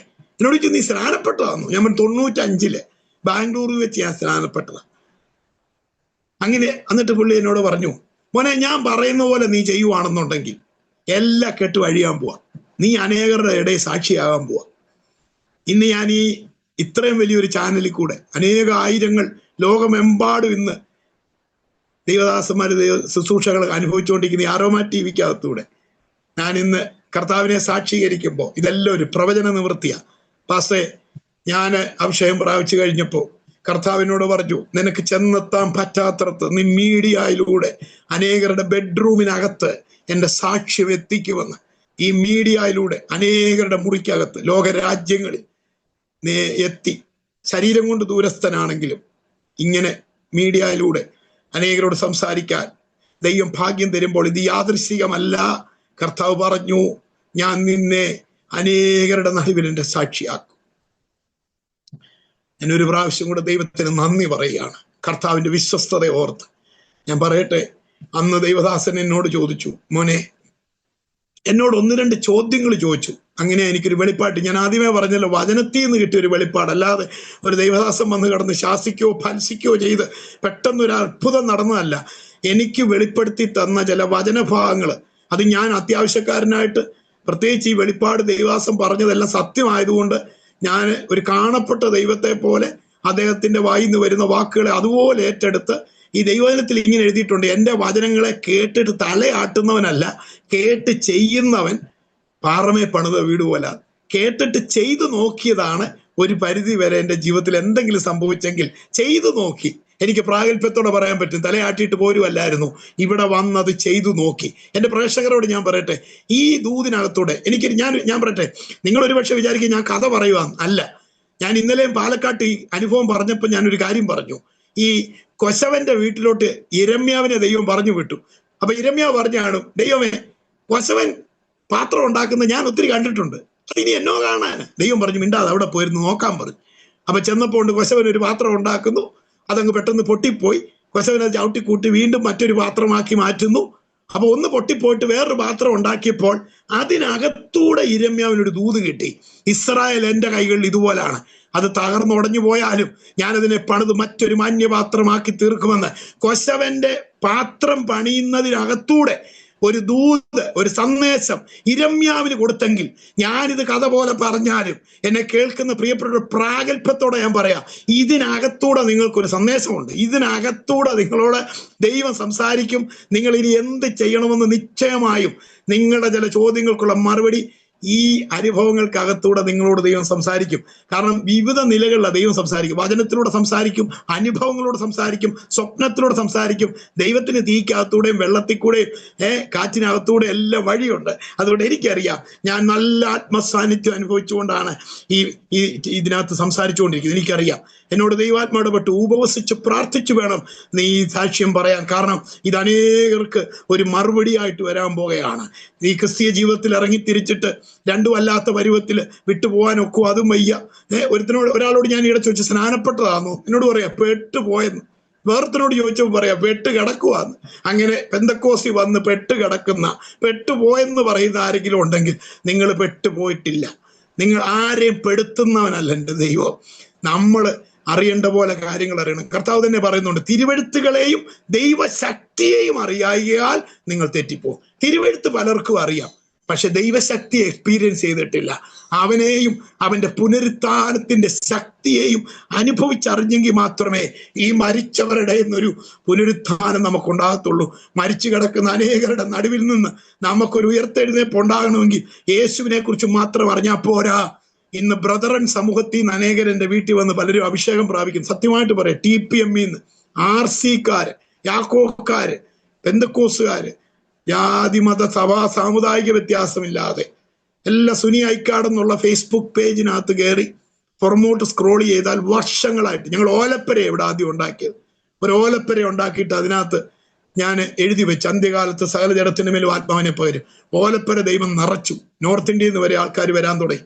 അവസാനം കൊറോണ കഴിഞ്ഞപ്പോഴാണ് ദൈവത്തിന്റെ സഹായത്താൽ അതൊരു കെട്ടിടമാക്കി പണിയാനും ഇച്ചിരൂടൊക്കെ സ്ഥലമൊക്കെ മേടിച്ച് ഫുഡ് കഴിക്കാനുള്ള ക്രമീകരണമൊക്കെ വരുത്തി. ദൈവം എല്ലാം ഒരു ക്രമീകരണത്തിലേക്ക് വരുത്തി. കാരണം നമ്മൾ ദൈവത്തിന്റെ പദ്ധതിക്ക് വേണ്ടി നിന്നു കൊടുത്താൽ, ദൈവത്തിന്റെ ഒരു പദ്ധതിയാണ്. ഞാൻ എപ്പോഴും പറയാറുണ്ട്, ഈ അന്ത്യകാലത്ത് സകല ജഡത്തിന്റെ മേലും ആത്മാവിനെ പകരുമെന്നുള്ളത് ദൈവത്തിന്റെ പദ്ധതിയാണ്. ഞാൻ ആ പദ്ധതിക്ക് വേണ്ടി നിന്നു കൊടുത്തപ്പോൾ സ്വർഗത്തിന്റെ മുഴുവൻ പിന്തുണ എനിക്ക് ലഭിക്കുന്നത് ഞാൻ അനുഭവിച്ചുകൊണ്ടിരിക്കുക. ഞാൻ എൻ്റെ പ്രേക്ഷകരോട് പറയട്ടെ, ദൈവത്തിന്റെ പദ്ധതിക്ക് നിങ്ങൾ ചുമല് കൊടുക്കാമെങ്കിൽ ലോകത്തിൽ ആരും നിങ്ങളുടെ കൂടെ നിന്നില്ലെങ്കിലും സ്വർഗവും അല്ലെങ്കിൽ ദൈവവും ദൈവത്തിന്റെ ദൂതന്മാരും യേശുക്രിസ്തു പരിശുദ്ധാത്മാവും എല്ലാം നിങ്ങൾക്ക് 100% പിന്തുണ തരും. അതുകൊണ്ടാണല്ലോ പൗലോസ് പറഞ്ഞത്, ഞാൻ സ്വർഗീയ ദർശനത്തിന് അനുസരണക്കേട് കാണിക്കാതെ യെരുശലേമിലും ദമസ്കസിലൊക്കെ വന്ന് മാനസാന്തരപ്പെടണമെന്ന് പ്രസംഗിച്ചു. അത് നിമിത്തം അവരെന്നെ കൊല്ലാൻ പിടിച്ചു, പക്ഷെ ദൈവത്തിന്റെ സഹായം എനിക്ക് ലഭിച്ചു. ഞാൻ പറയട്ടെ, ദൈവത്തിന്റെ സഹായം ലഭിച്ചത് കൊണ്ടാണ് ഇന്ന് നിങ്ങളോട് അഭിസംബോധന ചെയ്യാൻ ദൈവം എന്നെ സഹായിച്ചു. ഞാൻ പറയട്ടെ, എന്തോ സംഭവിച്ചെന്ന് പറയട്ടെ. ഈ ദൈവദാസനോട് ഞാൻ ചോദിച്ചു, ആര് കെട്ടഴിക്കും? അപ്പൊ എന്നോട് പറയാം, നീ അഴിക്കണം. എന്നിട്ട് എന്നോട് 1-2 ചോദ്യങ്ങൾ ചോദിച്ചു. ദൈവവചനത്തിൽ നിന്ന് മനസ്സിലാകാൻ വേണ്ടി ഞാനത് പറയാം. ഇവിടെ ചോദിച്ചു, ഈ ആദാം മുതലാളി പെട്ടെന്ന് തൊഴിലാളിയായത് എങ്ങനെയാണെന്ന് അറിയാവോ? ആദാം മുതലാളി, എന്നെ കേൾക്കുന്ന പ്രിയപ്പെട്ടവർ, നിങ്ങൾ ചിന്തിച്ചു നോക്കിയേ, എന്തുവായിരുന്നു? ദൈവം ഒരു മനുഷ്യനെ ഉണ്ടാക്കി, ദൈവം തന്നെ ഒരു തോട്ടം ഉണ്ടാക്കി. ഇല്ലേ, ബൈബിളിന്റെ തുടക്കം എത്ര സുന്ദരമാ, ഇൻ ദ ബിഗിനിങ്, ഇല്ലേ, എത്ര സുന്ദരമാ. ദൈവം ഒരു മനുഷ്യനെ ഉണ്ടാക്കി, ദൈവം ഒരു തോട്ടം ഉണ്ടാക്കി, ദൈവം തന്നെ അവന്റെ കല്യാണം കഴിപ്പിച്ചു. എന്നിട്ട് പറഞ്ഞു, തട്ടുകട നടത്തിക്കോളാനല്ല, ഭൂമിയെ വാഴാൻ. ബാക്കിയുള്ളവന്റെ കല്യാണം കഴിച്ചിട്ട് ഇപ്പോഴും ഓഡിറ്റോറിയത്തിന്റെ പൈസ കൊടുക്കാൻ കിടക്കുക. എൻ്റെ അല്ല, പലരുടെ. എന്നാൽ ദൈവം ഒരു മനുഷ്യനെ ഉണ്ടാക്കി, ദൈവം തന്നെ ഒരു തോട്ടം ഉണ്ടാക്കി, ദൈവം തന്നെ കല്യാണം കഴിപ്പിച്ച് ഭൂമിയെ വാഴാൻ പറഞ്ഞിട്ടും അവൻ ഇഞ്ചി നടാൻ പോയെങ്കിൽ അതെന്താ കാര്യം? ആദാമിന്റെ വീടിന്റെ ഓപ്പോസിറ്റ് ആയില്യം നാളുള്ള ആരെങ്കിലും വന്ന് മുള നാട്ടിയാന്നു? ഏതെങ്കിലും ക്ഷേത്രങ്ങളോ പള്ളികളോ ഏതെങ്കിലും അന്യാരാധന എന്ന് നമ്മളൊക്കെ പറയുന്ന ഏതെങ്കിലും ശക്തികളോ വരത്തുപോക്കോ ഈ എന്തെങ്കിലും പ്രതിസന്ധി എന്തെങ്കിലും ആഭിചാര ശക്തി ആരെങ്കിലും ചെയ്താന്നോ? അല്ല. ആഭിചാരം ചെയ്യാൻ ഒരു മനുഷ്യനും ഇല്ലല്ലോ. തൊട്ടു മുമ്പിൽ വേറെ ആരും താമസക്കാരില്ലല്ലോ. ചെല്ലു പറയാം എന്റെ ഓപ്പോസിറ്റ് താമസിക്കുന്ന ഒരു കാരണം ചുമ്മാതാ. എന്റെ സഹോദരങ്ങളെ, നിങ്ങളുടെ ഓപ്പോസിറ്റ് താമസിക്കുന്നവരോ നിങ്ങളുടെ ബന്ധുക്കളോ നിങ്ങളുടെ ചാർച്ചക്കാരോ ഇതൊക്കെ ചുമ്മാ വെളിപ്പാട് നഷ്ടപ്പെട്ട ആരെങ്കിലും ഒക്കെ ആ വീട്ടുകാരാ, നിങ്ങളുടെ അമ്മ വീട്ടുകാരാ, ഭാര്യ വീട്ടുകാരാന്നൊക്കെ പറഞ്ഞ് തെറ്റിദ്ധരിപ്പിച്ച് നിങ്ങളും അവരുമായിട്ടുള്ള നല്ല ബന്ധത്തെ തകർത്ത് കളയാൻ, നിങ്ങളെ ഒറ്റപ്പെടുത്താൻ പിശാച് തന്ത്രം മെനയുന്നെങ്കിൽ ഇന്ന് ഇതിനകത്തൂടെ നിങ്ങൾ ഒരു കാര്യം കൂടെ മനസ്സിലാക്കണം. ജഡരക്തങ്ങളല്ല നമ്മുടെ ശത്രുക്കൾ. മനുഷ്യർക്ക് ആർക്കും നമ്മളെ ഒന്നും ചെയ്യാൻ പറ്റത്തില്ല. പക്ഷേ എൻ്റെ അനുഭവത്തിലൂടെ നിങ്ങൾക്ക് സത്യമായിട്ടും യഥാർത്ഥ പ്രതിയോഗിയെ ഇന്ന് രാവിലെ ദൈവം നിങ്ങൾക്ക് വെളിപ്പെടുത്തി തരാൻ പോകുകയാണ്. എന്നോട് ചേർന്ന് ഞാൻ ചെയ്തതുപോലെ, ഞാൻ പ്രാർത്ഥിച്ച പോലെ ഒക്കെ നിങ്ങളൊന്ന് ട്രൈ ചെയ്യാമെങ്കിൽ എൻ്റെ സാക്ഷ്യവും അനുഭവവും കേട്ട് കഴിഞ്ഞ 22 വർഷം കൊണ്ട് എത്രയോ പേര് ദൈവശക്തി അനുഭവിച്ചു, ശുശ്രൂഷ വന്നു. എന്നേക്കാൾ വലിയ അനുഭവങ്ങളുള്ളവരായി എൻ്റെ വീട്ടിൽ ഞാൻ ചിലരെ താമസിപ്പിച്ച് ഇത് പഠിപ്പിച്ചു. അവരഭിഷേകം ഞങ്ങൾ എന്നെ സ്ഥാനപ്പെടുത്തി അഭിഷേകം പ്രാപിച്ച് ഇന്ന് സത്യം പറയാം എൻ്റെ ക്യാമ്പിൽ അവരെ ഞാൻ ഡേറ്റ് കൊടുത്താൽ അവർക്ക് ഡേറ്റ് തരാനില്ല. അതുപോലെ മിനിസ്ട്രി തിരക്കായിപ്പോയി. ഞാൻ ഓർത്തിനി ഞാൻ തകർന്ന് തരിപ്പണമായപ്പം എനിക്ക് മാത്രം ഉണ്ടായ ഒരു അനുഭവമാണ്. നല്ല ദൈവശക്തി പ്രാപിക്കണേ തകരണമെന്നോ കടം കയറണമെന്നോ ഒന്നുമില്ല. വിശ്വസിക്കുന്നവർക്ക് വേണ്ടി, ദാഹിക്കുന്നവർക്ക് വേണ്ടിയാ ദൈവശക്തി വ്യാപരിക്കുന്നത്. പിന്നെ എൻ്റെ ഈ അനുഭവങ്ങളിൽ കൂടെ പോയത് കൊണ്ടാണ് ഞാനൊക്കെ ഇത് കണ്ടെത്തിയത്. കാരണം കർത്താവിനോട് ശിഷ്യന്മാർ പറയാ ധനവാൻ സ്വർഗരാജ്യത്തിൽ കടക്കാൻ ബുദ്ധിമുട്ടാണെങ്കിൽ ആര് കടക്കുമെന്ന്. അപ്പൊ കർത്താവ് പറയാ അതൊക്കെ മനുഷ്യർക്ക് അസാധ്യം, ദൈവത്തിന് സാധ്യം എന്ന് പറഞ്ഞാൽ മനുഷ്യനെ ആ രീതിയിൽ കൂടെ കടത്തി വിടാൻ ദൈവത്തിന് കഴിയും. ഞങ്ങളൊക്കെ ഇഷ്ടംപോലെ ഏക്കർ കണക്കിന് സ്ഥലമായിട്ട് ആരടാന്ന് ചോദിച്ചാൽ എന്താടാന്ന് ചോദിച്ചു വലിയ പാരമ്പര്യം പറഞ്ഞുകൊണ്ട് നടന്നിടത്ത് ചില തകർച്ചകൾ വന്നില്ലായിരുന്നെങ്കിൽ ഇന്ന് ഈ സത്യദൈവത്തെ യഥാർത്ഥമായിട്ട് അറിയാനോ പരിശുദ്ധാത്മാവിനെ പ്രാപിക്കാനോ ഒന്നും കഴിയത്തില്ലായിരുന്നു. എൻ്റെ അനുഭവത്തിൽ ഞാൻ ഒരു കാര്യം പറയാം, കഷ്ടത്തിലായത് ഗുണമായെന്ന് പറയത്തക്ക രീതിയിൽ ഇന്ന് കടന്നു പോകുന്ന അനുഭവങ്ങളിൽ നിങ്ങൾ തകർന്നു പോകണ്ട. കർത്താവ് ഇതെല്ലാം നന്മയ്ക്കായിട്ട് മാറ്റും, സ്ഥിതിയെല്ലാം മാറ്റും. അപ്പം ഞാൻ ഈ ദേവദാസനോട് ചോദിച്ചപ്പോൾ അദ്ദേഹം എനിക്ക് കുറച്ച് വചനത്തിൽ നിന്ന് കുറച്ച് കാര്യങ്ങൾ പറഞ്ഞാണ്. ഞാനത് ശ്രദ്ധയോടെ കേട്ട് അദ്ദേഹം എന്നോട് പറഞ്ഞു, മോനെ ഞാൻ രസകരമായിട്ട് പറയാം, നിങ്ങളത് ഏത് രീതി ഏറ്റെടുക്കുമെന്ന് എനിക്കറിയത്തില്ല, ഞാൻ രസകരമായിട്ട് അങ്ങ് പറയുന്നേ ഉള്ളൂ. ആദാമിന്റെ അനുഭവം ഒന്ന് ഓർത്ത് നോക്കി. തലയ്ക്ക് ചുറ്റും അങ്ങ് പഴമായിരുന്നു. അങ്ങോട്ട് കൈ നീട്ടിയാൽ ഓറഞ്ച്, ഇങ്ങോട്ട് കൈ നീട്ടിയാൽ ആപ്പിള്, മുന്നോട്ട് കൈ നീട്ടിയാൽ മാതള നാരങ്ങ, പുറമോട്ട് കൈ നീട്ടിയാൽ ചിക്കു, മേളോട്ട് കൈയിട്ടാ വരിക്കച്ചക്ക, താഴോട്ട് കൈയിട്ടാ തണ്ണിമത്തൻ. തലയ്ക്ക് ചുറ്റും അങ്ങ് പഴമല്ലായിരുന്നു. പക്ഷെ എൻ്റെ ഒരു തമാശ പറയട്ടെ, ഒരു പഴത്തേലോട്ട് കയറി ഒരു കടി കടിച്ചതേ ഓർമ്മയുള്ളൂ. പിന്നെ ഒരു പഴവും ഇല്ലാത്തവനായിട്ട് ഇഞ്ചി നടാൻ പോയി. എന്നോട് ചോദിക്കുക, എടാ ഇത്രയും പഴമായിട്ട് ആദാമ് അവ്വയുടെ മുടിയും പിന്നെ മൂളിപ്പാട്ടും പാടി ആപ്പിളും തിന്ന് കല്ലയിൽ ഇരുന്നിട്ട് പെട്ടെന്ന് കണ്ടോടാ തോട്ടമെല്ലാം പൂട്ടിയിട്ടിരിക്കുന്നു, അവർ രണ്ടുപേരും കൂടെ പണിക്ക് പോയെന്ന്. എന്താടാ ഇങ്ങനെ സംഭവിച്ചത്? ഞാൻ മിണ്ടാതെ നിന്നു. കാരണം സത്യം പറയാൻ എനിക്ക് ദേഷ്യം വരുന്നുണ്ട്. കാരണം ഞാൻ ഇതിനല്ലല്ലോ ആദാം മുതലാളി എങ്ങനെ തൊഴിലാളിയായെന്ന് അറിയാനല്ലല്ലോ ഞാനിപ്പോ മണിമലയെ വന്നേക്കുന്നേ. മോനച്ചൻ വിളിച്ചുകൊണ്ട് വന്നതല്ലേ, ഞാൻ എങ്ങനെയും വീട് വിട്ടാൻ തുടങ്ങുക. പക്ഷെ സരളമായ രീതിയിൽ കർത്താവിന്റെ ദാസൻ പറഞ്ഞു, എന്തുകൊണ്ടാന്ന് അറിയാവോ? ഞാൻ പറഞ്ഞ അറിയത്തില്ല. അത് ഞാൻ പറഞ്ഞു പാപം ചെയ്തുകൊണ്ടാണ്. ഇപ്പൊ എന്നോട് ചോദിച്ചു പാപം ചെയ്യാൻ കാരണം എന്താ? ഞാൻ മിണ്ടാതെ നിന്നപ്പോ എന്നോട് ഒറ്റ വാക്കിൽ അദ്ദേഹം പറഞ്ഞാലെന്നറിയോ? പാമ്പ് കയറുക. നിങ്ങൾ വേദോസം എടുത്ത് വായിച്ചു നോക്ക്. എന്റെ രീതി പറഞ്ഞ ആ പന്നപ്പാമ്പ് വരുന്നിടം വരെ ആ കുടുംബത്തിന് വല്ല പ്രശ്നം ഉണ്ടായിരുന്നു. ഇത് വെറും സാക്ഷ്യമായിട്ട് മാത്രമല്ല, ഞാൻ ഇതിനകത്തൂടെ ദൈവനത്തിന്റെ ചില ഭാഗങ്ങളിലൂടെ സംസാരിക്കുന്നത് ഇത് നിങ്ങൾക്കൊരു വെളിപ്പാടായിട്ട് മാറണം. എനിക്ക് എത്ര സുന്ദരമായിട്ടാ ബൈബിളിനെ ഞാൻ മൂന്ന് ഭാഗമായിട്ട് തിരിച്ചാ പഠിക്കുന്നത്. ഒന്ന്, മുമ്പ് എന്തായിരുന്നു, ഇപ്പോൾ എന്തായിരിക്കുന്നു, നാളെ എന്താകും. എനിക്ക് ബൈബിളിനോട് ഇത്രയും സ്നേഹവും ബഹുമാനവും തോന്നാൻ കാര്യം ഈ പ്രപഞ്ചം എങ്ങനെ ഉണ്ടായെന്നും പറഞ്ഞാ ബൈബിൾ ആരംഭിക്കുന്നു, ഈ പ്രപഞ്ചം എങ്ങനെ അവസാനിക്കും എന്ന് പറഞ്ഞാ ബൈബിളും അവസാനിക്കുന്നു. ഇന്ന് നമ്മൾ ചവിട്ടി നിൽക്കുന്ന ആകാശവും ഭൂമി എങ്ങനെ ഉണ്ടായെന്നും പറഞ്ഞ ബൈബിൾ തുടങ്ങുന്നത്, പുതിയൊരു ആകാശത്തെക്കുറിച്ചും പുതിയ ഭൂമിയെക്കുറിച്ചും പറഞ്ഞ ബൈബിൾ അവസാനിപ്പിക്കുന്നു. സ്തോത്രം. കൂടപ്പിറപ്പുകളെ, ഈ പാസ്റ്റർ എന്റെ കണ്ണു തുറന്നത്, ഈ ദാനിയൽ ജോൺ പാസ്റ്ററെ പോലൊക്കെ വർഷങ്ങൾക്ക് മുമ്പേ നാട് വിട്ട് ഗുജറാത്ത് പോലുള്ള ദേശങ്ങളൊക്കെ പോയി കർത്താവിനെ സാക്ഷീകരിക്കുന്ന ഈ ദൈവദാസന്മാരെ സല്യൂട്ട് ചെയ്യാണ്. സത്യമായിട്ട് ഞാൻ പാസ്റ്ററെ സല്യൂട്ട് ചെയ്യും. കാരണം ഹൃദയത്തിന്റെ ഉള്ളിൽ നന്ദിയോടെ ഞാൻ പറയും, നിങ്ങളെപ്പോലുള്ള ചില ദൈവദാസന്മാര് ജീവനെ പണയം വെച്ച് നിങ്ങളുടെ കുഞ്ഞുങ്ങളുടെ വിദ്യാഭ്യാസമോ നിങ്ങളുടെ സ്വകാര്യ ജീവിതത്തിന്റെ സന്തോഷം എല്ലാം വെടിഞ്ഞ് നിങ്ങൾ അന്യദേശത്ത് നിങ്ങൾ പരിമിതമായ സാഹചര്യങ്ങളിൽ ജീവിച്ചുകൊണ്ട് അനേക വ്യക്തികളോട് സുവിശേഷം പറയുമ്പോൾ ഞങ്ങളെപ്പോലുള്ള എത്രയോ പേര് കർത്താവിനെ കണ്ടുമുട്ടാൻ. അതുകൊണ്ട് ഇടയശ്രേഷ്ഠൻ പ്രത്യക്ഷനാകുമ്പോൾ വാടാത്ത വീട്, പ്രത്യേകിച്ച് പണ്ടൊക്കെ എന്ന് പറഞ്ഞാൽ ഒരു വീട്ടിൽ ചെന്ന് പറയണമായിരുന്നു. ഇപ്പൊ ആരോമ TV പോലെയുള്ള ശ്രേഷ്ഠമായ ദൈവത്തിന്റെ പദ്ധതി പ്രകാരം തുടങ്ങിയിരിക്കുന്ന ഈ മാധ്യമം ഞാൻ ബ്ലസ് ചെയ്യുകയാണ്. ലോകത്തിന്റെ ഏത് കോണിൽ ഇരിക്കുന്നവരുടെ പോക്കറ്റിൽ ഇന്ന് ഈ കർത്താവിന്റെ സാക്ഷ്യം എത്തിക്കാൻ കർത്താവ് മീഡിയ ആരോമ TVയും പ്രിയ ഡാനിയൽ ജോൺ പാസ്റ്റർ കുടുംബത്തെ ദൈവം ഉപയോഗിക്കുന്നതിൽ ഞാൻ ദൈവത്തെ സ്തുതിക്കുന്നു. ഇതുപോലൊരു ദൈവദാസൻ, ഒരു കുഞ്ഞോൻ പാസ്റ്റർ നിത്യത വിശ്രമിക്കും. ആ ദൈവദാസൻ താഴ്മയോടെ എനിക്ക് മനസ്സിലാകുന്ന രീതിയിൽ ചില കാര്യങ്ങൾ വെളിപ്പെടുത്തി തന്നതുകൊണ്ടാണ് എനിക്കിന്ന് ഞാൻ അനുഭവിക്കുന്ന എല്ലാ ഭാഗ്യവും. വചനത്തിന്റെ വെളിപ്പാട് ഒരു ദൈവദാസൻ മനസ്സിൽ പൊരുൾ തിരിച്ചത്. ഫിലിപ്പോസ് ഷണ്ണന്റെ വണ്ടിയുടെ പുറകെ ഓടിയതുപോലെ ഇന്ന് അനേകരുടെ പുറകെ ഓടുന്നത് വ്യർത്ഥമാകത്തില്ല. കർത്താവിന്റെ സന്നിധി ചെല്ലുമ്പോഴാണ് സേഫാനോസിന്റെ മരണത്തിൽ യേശു എഴുന്നേറ്റ് നിന്നപോലെ നിങ്ങളെയൊക്കെ മരണപ്പെട്ട് സ്വർഗത്തിൽ ചെല്ലുമ്പോൾ നിശ്ചയമായിട്ടും യേശു സിംഹാസനം വിട്ട് എഴുന്നേറ്റ് നിന്ന് നിങ്ങളെ ആദരിക്കുമെന്ന എനിക്ക് പറയാനുള്ളത്. കാരണം അത്രമാത്രം ശ്രേഷ്ഠമായ ജോലിയായി ചെയ്തുകൊണ്ടിരിക്കുന്നു. ഇന്ന് ലോകത്തിലുള്ളവർക്ക് ഒരു പക്ഷേ എന്റെ വില അറിയത്തില്ല. ഈ എഫേർട്ടിനായിട്ട് ഞാൻ ദൈവത്തെ സ്തുതിക്കുന്നു. എന്റെ പ്രിയപ്പെട്ടവര്, ദാനിയേൽ പാസ്റ്ററെ പോലെ ഒരു കുഞ്ഞോൻ പാസ്റ്റർ, ഇതുപോലെ മറ്റൊരാള് എനിക്ക് ലളിതമായിട്ട് ചില കാര്യങ്ങൾ പറഞ്ഞു. അദ്ദേഹം പറഞ്ഞു, മോനെ, ആ പാമ്പ് കയറുന്നിടം വരെ എത്ര സുന്ദരമായിരുന്നടാ അവരുടെ ജീവിതം. ഈ പാമ്പ് വന്നതോടുകൂടി കാര്യങ്ങളെല്ലാം തകിടം പറഞ്ഞു. നോക്കിയേ, അവര് തോട്ടത്തിൽ നിന്ന് പുറത്താക്കപ്പെട്ടു, കൂലിപ്പണിക്കാതെ അവര് കൃഷിപ്പണിക്ക് പോകാൻ തുടങ്ങി. മാത്രമല്ല, മൂത്ത ഇറക്കനെ ഇളയ ഇറക്കനെ കൊന്നിട്ട് നാട് വിട്ടു. നിങ്ങൾ ആ വീടിന്റെ അവസ്ഥയൊന്ന് ഓർത്ത്. കായീൻ ഹാബേലിനെ തലക്കടിച്ചു കൊന്നില്ലേ? പെട്ടെന്നല്ലേ ആ കുടുംബത്തിന്റെ അവസ്ഥ മാറിയത്. എന്നിട്ട് ഇദ്ദേഹം എന്നോട് ചോദിക്കുവാണേ, ഏതന് കയറി ആ കുടുംബത്തെ നശിപ്പിച്ചിട്ട് ആ പാമ്പ് എങ്ങോട്ട് പോയെന്ന് അറിയാമോ? അവിടെ നിന്നാ എനിക്ക് വെളിപ്പാട് കിട്ടിയേ. ഏതന് കയറി ആ കുടുംബത്തെ നശിപ്പിച്ചിട്ട് ആ പാമ്പ് എന്ത് ചെയ്യും? സത്യം പറഞ്ഞാൽ എനിക്ക് ദേഷ്യം വരുന്നുണ്ട്. കാരണം ആ പാമ്പ് ഇതിലെ പോയെന്ന് അറിയാനല്ലല്ലോ ഞാൻ മണിവല പോയത്. പക്ഷെ എന്നോട് പറഞ്ഞു, നീ മനസ്സിലാക്കണം, ആ പാമ്പ് എന്ത് ചെയ്യാൻ. ഞാൻ മിണ്ടാതെ നിന്നപ്പോ അദ്ദേഹം വെളിപ്പാട് പുസ്തകം 12-ാം അധ്യായത്തിൽ നിന്ന് പറയുക, ഭൂലോകത്തെ മുഴുവൻ വഞ്ചിക്കുന്ന മഹാസർപ്പമായിട്ട് ആ പഴയ പാമ്പ് വളർന്നു. ലോകം വളർന്ന കൂട്ടത്തിൽ പാമ്പും വളർന്നടാന്ന് എന്നോട് പറഞ്ഞു. എന്നിട്ട് പറഞ്ഞു, ആ പാമ്പ് എന്ത് ചെയ്യുന്നറിയോ?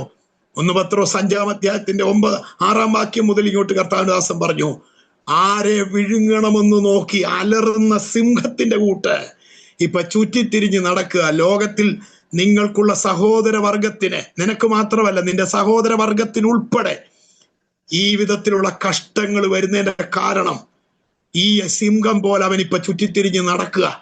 അവനോട് എതിർത്ത് നിൽക്കാൻ ആർക്ക് കഴിയുമോ അവർക്ക് മാത്രമേ ഇനി സമാധാനമുള്ളൂ. ഇതൊരു വെളിപ്പാടാ കേട്ടോ. അവനെ ജയിക്കാൻ ആർക്ക് കഴിയുമോ അവർക്ക് മാത്രമേ ഇനി സമാധാനമുള്ളൂ. എന്നോട് ചുരുക്കി പറഞ്ഞ എന്നോട് പറയാ, മോനെ, ഏതനി കയറി നാശം ഉണ്ടാക്കിയ പാമ്പുണ്ടല്ലോ, റാന്നിക്ക് വന്നു നിങ്ങളുടെ വീട്ടിൽ കയറി ഇരിപ്പുണ്ടെന്ന്. അത് നിങ്ങളുടെ വീട്ടിലുള്ളത് കൊണ്ടാ. എന്നോട് ചോദിച്ചു, മുടിഞ്ഞില്ലേ, നശിച്ചില്ലേ, ഏക്കർ കണക്കിന് സ്ഥലമില്ലായിരുന്നോ, അനുഭവിച്ചോ, വിദ്യാഭ്യാസം പൂർത്തീകരിച്ചോ, പലതും തുടങ്ങിയല്ലോ, പൂർത്തീകരിച്ചോ? മുടിക്കുവാനും അറുക്കുവാനും മോഷ്ടിക്കുവാനുമായിട്ട് ഒരു ശക്തി പ്രവർത്തിക്കുന്നുണ്ട്.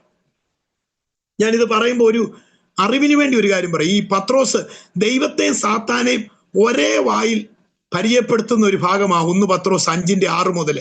അവിടെ പറയാ, തക്ക സമയത്ത് അവൻ നിങ്ങളെ ഉയർത്തേണ്ടതിന് ബലമുള്ള കരങ്ങളിൽ താണിരിപ്പീൻ, അവൻ നിങ്ങൾക്കായി കരുതുന്നതാകിയാൽ നിങ്ങളുടെ സകല ചിന്താകലവും അവന്റെ മേലിട്ടുകൊള്ളുക. എന്ന് പറഞ്ഞാൽ കരുതുന്ന, ഉയർത്തുന്ന ഒരു ദൈവമുണ്ട് മക്കളെ എന്ന് പറഞ്ഞിട്ട് അടുത്ത വാക്ക് പറയാ, എന്നാൽ നിർമ്മതരായിരുന്നോണം, ഉണർന്നിരുന്നോണം. നിങ്ങളുടെ പ്രതിയാകിയായ പിശാച് ആരെ വിഴുങ്ങണമെന്നറിയാതെ ചുറ്റിത്തിരിഞ്ഞ് സിംഹത്തെ പോലെ നടക്കുക. എന്ന് പറഞ്ഞാൽ ഉയർത്താൻ ഒരു ദൈവമുള്ളപ്പോൾ തന്നെ വിഴുങ്ങിക്കളയുന്ന ശക്തികൾ ഈ ഭൂമിയിലുണ്ട്. നിർഭാഗ്യവശാൽ പലപ്പോഴും ആളുകൾ ചെന്ന് ചാടുന്നത് വായും പൊളിച്ച് നടക്കുന്ന പിശാചിന്റെ കയ്യിലാണ്. ദൈവസന്നിധിയിൽ ചുരുക്കം പേരെ നിർഭാഗ്യവശാ വരുന്നുള്ളൂ. ബൈബിൾ തന്നെ പറയുന്നുണ്ട്, ചുരുക്കം പേരെ ഈ ദൈവത്തെ കണ്ടുമുട്ടാൻ സാധ്യതയുള്ളൂ. ബാക്കി എല്ലാവരും വിശാലമായ വഴിയിലൂടെ സാത്താന്റെ ആലോചന അനുസരിച്ച് നരകത്തിലേക്ക് നടന്നു നീങ്ങുമ്പോൾ ഭാഗ്യവശാൽ ബോബസിന്റെ വയലിൽ രൂത്ത് എന്ന് ചാടിയ പോലെ നമുക്കൊക്കെ ഈ കൃപയിലേക്ക് വരാൻ ദൈവം സഹായിച്ചതിന് 100 നന്ദി സ്തോത്രവും കർത്താവിന് അർപ്പിക്കുകയാണ്. ഭാഗ്യവശാൽ വന്നു ചാടിയതാ. ഈ ദേവദാസൻ പറഞ്ഞു, മോനെ, ആ പാമ്പ് നിന്റെ വീടിനകത്ത് പ്രവർത്തിച്ചുകൊണ്ടിരിക്കുക. ആ പാമ്പിനെ പിടിക്കണം, അതിനെ പുറത്താക്കണം. ഞാൻ പറഞ്ഞു പാസ്റ്റർ വന്ന് പുറത്താക്കണം. അപ്പൊ എന്നോട് ചോദിച്ചു, വചനമൊന്നും അറിയത്തില്ലല്ലേ ഇത്രയും നാളായിട്ട്? ഞാൻ ചോദിച്ചു, എന്നാ പാസ്റ്ററെ? മോനെ, ഒരു ദുരാത്മാവിനെ നമ്മൾ ചാടിക്കേറി വീട്ടിൽ നിന്ന് പുറത്താക്കിയാലുണ്ടല്ലോ, അത് അതിനേക്കാളും ബലമേറിയ 7 എണ്ണത്തെ കൂടെ കൂട്ടിക്കൊണ്ട് അത് വിട്ടുപോയ വീട്ടിലേക്ക് തിരിച്ചു വന്ന് ആ വീടിന്റെ സ്ഥിതി പണ്ടത്തെക്കാളും മോശമായി പോകും. അതുകൊണ്ടേ ഞാൻ വന്ന് ശാസിക്കാം. എന്നോട് കുഞ്ഞോമ്പാസ് പറയാ, എടാ ഞാൻ റാന്നി വരെ വരുന്നതല്ല ഉള്ളൂ, എനിക്ക് ഇവിടുന്ന് വരെ 20 കിലോമീറ്ററേ ഉള്ളൂ. ഞാൻ വന്ന് ശാസിക്കാം അവിടെ. പക്ഷെ ഞാൻ ശാസിച്ചു മണിമല വരുന്നതിന് മുമ്പേ വേറെ ശക്തികളെ കൂട്ടിക്കൊണ്ട് വീട്ടിൽ കയറുമെന്ന് ഇന്നത്തെ സ്ഥിതിയൊക്കെ മോശമാവും. അപ്പൊ ഞാൻ ചോദിച്ചു, ഞാൻ എന്ത് ചെയ്യും ദേവദാസന്? ഞാൻ എന്താ ചെയ്യേണ്ട പറ. മോനെ, എവിടുന്നേലും വരുന്ന ദൈവദാസന്മാരെ കണ്ടല്ല പിശാച് ഓടിപ്പോണ്ടത്. ഞങ്ങൾക്ക് സ്ഥിരമായിട്ട് നിങ്ങളുടെ വീട്ടിൽ താമസിച്ച് ശാസിച്ചുകൊണ്ടിരിക്കാൻ ഒക്കത്തില്ല. നീ ഇത് ഏറ്റെടുക്കണം. ഞാൻ ചോദിച്ചു, എനിക്ക് ഏറ്റെടുക്കാൻ പറ്റൂ? ഞാൻ പിശാചിനെ ഇറക്കാതെ, ഞാൻ പിശാചിനെ ഓടിക്കാൻ എന്നെ കൊണ്ട് കഴിയൂ? അപ്പൊ എന്നോട് ചോദിക്കുക, നീ അഭിഷേകം പ്രാപിച്ചാണോ? ഞാൻ പറഞ്ഞു, ഞാൻ അഭിഷേകം ഒന്നും പ്രാപിച്ചല്ല. അപ്പൊ എന്നോട് ചോദിച്ചു, മോനെ, അഭിഷേകം പ്രാപിച്ച് സ്നാനപ്പെട്ട അഭിഷേകം പ്രാപിച്ചാവട്ടല്ലോ ഒരു പ്രത്യേകത ഉണ്ട്. അന്നേരം ശരിക്കും സ്നാനത്തെ കുറിച്ച് എന്നോട് പറയാം, നീ സ്നാനപ്പെട്ടാണോ അഭിഷേകം പ്രാപിച്ചത്? സത്യം പറയാൻ എനിക്ക് ദേഷ്യം വന്നു. കാരണം ഈ സ്നാനപ്പെട്ട അഭിഷേകം പ്രാപിച്ചാവണം ഈ പ്രശ്നമല്ല അങ്ങ് മാറും. എല്ലാ ഉപദേശിമാരും പറയുന്നത് സ്നാനപ്പെടണം, അഭിഷേകം പ്രാപിക്കണം. ചില വിചാരിക്കുന്ന എങ്ങനെയാലും ഈ പ്രതിസന്ധിയുടെ നടുവിൽ സ്നാനപ്പെടുത്തി അങ്ങ് ബന്ധുക്കോസി കൊണ്ടുപോകാൻ ഇവര് പറയുന്നത് അല്ല. എന്റെ അനുഭവത്തിൽ നിന്ന് ഞാൻ പറയാം, ദൈവദാസന്മാർ സ്നാനപ്പെടണമെന്നും അഭിഷേകം പ്രാപിക്കണമെന്നും ഈ 2 കാര്യം നിർബന്ധമായിട്ട് പറയുന്നത് എന്നാന്ന് എന്റെ അനുഭവത്തിൽ കൂടെ ഞാൻ പറയാം. ഈ സ്നാനപ്പെട്ടാണോ എന്ന് ചോദിക്കാൻ കാര്യം, കർത്താനാസം പറയാ, മർക്കോസ് 16:16 നീ കണ്ടോ? വിശ്വസിക്കുകയും സ്നാനം സ്വീകരിക്കുകയും ചെയ്യുന്നവൻ രക്ഷിക്കപ്പെടും, വിശ്വസിക്കാത്തവൻ ശിക്ഷാവിധിയിൽ അകപ്പെടും. എന്നിട്ട് പറയാ, വിശ്വസിച്ച് സ്നാനപ്പെടുന്നവരിലൂടെ ഏതാണ്ട് 4-5 കൂട്ടം കാര്യങ്ങൾ നടക്കും. അതിലൊന്ന്, ഭൂതങ്ങളെ അവർ പുറത്താക്കും. അതിലേറ്റവും എനിക്ക് ടച്ച് ചെയ്ത് എന്നാന്നറിയോ? അവർ രോഗിയുടെ മേൽ കൈവെക്കും, അതൊക്കെ ശരിയാ. പക്ഷെ ഒരു വാക്ക് അവിടെ പറയുന്നുണ്ട്, നിങ്ങൾ ശ്രദ്ധിച്ചോ നടത്തില്ല. നമ്മുടെ വിഷയവുമായി ബന്ധപ്പെട്ട ഒരു വാക്ക് അവിടെ കിടപ്പുണ്ട്. അവർ സർപ്പങ്ങളെ പിടിച്ചെടുക്കും. പാമ്പുപിടുത്തക്കാരാകുമെന്നല്ല. സത്യത്തിൽ അവിടെ എഴുതിയേക്കുന്നുണ്ടോ? സർപ്പങ്ങളെ പിടിച്ചെടുക്കും. ഏത് സർപ്പത്തെയാ? ഇവിടുത്തെ നീർക്കോലിയും മൂർഖനെയും 8 മൂർഖനെയും ഒക്കെ വാവാ സുരേഷ് വന്ന് പിടിച്ചോളും. ഫോൺ ചെയ്താൽ മതി. തിരുവനന്തപുരത്തു നിന്ന് വരും.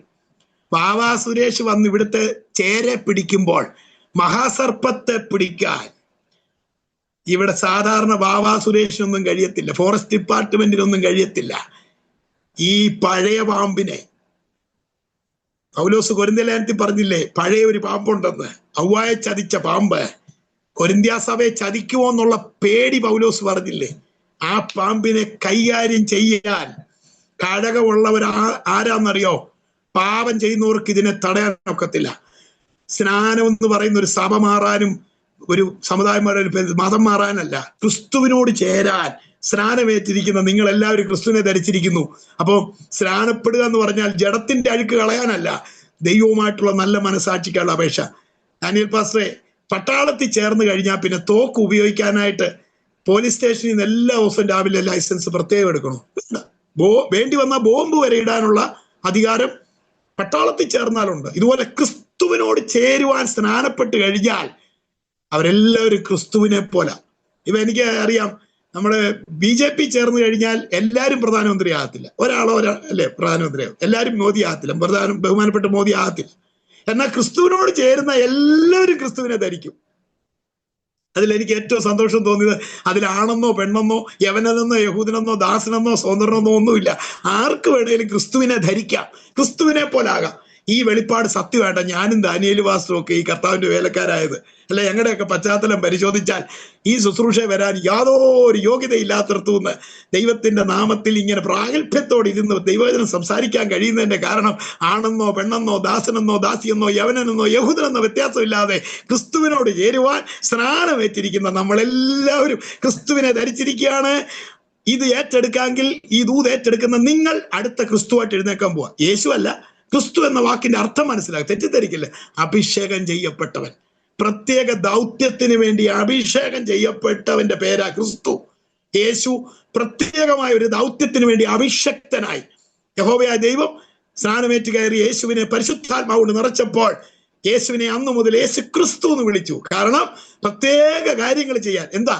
ബദ്ധന്മാരെ വിടുവിക്കാൻ, കുരുട്ടുകണങ്ങളെ തുറക്കാൻ, പീഡനം അനുഭവിക്കുന്നവരെ സ്വതന്ത്രമാക്കാൻ, സിയോനിലെ ദുഃഖിതന്മാരെ ആശ്വസിപ്പിക്കുവാൻ, സുവിശേഷം പ്രസംഗിപ്പാൻ യഹോവ എന്നെ അഭിഷേകം ചെയ്തിരിക്കയാൽ അവന്റെ ആത്മാവ് എന്റെ മേലിരിക്കുന്നു. എന്നെ കേൾക്കുന്ന വാത്സല്യ പ്രിയപ്പെട്ടവരെ, ഈ ദൂത് ഏറ്റെടുത്ത് നിങ്ങൾ അവസാനമായി ഞങ്ങൾ പറഞ്ഞു തരുന്ന പോലെ പ്രാർത്ഥിക്കാക്കി, ഞാനൊക്കെ ചെയ്ത പോലെ പ്രാർത്ഥിക്കാന്നുണ്ടെങ്കിൽ ഈ അത്യന്ത ശക്തി ആരുടെ സ്വന്തമല്ല. നിങ്ങൾ സ്നാനപ്പെട്ട വ്യക്തിയാണെങ്കിൽ ദൈവവചനം പറയുന്നു, മാനസാന്തരപ്പെട്ട് സ്നാനപ്പെടുക, പാപങ്ങളുടെ മോചനത്തിന് വേണ്ടി ഓരോരുത്തരായി സ്നാനപ്പെടുക, എന്നാൽ പരിശുദ്ധാത്മാവെന്ന ദാനം ലഭിക്കും. പരിശുദ്ധാത്മാവ് നിങ്ങളുടെ മേ വന്നാൽ കളി മാറും. കാരണം നമ്മുടെ കൂടെ ഒരു ആത്മാവൂടെ അങ്ങ് കൂടുക. യേശു പറയാം, ഞാൻ നിങ്ങളെ അനാഥനായിട്ട് വിടത്തില്ല, ഞാൻ പോവാ, നിങ്ങൾക്ക് സ്ഥലം ഒരുക്കാൻ വേണ്ടി പോവാ, പക്ഷെ പോകുന്ന സമയത്ത് ഞാൻ നിങ്ങളെ അനാഥരായിട്ട് വിടത്തില്ല. ഞാൻ പിതാവിനോട് ചോദിച്ചിട്ട് വേറൊരു കാര്യസ്ഥനെ നിങ്ങളുടെ കൂടെ ഞാൻ ആക്കും. പക്ഷെ ലോകം അവനെ കാണുവോ അറിയുവോ ഒന്നും ചെയ്യത്തില്ല. ലോകം അറിയുന്നില്ലെങ്കിലും ദൈവദാസന്മാരുടെ സ്നാനപ്പെട്ട് ദൈവകൃപയെ നിൽക്കുന്ന ഓരോ ദൈവവൈതലിന്റെ കൂടെയും ഒരു ആത്മാവുണ്ട്. ആ ആത്മാവ് ലോകത്തിലുള്ളവനേക്കാൾ വലിയവനാ. ഒരു ഉദാഹരണം ഞാൻ പറയാം. ഏലീശായുടെ കൂടെ ഒരു സൈന്യം ഉണ്ടെന്ന് കൂടെ നിന്ന ബാല്യക്കാരന് അറിയത്തില്ല. അയാൾ കിടന്ന് നിലവിളിച്ചു. ഇരുമ്പ് രഥവുമായിട്ട് കുതിരകളുമായി ഏലീശായെ പിടിക്കാൻ വരുന്ന ആരാം സൈന്യത്തെ കണ്ട് കൂടെ നിന്നവൻ പേടിച്ചു പറഞ്ഞു, ഓടിക്കോ ദൈവദാസനെ, ഓടിക്കോ, ഒരു സൈന്യം വരുന്നു. അയാൾ പറയാ, പേടിപ്പിക്കാതൊടു. തലേ കൈവച്ച് പ്രാർത്ഥിച്ച് ദൈവത്തോട് പറഞ്ഞു, ദൈവമേ ഇവന്റെ കണ്ണൊന്ന് തുറന്നുകൂടെ, കാണണ്ട പോലെ ഇവരൊന്ന് കാണട്ടെ. അവന്റെ കണ്ണ് ദൈവം തുറന്നു. ആത്മീക കണ്ണ്, ആന്തരിക കണ്ണ് തുറന്നപ്പോൾ അവൻ സാക്ഷ്യപ്പെടുത്തി, അയ്യോ അവരുടെ ഇരുമ്പ് രഥമാണെങ്കിൽ നമ്മുടെ കൂടെ ഉള്ളത് അഗ്നിരഥമാണ്, അഗ്നി അശ്വങ്ങളാണ്. അവരോട് കൂടെ ഉള്ളതിനേക്കാളും വലിയൊരു സൈന്യം നമ്മുടെ കൂടെ ഉണ്ട്. ഞാൻ ഇന്ന് രാവിലെ ഈ സമയത്ത് ഒരു കാര്യം പറയട്ടെ, നമ്മളിലുള്ളവൻ ലോകത്തിലുള്ളവനേക്കാൾ വലിയവനാ. നമ്മൾ അനാഥരല്ല.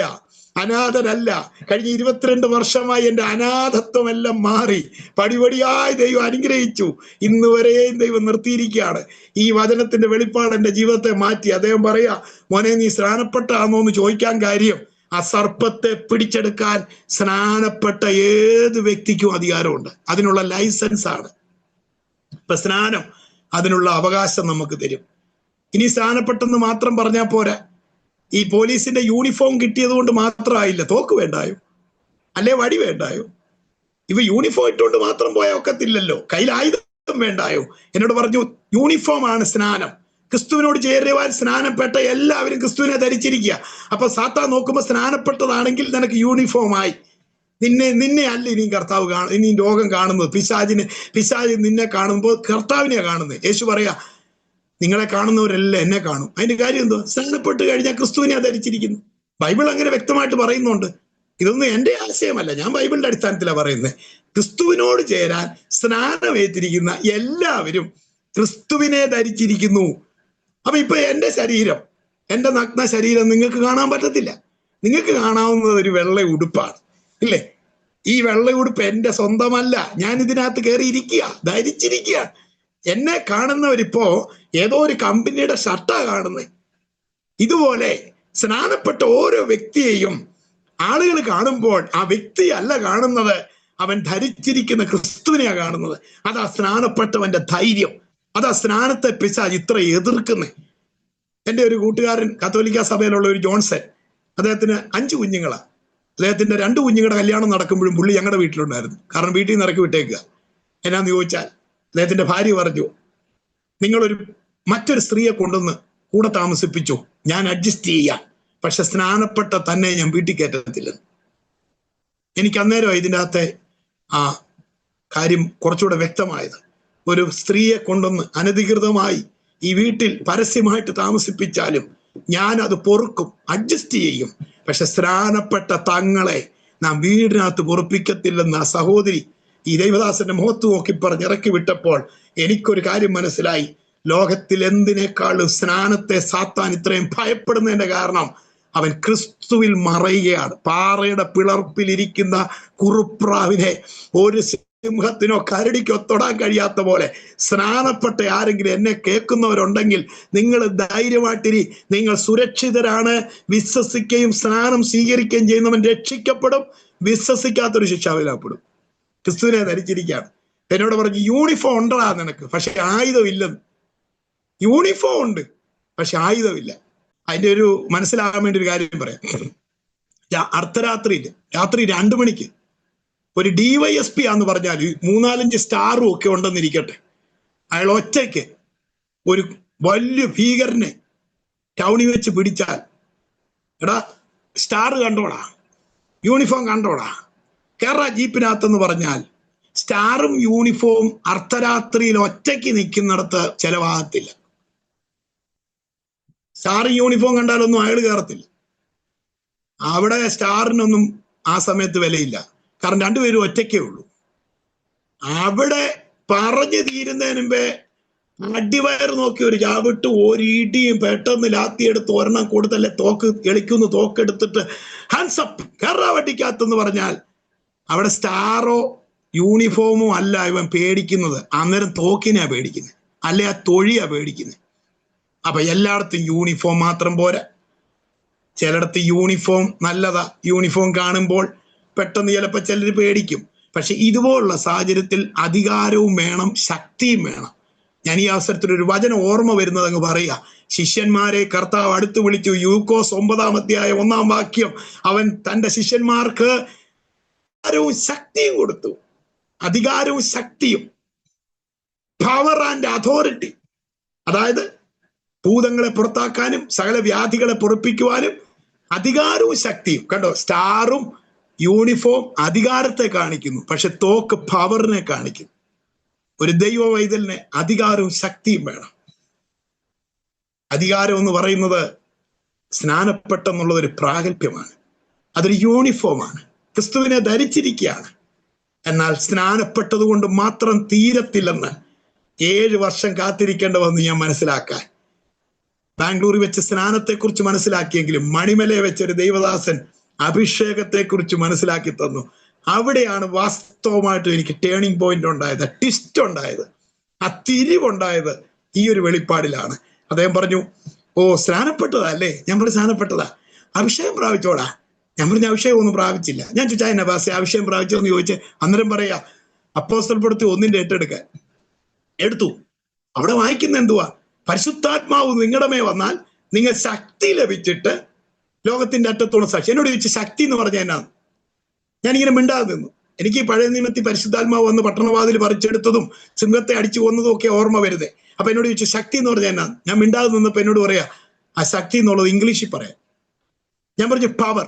അപ്പൊ എന്നോട് ചോദിച്ചു പവർ എന്ന് പറഞ്ഞാൽ എന്നാന്ന് അറിയാവൂ? ഞാൻ മിണ്ടാതെ നിന്നപ്പോ അദ്ദേഹം പറയാ, മോനെ പ്രധാനമന്ത്രിയുടെ പവർ എന്ന് പറഞ്ഞാൽ എന്നാന്ന് അറിയാവൂ? എന്നിട്ട് പറഞ്ഞു, ഒരാനയും ജില്ലാ കളക്ടറും കൂടെ ഇപ്പൊ ഈ ഹോളിന്റെ വെളിയിൽ വന്നാൽ 2 കൂട്ടർക്കും ഈ ഹോള് പൊളിക്കാൻ പറ്റും. ആനയ്ക്കും പൊളിക്കാം, കളക്ടർക്കും പൊളിക്കാം. ജില്ലാ കളക്ടർക്കും ആനയ്ക്കും ഒരുപോലെ ഈ ഹോള് പൊളിക്കാമെന്ന് പറഞ്ഞു. എന്നിട്ട് പറഞ്ഞു, മോനെ രണ്ടും 2 രീതിയിലാണ് പൊളിക്കുന്നത്. അതായത് ആനയാണെങ്കിൽ കുത്തിപ്പൊളിക്കും, ഫിസിക്കലായിട്ട് ഇടിച്ചു പൊളിക്കും, തൊഴിച്ചു പൊളിക്കും, തുമ്പിക്കൈയോട് ചുറ്റിപ്പിടിച്ച് തൂണെല്ലാം പറിച്ചെടുക്കും. പക്ഷെ കളക്ടർ എങ്ങനെയാ പൊളിക്കുന്നതെന്ന് എന്നോട് ചോദിച്ചു. എന്നിട്ട് പറഞ്ഞു, അങ്ങോട്ട് ചരിഞ്ഞ് നിന്നിട്ട് പറയും പൊളിച്ചു മാറ്റുക. അദ്ദേഹം ഫിസിക്കലായിട്ട് ഒന്നും ചെയ്യത്തില്ല, അദ്ദേഹത്തിന്റെ അധികാരവും ശക്തിയും ഉപയോഗിച്ച് പറയും പൊളിച്ചു മാറ്റുക. അടുത്ത ദിവസം ഈ സമയമാകുമ്പോൾ അത് പൊളിച്ചിരിക്കണം. എന്നോട് പറഞ്ഞു, കാറ്റെ അടങ്ങെന്ന് പറയാനല്ലാതെ അന്ത്രയോസിന്റെ ഒറ്റമുണ്ട് വലിച്ചു പിടിക്കാൻ ഒക്കത്തില്ല. ഞങ്ങളുടെ പടകിനകത്ത് കാറ്റ് കയറുന്നെന്ന് പറയാ, വലിച്ചു പിടിരാ, 4 സൈഡിലോട്ട് വലിച്ചു പിടിരാ, അടാ കാറ്റ് കയറുന്നടാ, അല്ല പിടിക്കടാ എന്ന് പറയാൻ പറ്റുമോ? കാറ്റ് വലിച്ചു പിടിച്ചാൽ അങ്ങാണ്ട് കാറ്റടയൂ? കാറ്റടങ്ങും ഇല്ല. അവിടെ എന്നൊക്കെ മറ പിടിച്ചാലും കാറ്റ് കയറും. തിരമാലയെ നമുക്ക് തടയാനൊക്കത്തില്ല, തിരമാല ഇടിച്ചു കയറി വരിക. അവിടെ കമാൻഡാണ് വേണ്ടതെന്ന് ഈ ദേവാസം പറയാം, കമാൻഡ് ചെയ്യണമെന്ന്. അതായത് കൽപ്പിക്കണം, കാറ്റെ അടങ്ങ്, കടലെ ശാന്തമാകെ. എനിക്കിതൊരു പുതിയ വെളിപ്പാടായിട്ട് അന്നേരം തോന്നി. ഞാനിത് ഒത്തിരി കേട്ടിട്ടുണ്ടെങ്കിലും ശ്രദ്ധിച്ചിട്ടില്ല. എന്റെ കൂടപ്പറപ്പുകളെ, ഈ ശ്രദ്ധിക്കുന്നത് മുട്ടാടുകളുടെ മേജസിനേക്കാളും അനുസരിക്കുന്നത് യാഗത്തെക്കാളും ഒക്കെ ശ്രേഷ്ഠമാണെന്ന് പറയാൻ കാര്യം, നമ്മളിങ്ങനെ ഇതൊക്കെ കേൾക്കുമ്പോൾ ആട് തലയാട്ടുന്ന പോലെ തലയാട്ടാതെ ഇന്ന് ഈ മാധ്യമത്തിലൂടെ കേൾക്കുമ്പോഴും ഞാൻ പറയട്ടെ, ഇതിനകത്തൂടെ കേൾക്കുന്ന പ്രിയപ്പെട്ടവർ, എനിക്കറിയാം ദാനിയേൽ പാസ്റ്റർ നിങ്ങളുടെ നമ്പർ മേടിച്ച് എന്നെ ആൾക്കാർ വിളിക്കും. പക്ഷെ വിളിക്കുന്നവരോട് മുൻകൂർ ജാമ്യം എടുത്ത് പറയട്ടെ, ഞാനല്ല, ഇനി ഏതെല്ലാം ദൈവദാസന്മാര് പ്രാർത്ഥിച്ചാലും പ്രാർത്ഥിക്കാം. നിങ്ങൾ വിളിച്ചാൽ ഞാൻ പ്രാർത്ഥിക്കും, തീർച്ചയായിട്ടും ഞങ്ങൾ അതിനുവേണ്ടിയാണല്ലോ ഇരിക്കുന്നത്. പക്ഷെ ഒരു കാര്യം ഞാൻ അഡ്വാൻസ് ആയിട്ട് പറയാം, ഞാൻ ഇതിനകത്ത് എന്ത് ചെയ്തെന്നുള്ളതുകൂടെ നിങ്ങൾ ശ്രദ്ധിച്ചോണേ. ഇത് വിളിക്കുന്നവർ പ്രത്യേകിച്ച് പറയാൻ ഒത്തില്ലെങ്കിലും ഇതിനകത്തോടെ തന്നെ നിങ്ങളത് മനസ്സിലാക്കണം. ഞാൻ എന്തുവാ ചെയ്തെന്നുള്ളത് ഞാൻ അവസാനം പറഞ്ഞ് ഞാൻ നിർത്തും, പെട്ടെന്ന് നിർത്തും. പക്ഷെ എന്താ സംഭവിച്ചെന്നറിയാമോ? അദ്ദേഹം പറയാ, മോനെ പരിശുദ്ധാത്മാവ് ഒരുത്തന്റെ മേ വന്നു കഴിഞ്ഞാൽ, ഒരു ഉദാഹരണം പറയട്ടെ, ആഹാബിന് കൊട്ടാരമുണ്ട്, രഥമുണ്ട്, കുതിരവണ്ടിയുണ്ട്, എല്ലാം ഉണ്ട്. പക്ഷെ ഇതൊന്നുമില്ലാത്ത തോട്ടിലിരുന്ന് പ്രാർത്ഥിക്കുന്ന ഒരു പ്രത്യേക ടൈപ്പ് വസ്ത്രമൊക്കെ ധരിച്ച് ഒരു പാവപ്പെട്ട മനുഷ്യനുണ്ട്, ഏലിയാവ്. അയാള് കൊട്ടാരത്തിൽ കയറിയിട്ട് പറയാ, ഡോ, ഞാൻ പറയാതെ ഈ രാജ്യത്ത് മഴ പെയ്യത്തില്ല. ഇസ്രായേൽ രാജാവിനെ വരുത്തിയിട്ട് ഇങ്ങോട്ട് ഇറങ്ങി വരുമ്പോൾ നമുക്കറിയാം, ഇന്നത്തെ കാലഘട്ടത്തിൽ നമുക്കറിയാം, ഇസ്രായേൽ രാജാവിനോട് അല്ല ഇസ്രായേൽ പ്രധാനമന്ത്രിയോടും അമേരിക്കൻ പ്രസിഡന്റ് വല്ലതും പറഞ്ഞാലേ കേൾക്കത്തുള്ളൂ. ഇപ്പൊ അമേരിക്കൻ പ്രസിഡന്റ് പറഞ്ഞാൽ പോലും ഒരു കേൾക്കത്തില്ല. നിങ്ങളൊന്ന് ഓർത്ത് നോക്കി, ഇസ്രായേലിന്റെ രാജാവിനോട് ഇങ്ങനെ പറഞ്ഞേച്ച് ഏലിയാവ് ഇറങ്ങി വരുമ്പോ നമുക്ക് ഏലിയാവിനോട് ഒരു ചോദ്യം ചോദിക്കാം, ഏലിയാവേ, ഇസ്രായേലിന്റെ രാജാവിനോടൊക്കെ ഇങ്ങനെ കയറി പറയാൻ താങ്കൾ ആരാ? അന്നേരം അയാൾ പറയും, ഞാൻ ആരുമല്ല. പിന്നെന്താ ഇത്ര അധികാരം? അയാൾ പറയും, യഹോവയുടെ ആത്മാവ് എൻ്റെ മേൽ ഇരിക്കുന്നു. യഹോവയുടെ ആത്മാവ് ഒരു വ്യക്തിയുടെ മേലുണ്ടെങ്കിൽ അവന്റെ വാക്കിന് വലിയൊരു പവറുണ്ട്. അവന് വാക്കിനൊരു പവറുണ്ട്. കണ്ടോ, യഹോവയുടെ ആത്മാവുള്ള യോശുവ സൂര്യനോട് കൽപ്പിച്ചപ്പോൾ സൂര്യൻ നിന്നു, ചന്ദ്രൻ നിശ്ചലമായി പോയി. അല്ല തോട്ടിയിട്ട് പിടിക്കല്ല, മാങ്ങാ പറിക്കുന്ന പോലെ 4 സൈഡിൽ നിന്ന് കമ്പ് കുത്തി നാട്ടി സൂര്യനും ചന്ദ്രനും അങ്ങോട്ടും ഇങ്ങോട്ടും പോകാതെ അടവെച്ചെന്നല്ല. താഴെ നിന്നൊരു മനുഷ്യൻ വിളിച്ചു പറഞ്ഞപ്പോൾ, ഒരു മനുഷ്യന്റെ വാക്ക് കേട്ട് സൂര്യൻ നിശ്ചലമായെങ്കിൽ അതിന്റെ പേരാണ് അതോറിറ്റി, അധികാരം. ഈ അധികാരം നമുക്ക് തരാനായി യേശുക്രിസ്തു വന്നേ. എന്റെ കണ്ണ് തുറക്കുമായിരുന്നു. ഈ പ്രത്യേക സാഹചര്യത്തിൽ കൂടെ വിട്ട് പിന്നെ ഞാനിത് പഠിച്ചത്. എനിക്ക് തോന്നുന്നു അങ്ങനെയൊക്കെ പോയില്ലായിരുന്നു, ഞാൻ ശ്രദ്ധിക്കത്തില്ലായിരുന്നു. അതുകൊണ്ട് ഈ ദൈവദാസൻ പറഞ്ഞു, മോനെ, ഏലിയാവിന്റെ മേൽ ആ ദൈവത്തിന്റെ ആത്മാവ് വന്നപ്പോൾ അവന് രാജാവിനോട് കൽപ്പിക്കാനുള്ള അധികാരം ഉണ്ടെങ്കിൽ യേശു ക്രിസ്തു ഇത് തന്നെയാ പറഞ്ഞത്, യഹോവയുടെ ആത്മാവ് എൻ്റെ മേൽ ഇരിക്കുന്നു, ബദ്ധന്മാർക്ക് ഇനിയും വിടുതലുണ്ട്, കുരുട്ട് കണ്ണുകളെ തുറക്കും. എന്നോട് പറഞ്ഞു, മോനെ, നീ സ്നാനപ്പെട്ടതാണെങ്കിൽ പഴയ തുരുത്തിയിലെങ്ങും പുതുവീഞ്ഞ് പകരത്തില്ല. നീ പോയി നിന്റെ തെറ്റുകളെല്ലാം ഏറ്റു പറഞ്ഞ് പ്രാർത്ഥിച്ചാൽ മതി, നിന്നെ ദൈവം അഭിഷേകം ചെയ്യാൻ പോകും. എന്നിട്ട് ഞാൻ നിർബന്ധിച്ചു, ഭാഷ ഒന്ന് പ്രാർത്ഥിച്ചു ഭാഷ, എനിക്കിതൊന്നും മനസ്സിലാകുന്നുണ്ടെങ്കിലും. അപ്പൊ അദ്ദേഹം എൻ്റെ ദേഹത്തോട്ട് കൈവച്ചിട്ട് അഴിയട്ടെ പൊട്ടട്ടെ എന്നൊന്നും പറഞ്ഞില്ല.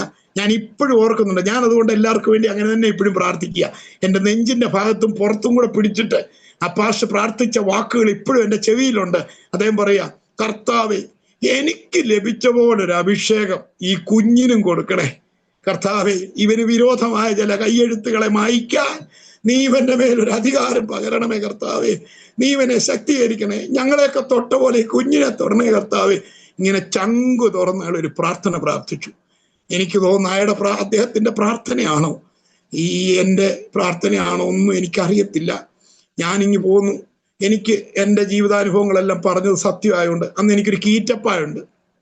ആ കീറ്റപ്പായ കിഴിഞ്ഞൊരു പായല് ഞാൻ വന്നിരുന്ന യേശപ്പച്ചനോട്, ഞപ്പച്ച, ഇത്രേ സ്ഥലങ്ങൾ അനുഭവിക്കാനുണ്ടായിരുന്നു, എല്ലാം നഷ്ടപ്പെട്ടു, വിദ്യാഭ്യാസവും പോയി, കർത്താവ് ബാംഗ്ലൂരിൽ പോയി ശരിയായില്ല, ഇവിടെ വന്ന് ബിസിനസ് ചെയ്തു, അതും പൊട്ടി, അവസാനം തലയും വലിച്ചുകൊണ്ട് ബാംഗ്ലൂരിലെങ്ങാനും തിരിച്ചു പോയല്ലോ ഓട്ടോറിക്ഷ ഓടിക്കാമെന്ന് വെച്ചപ്പോ അങ്ങയുടെ ദാസൻ പറയുക, നീ പോകണ്ട, പിശാച് നിന്നെ കെട്ടിയിരിക്കുക, ദൈവാത്മാവ് കെട്ടഴിക്കുമെന്ന്. കർത്താവെ, സാത്താനാണ് ഇതൊക്കെ ചെയ്തതെങ്കിൽ എനിക്ക് ഈ സാത്താനെ എതിർത്ത് തോൽപ്പിക്കാനുള്ള കഴിവില്ല.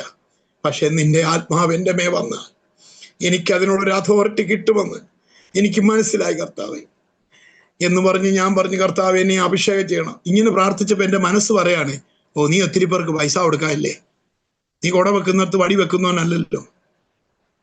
പൈസ കൊടുക്കാനുള്ളവർ വിളിക്കുമ്പോൾ ഞാൻ കള്ളത്തരാ പറഞ്ഞത്, വീട്ടിലുണ്ട് ഞാൻ, പക്ഷെ ഞാൻ പറഞ്ഞു ഞാൻ സ്ഥലത്തില്ല. എൻ്റെ മനസാക്ഷി പറഞ്ഞു, നിനക്ക് കിട്ടുകയല്ല, നീ കള്ളനാണ്. പക്ഷെ എൻ്റെ ഹൃദയത്തിന്റെ ഒരു കോണിൽ ഒരു ശബ്ദമായിട്ടൊന്നുമല്ല, ഒരു തോന്നല്, നിന്റെ പാപങ്ങൾ എത്ര കടിചുമപ്പായിരുന്നാലും രക്താംബരം പോലെ ചുമന്നിരുന്നാലും പഞ്ഞി പോലെ ആക്കാൻ യേശുവിന്റെ രക്തത്തിന് കഴിയുമെന്ന് ഞാൻ പറഞ്ഞു. യേശുപ്പച്ച, ഞങ്ങളെപ്പോലുള്ള പാപികൾക്ക് വേണ്ടിയല്ലേ അങ്ങ് ക്രൂശിൽ മരിച്ചത്. അങ്ങയുടെ ചങ്കിൽ നൊഴിയ ചോരോടെ എന്നെ ഒന്ന് കഴുകി അങ്ങയുടെ ആത്മാവിനാൽ എന്നെ ഒന്ന് നിറച്ച് ഈ സാത്താന്യ ശക്തികളെല്ലാം പുറത്താക്കിയിട്ട് ഇവിടെ സമാധാനമായിട്ട് ജീവിക്കാൻ എനിക്കൊരവസരം തരുവാണെങ്കിൽ ഇനി റാന്നിന്ന് സുവിശേഷം പറയാൻ ആരെയും നോക്കണ്ട, മരണം വരെ ഞാൻ അത് ഏറ്റെടുത്തിരിക്കും. ഇനി റാന്നിന്ന് സുവിശേഷം പറയാനായിട്ട് വേറെ ആരെയും നോക്കണ്ട. ഒത്തിരി ദേവസന്മാരുണ്ട്, എന്നാ ഞാൻ പറഞ്ഞു ഞാൻ ഏറ്റെടുത്തിരിക്കും. പക്ഷെ എനിക്കൊരു അനുഭവം തരണം, കൃപയാൽ ദൈവാസനെ കൃപയാൽ ദൈവനാമത്തിന് വേണ്ടി പറയട്ടെ. 4 ദിവസം ഞാൻ ഇരുന്ന് പ്രാർത്ഥിച്ചു. 4ാമത്തെ ദിവസമായപ്പോൾ ഞാൻ പറഞ്ഞു, കർത്താവേ, എനിക്കൊരു അനുഭവം ഇല്ലല്ലോ എന്ന് പറഞ്ഞ് എൻ്റെ കുറവുകളേറ്റ് പറഞ്ഞ് പ്രാർത്ഥിച്ചുകൊണ്ടിരിക്കുമ്പോൾ ആരും തലേ കൈവെക്കാതെ ആത്മാവ് ശക്തമായിട്ട് എൻ്റെ മേൽ, ഞാൻ അന്യഭാഷ, എൻ്റെ നാവിൽ പുതിയ ഭാഷകൾ കടന്നു വന്നു. ദൈവാസനെ ഞാൻ വെളിപ്പാട് കണ്ടു. അന്നേരം വചനം സത്യമാണ്. കാരണം ബൈബിൾ പറയുന്നു, ദൈവത്തിന്റെ ആത്മാവ് വരുമ്പോൾ ദർശനങ്ങളെ കാണും, പ്രവചിക്കും. ഇത് സത്യമാണ്. അപ്പോസ്തലപ്രവൃത്തി 2:17 സത്യമാ. ദർശനങ്ങളെ കാണും, പ്രവചിക്കും. പാസേ ഞാനങ്ങ് ഇമോഷണലായിപ്പോ. ഞാൻ കാണുന്നത് എന്നാണെന്നറിയോ? എന്റെ വീടിന്റെ ഈ ഭാഗത്ത് വലിയ ഹോള് പണിതിരിക്കുന്നു, എനിക്ക് മനോഹരമായ വാഹനങ്ങൾ ലഭിച്ചിരിക്കുന്നു, ഞാൻ ട്രെയിനുകളിൽ യാത്ര ചെയ്യുന്നു, പ്ലെയിനുകളിൽ യാത്ര ചെയ്യുന്നു, TV പ്രസംഗിക്കുന്നു.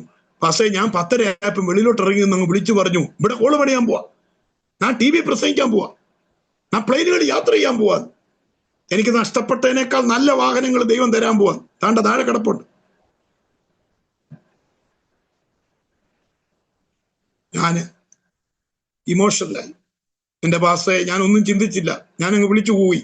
പക്ഷെ ഞങ്ങളുടെ നാട്ടിലുള്ള 15ഓളം ആളുകൾ രാത്രി ഓടിക്കൂടി. അതിലൊരു പാസ്റ്റർ ഉണ്ട്, കിച്ചൻ ജോണി എന്ന് പറയുന്നത്, നിത്യതയെ വിശ്രമിക്കുന്ന ന്യൂണ്ടിയല്ല പാസ്റ്റർ. അതിനകത്ത് ഹിന്ദു സഹോദരന്മാരുണ്ട്, കനാനെ പള്ളി പോകുന്നവരുണ്ട്, ബന്ധുക്കോസുകാരുണ്ട്, എല്ലാവരും കൂടെ ഓടിക്കൂടി. ഞാൻ വന്നവരോട് പറഞ്ഞു, ഞാൻ TV പ്രസംഗിക്കും, ഞാൻ പ്ലെയിനെ പ്രസംഗിക്കും, ഞാൻ ഇവിടെ ഹോള് പണിയാൻ പോവാ, എന്നെ കാണാൻ ആയിരക്കണക്കിന് ആളുകൾ വരാൻ പോവാ. എന്റെ ജ്യേഷ്ഠനെ അവർ വിളിച്ചിട്ട് പറഞ്ഞു, ഇപ്പൊ ആശുപത്രി കൊണ്ടുവാങ്ങി നമുക്ക് രക്ഷപ്പെടുത്താം, തുടക്കം ഇങ്ങനാന്ന് പറഞ്ഞു. എന്റെ ചേട്ടൻ പറഞ്ഞു, കൂടുമ്പം നിന്നെ വിളിക്കാമെന്ന് പറഞ്ഞു. അപ്പൊ ഈ ന്യൂന്ത്യയിലെ പാസ്റ്റർ പറഞ്ഞു, ദൈവദോഷം പറയല്ലേ, അവൻ പ്രവചിക്കുക, അവൻ പറയുന്നൊക്കെ നടക്കുവാണെന്നുണ്ടെങ്കിൽ നിങ്ങൾ മാറ്റി പറയേണ്ടി വരുമെന്ന് പോയി. കല്യാണം പോലും കഴിക്കാത്ത അവനെ നിങ്ങൾ വട്ടാന്നും ഭ്രാന്താന്നും പറയല്ല, അവന് ഭാവിയുള്ളതാണ്. ഈ ദേവാസൻ എന്നെ കൈവച്ച് പ്രാർത്ഥിച്ചു. അപ്പൊ എന്റെ അമ്മ എന്റെ അടുത്ത് വന്നിട്ട് ചോദിച്ചു, മോനെ ശരിക്കും നിനക്ക് എന്നാടാ? എന്നോട് ചോദിക്കും, നിനക്ക് എന്നാടാ മോനെ, എന്നോട് പറ, നിനക്ക് എന്നാ? അമ്മയോട് പറഞ്ഞു, അമ്മേ എനിക്കൊന്നുമില്ല, അമ്മയെ ഞാൻ അഭിഷേകം പ്രാപിച്ചമ്മേ എന്ന് പറയുകയും. ദൈവാസനെ ഞാൻ ആദ്യമായിട്ട് ശുശ്രൂഷ ചെയ്തെങ്ങനെ അറിയോ? യഹസ്കേലിനോട് ദൈവം പറഞ്ഞില്ല, നീ കാറ്റിനോട് പ്രവചിക്കാൻ. ആ ദൈവം എന്നോട് പറയുക, അമ്മയുടെ ദേഹത്ത് കൈ വെച്ചിട്ട് പറ, അമ്മയിട്ട് കഷ്ടപ്പെടുത്തിയത് മതി, അമ്മയെ വിട്ട് പോ സാത്താനെ എന്ന് പറയാനെന്ന്. നിങ്ങൾ മലകളെ നോക്കി സംശയിക്കാതെ പറഞ്ഞാൽ മലകൾ നിങ്ങളെ വിട്ടു മാറുമെന്നും കാട്ടത്തികൾ വേരോടെ പിഴുതു പോകുമെന്ന് പറയുന്ന സത്യമാ. മലയുടെയും കാട്ടത്തിയുടെയും കാര്യം അല്ല, ഒരിക്കലും വിട്ടുപോകത്തില്ലെന്ന് പറഞ്ഞ ഓപ്പറേഷൻ ചെയ്യണമെന്ന് പറഞ്ഞ ഡോക്ടർ അല്ലെ മരിച്ചു പോകുന്ന പറഞ്ഞ അമ്മയെ നോക്കി ഇങ്ങനെ പറയും. അമ്മ ഇങ്ങനെ ഒന്ന് ഞെട്ടിയിട്ട് പറഞ്ഞു, നീ അങ്ങനെ പറയുക, എന്റെ ദേഹത്തുനിന്ന് ഏതാണ്ട് പോയടാന്ന് പറഞ്ഞു. ആ നിമിഷം അമ്മയുടെ ശ്വാസം മുട്ടൽ മാറി, അമ്മയുടെ ശ്വാസം മുട്ടൽ മാറി. അമ്മ ഒരാ എന്റെ ദേഹത്തുനിന്നായിട്ട് പോയത്. അമ്മ ഇത് സാക്ഷ്യപ്പെടുത്തിയപ്പോ കൂടെ നിന്നവർ പറഞ്ഞു, എടാ ഇതിനകത്ത് എന്തോ കാര്യമുണ്ട്. അടുത്ത ദിവസം മുതൽ എൻ്റെ വീട്ടിൽ ഞങ്ങളുടെ അയലോക്കത്തു നിന്ന് ആൾക്കാർ വന്നിട്ട് പറഞ്ഞു, എടാ എൻ്റെ അമ്മയ്ക്ക് വേണ്ടി പ്രാർത്ഥിച്ചപ്പോൾ അമ്മയ്ക്ക് സൗഖ്യം കിട്ടിയ പോലെ എടാ ഞങ്ങൾക്ക് വേണ്ടി കൂടെ ഒന്ന് പ്രാർത്ഥിക്കടാ. അങ്ങനെ നാട്ടുകാരെ ആവശ്യപ്പെട്ട് ഞാനും അമ്മയും കൂടെ വീടിനകത്തൊരു പായിട്ടു. അപ്പൊ ഞാൻ മേശയും കസേരയും ഡെസ്കും എല്ലാം എടുത്ത് വെളിയിലിട്ടു. ആ ആഴ്ച അമ്മയൊന്നും പറഞ്ഞില്ല. ബുധനാഴ്ച ഞങ്ങൾ പ്രാർത്ഥന തുടങ്ങി. അടുത്ത ബുധനാഴ്ച ഞാൻ മേശയും കസേരയും കട്ടിലും ഒക്കെ എടുത്ത് വെളിയിലിട്ടപ്പോൾ അമ്മ പറഞ്ഞടാ നമുക്ക് രണ്ടുപേർക്കും കൂടി ഇരിക്കാൻ എന്തിനാടാ ഇതൊക്കെ വെളിയിൽ ഇറക്കുന്നത്. ഞാൻ പറഞ്ഞു, അമ്മേ വിശ്വാസത്താൽ ലോക പെട്ടകം പണിതപ്പോ ആൾക്കാർ വന്ന പോലെ അമ്മേ നമ്മളിപ്പോ ആരോട് പോയി പറയാനായി? ഇത് ഒരു വീട്ടിൽ ചെന്ന് പറഞ്ഞാൽ പറയും, വേടാ വല്ല പണിക്കുമ്പോ വാർക്ക പണിക്കുമ്പോ ചുമ്മാ മനുഷ്യനെ മെനക്കെടുത്തിക്കാൻ കള്ളസാക്ഷ്യവും പറഞ്ഞുകൊണ്ട് നീ മതം മാറ്റാൻ നടക്കുന്നു പറയും. 20-ആം നൂറ്റാണ്ടിൽ അമ്മ ഒരു വീട്ടിലും ചെന്നാൽ ആരോടും പറഞ്ഞ കേൾക്കത്തില്ല അമ്മേ. പക്ഷേ ലോക പണിത പെട്ടകത്തിനകത്ത് ദൈവം മൃഗങ്ങളെ കൊണ്ടുവന്നെങ്കിൽ അമ്മേ ഇത് കേട്ട് വിടുവിക്കപ്പെടാൻ ആരെങ്കിലും ഉണ്ടെങ്കിൽ ദൈവം കൊണ്ടുവരും അമ്മേ. അമ്മ ഇങ്ങോട്ട് ഇരിക്കാൻ പറഞ്ഞു. അങ്ങനെ ഞാൻ ബുധനാഴ്ച അമ്മയോട് പ്രസംഗിച്ചു. അമ്മ വെള്ളം എടുക്കാൻ പോകുമ്പോൾ ഞാൻ പറയാം, അമ്മയെ വെള്ളം എടുക്കാൻ പോലും പിന്നെ ഞാൻ അങ്ങനോട് പ്രസംഗിക്കും. എന്നാലും എൻ്റെ ഈ പരവേശം എല്ലാം കണ്ടിട്ട് അമ്മ വെള്ളം എടുക്കാൻ ഒരിക്കൽ പോയി. അമ്മ വെള്ളം എടുക്കാൻ പോയാൽ എൻ്റെ പ്രസംഗം നിൽക്കും. പിന്നെ അമ്മ വന്നിരിക്കുമ്പോൾ ഞാൻ പ്രസംഗിക്കും. അവസാനം അമ്മയോട് പ്രസംഗിച്ച് തുടങ്ങി. ഒരു 5-6 ആഴ്ച കഴിഞ്ഞപ്പോൾ എൻ്റെ വീട്ടിൽ ആളുകൾ വരാൻ തുടങ്ങി. എൻ്റെ വീട് നിറഞ്ഞു കവിഞ്ഞു. അവസാനം നാട്ടുകാരുടെ ആവശ്യപ്രകാരം വീടിന്റെ മുറ്റത്ത് എല്ലാ ദിവസവും ബുധനാഴ്ച കൺവെൻഷനായി. അവസാനം ബുധനാഴ്ച പ്രാർത്ഥന നിർത്തി തിങ്കളാഴ്ച രാത്രിയിലാക്കി. ജാതിയോ സമുദായമോ സഭയോ നോക്കാതെ ജനങ്ങൾ ഇടിച്ചു കയറാൻ തുടങ്ങി. അങ്ങനെ ഇരിക്കുമ്പോൾ ദൈവാത്മാവ് പറഞ്ഞു, ഞാൻ നിന്നെ തലസ്ഥാനത്ത് അയക്കാൻ പോവാ, തിരുവനന്തപുരത്ത്. നീ അവിടെ എൻ്റെ സാക്ഷിയാകും. അത് നിമിത്തം ഞാൻ നിന്നെ അനേക ഇടങ്ങളിൽ അറിയിക്കാൻ പോവാന്നൊക്കെ പറഞ്ഞ് ദൈവാത്മാവ് ഇടപെട്ടു. എൻ പീറ്റർ എന്ന് പറയുന്ന കളിക്കവളയിലുള്ള AG പ്രസ്ഥാനത്തിന്റെ പാസ്റ്റർ എന്നെ വിളിക്കാൻ കാരണം റാന്നിയില് അന്ന് ഫെയ്ത്ത് തിയോളജിക്കൽ സെമിനാരി ഡോക്ടർ ബാബു ജോർജിന്റെ സഭയില് ഇതറിഞ്ഞിട്ട് എന്നെ വിളിച്ച് അവിടെ ശുശ്രൂഷിക്കാനായിട്ട് പറഞ്ഞു. എനിക്ക് ശുശ്രൂഷിക്കാനൊന്നും അറിയത്തില്ല, ഞാൻ എണ്ണിച്ചു തന്നു. പക്ഷെ കഴുതയുടെ വായിൽ മനുഷ്യഭാഷ വന്ന പോലെ എൻ്റെ വായിൽ ദൈവാത്മാവ് ചില ആലോചനകളും വചനവും തന്നു. ഞാനത് വിളിച്ചു പറഞ്ഞു. രോഗികൾ സൗഖ്യമായി, മുഴകളൊക്കെ മാറി. അവസാനം അവർ എൻ പീറ്ററോട് വിളിച്ചു പറഞ്ഞു, പാസ്റ്റർ ഇങ്ങനെ ഒരാളോട്, സുനി പാസ്റ്റർ ഇവിടെ അടുത്തുള്ള ഒരു പയ്യനാ, നിങ്ങൾ വിളിക്കാൻ പറഞ്ഞു. അങ്ങനെ അവരുടെ ക്രൂസൈഡിൽ എന്നെ വിളിച്ചു. ഞാൻ ചെല്ലുമ്പോൾ സുരേഷ് ബാബുവോ ഷാജി ഓനാനോ കബഡിയാർ രാജു വലിയ വലിയ ആൾക്കാരാ. ഞാൻ തലേദിവസമേ അങ്ങ് പോയി. എന്നിട്ട് ഇവരൊക്കെ എന്തുവാ കാണിക്കുന്നു നോക്കിയിട്ട് അതുപോലെ കാണിക്കാൻ വേണ്ടി ഞാൻ ചെന്ന് നിന്നു. പക്ഷേ ഒരു വാക്യം മാത്രം വായിച്ചു.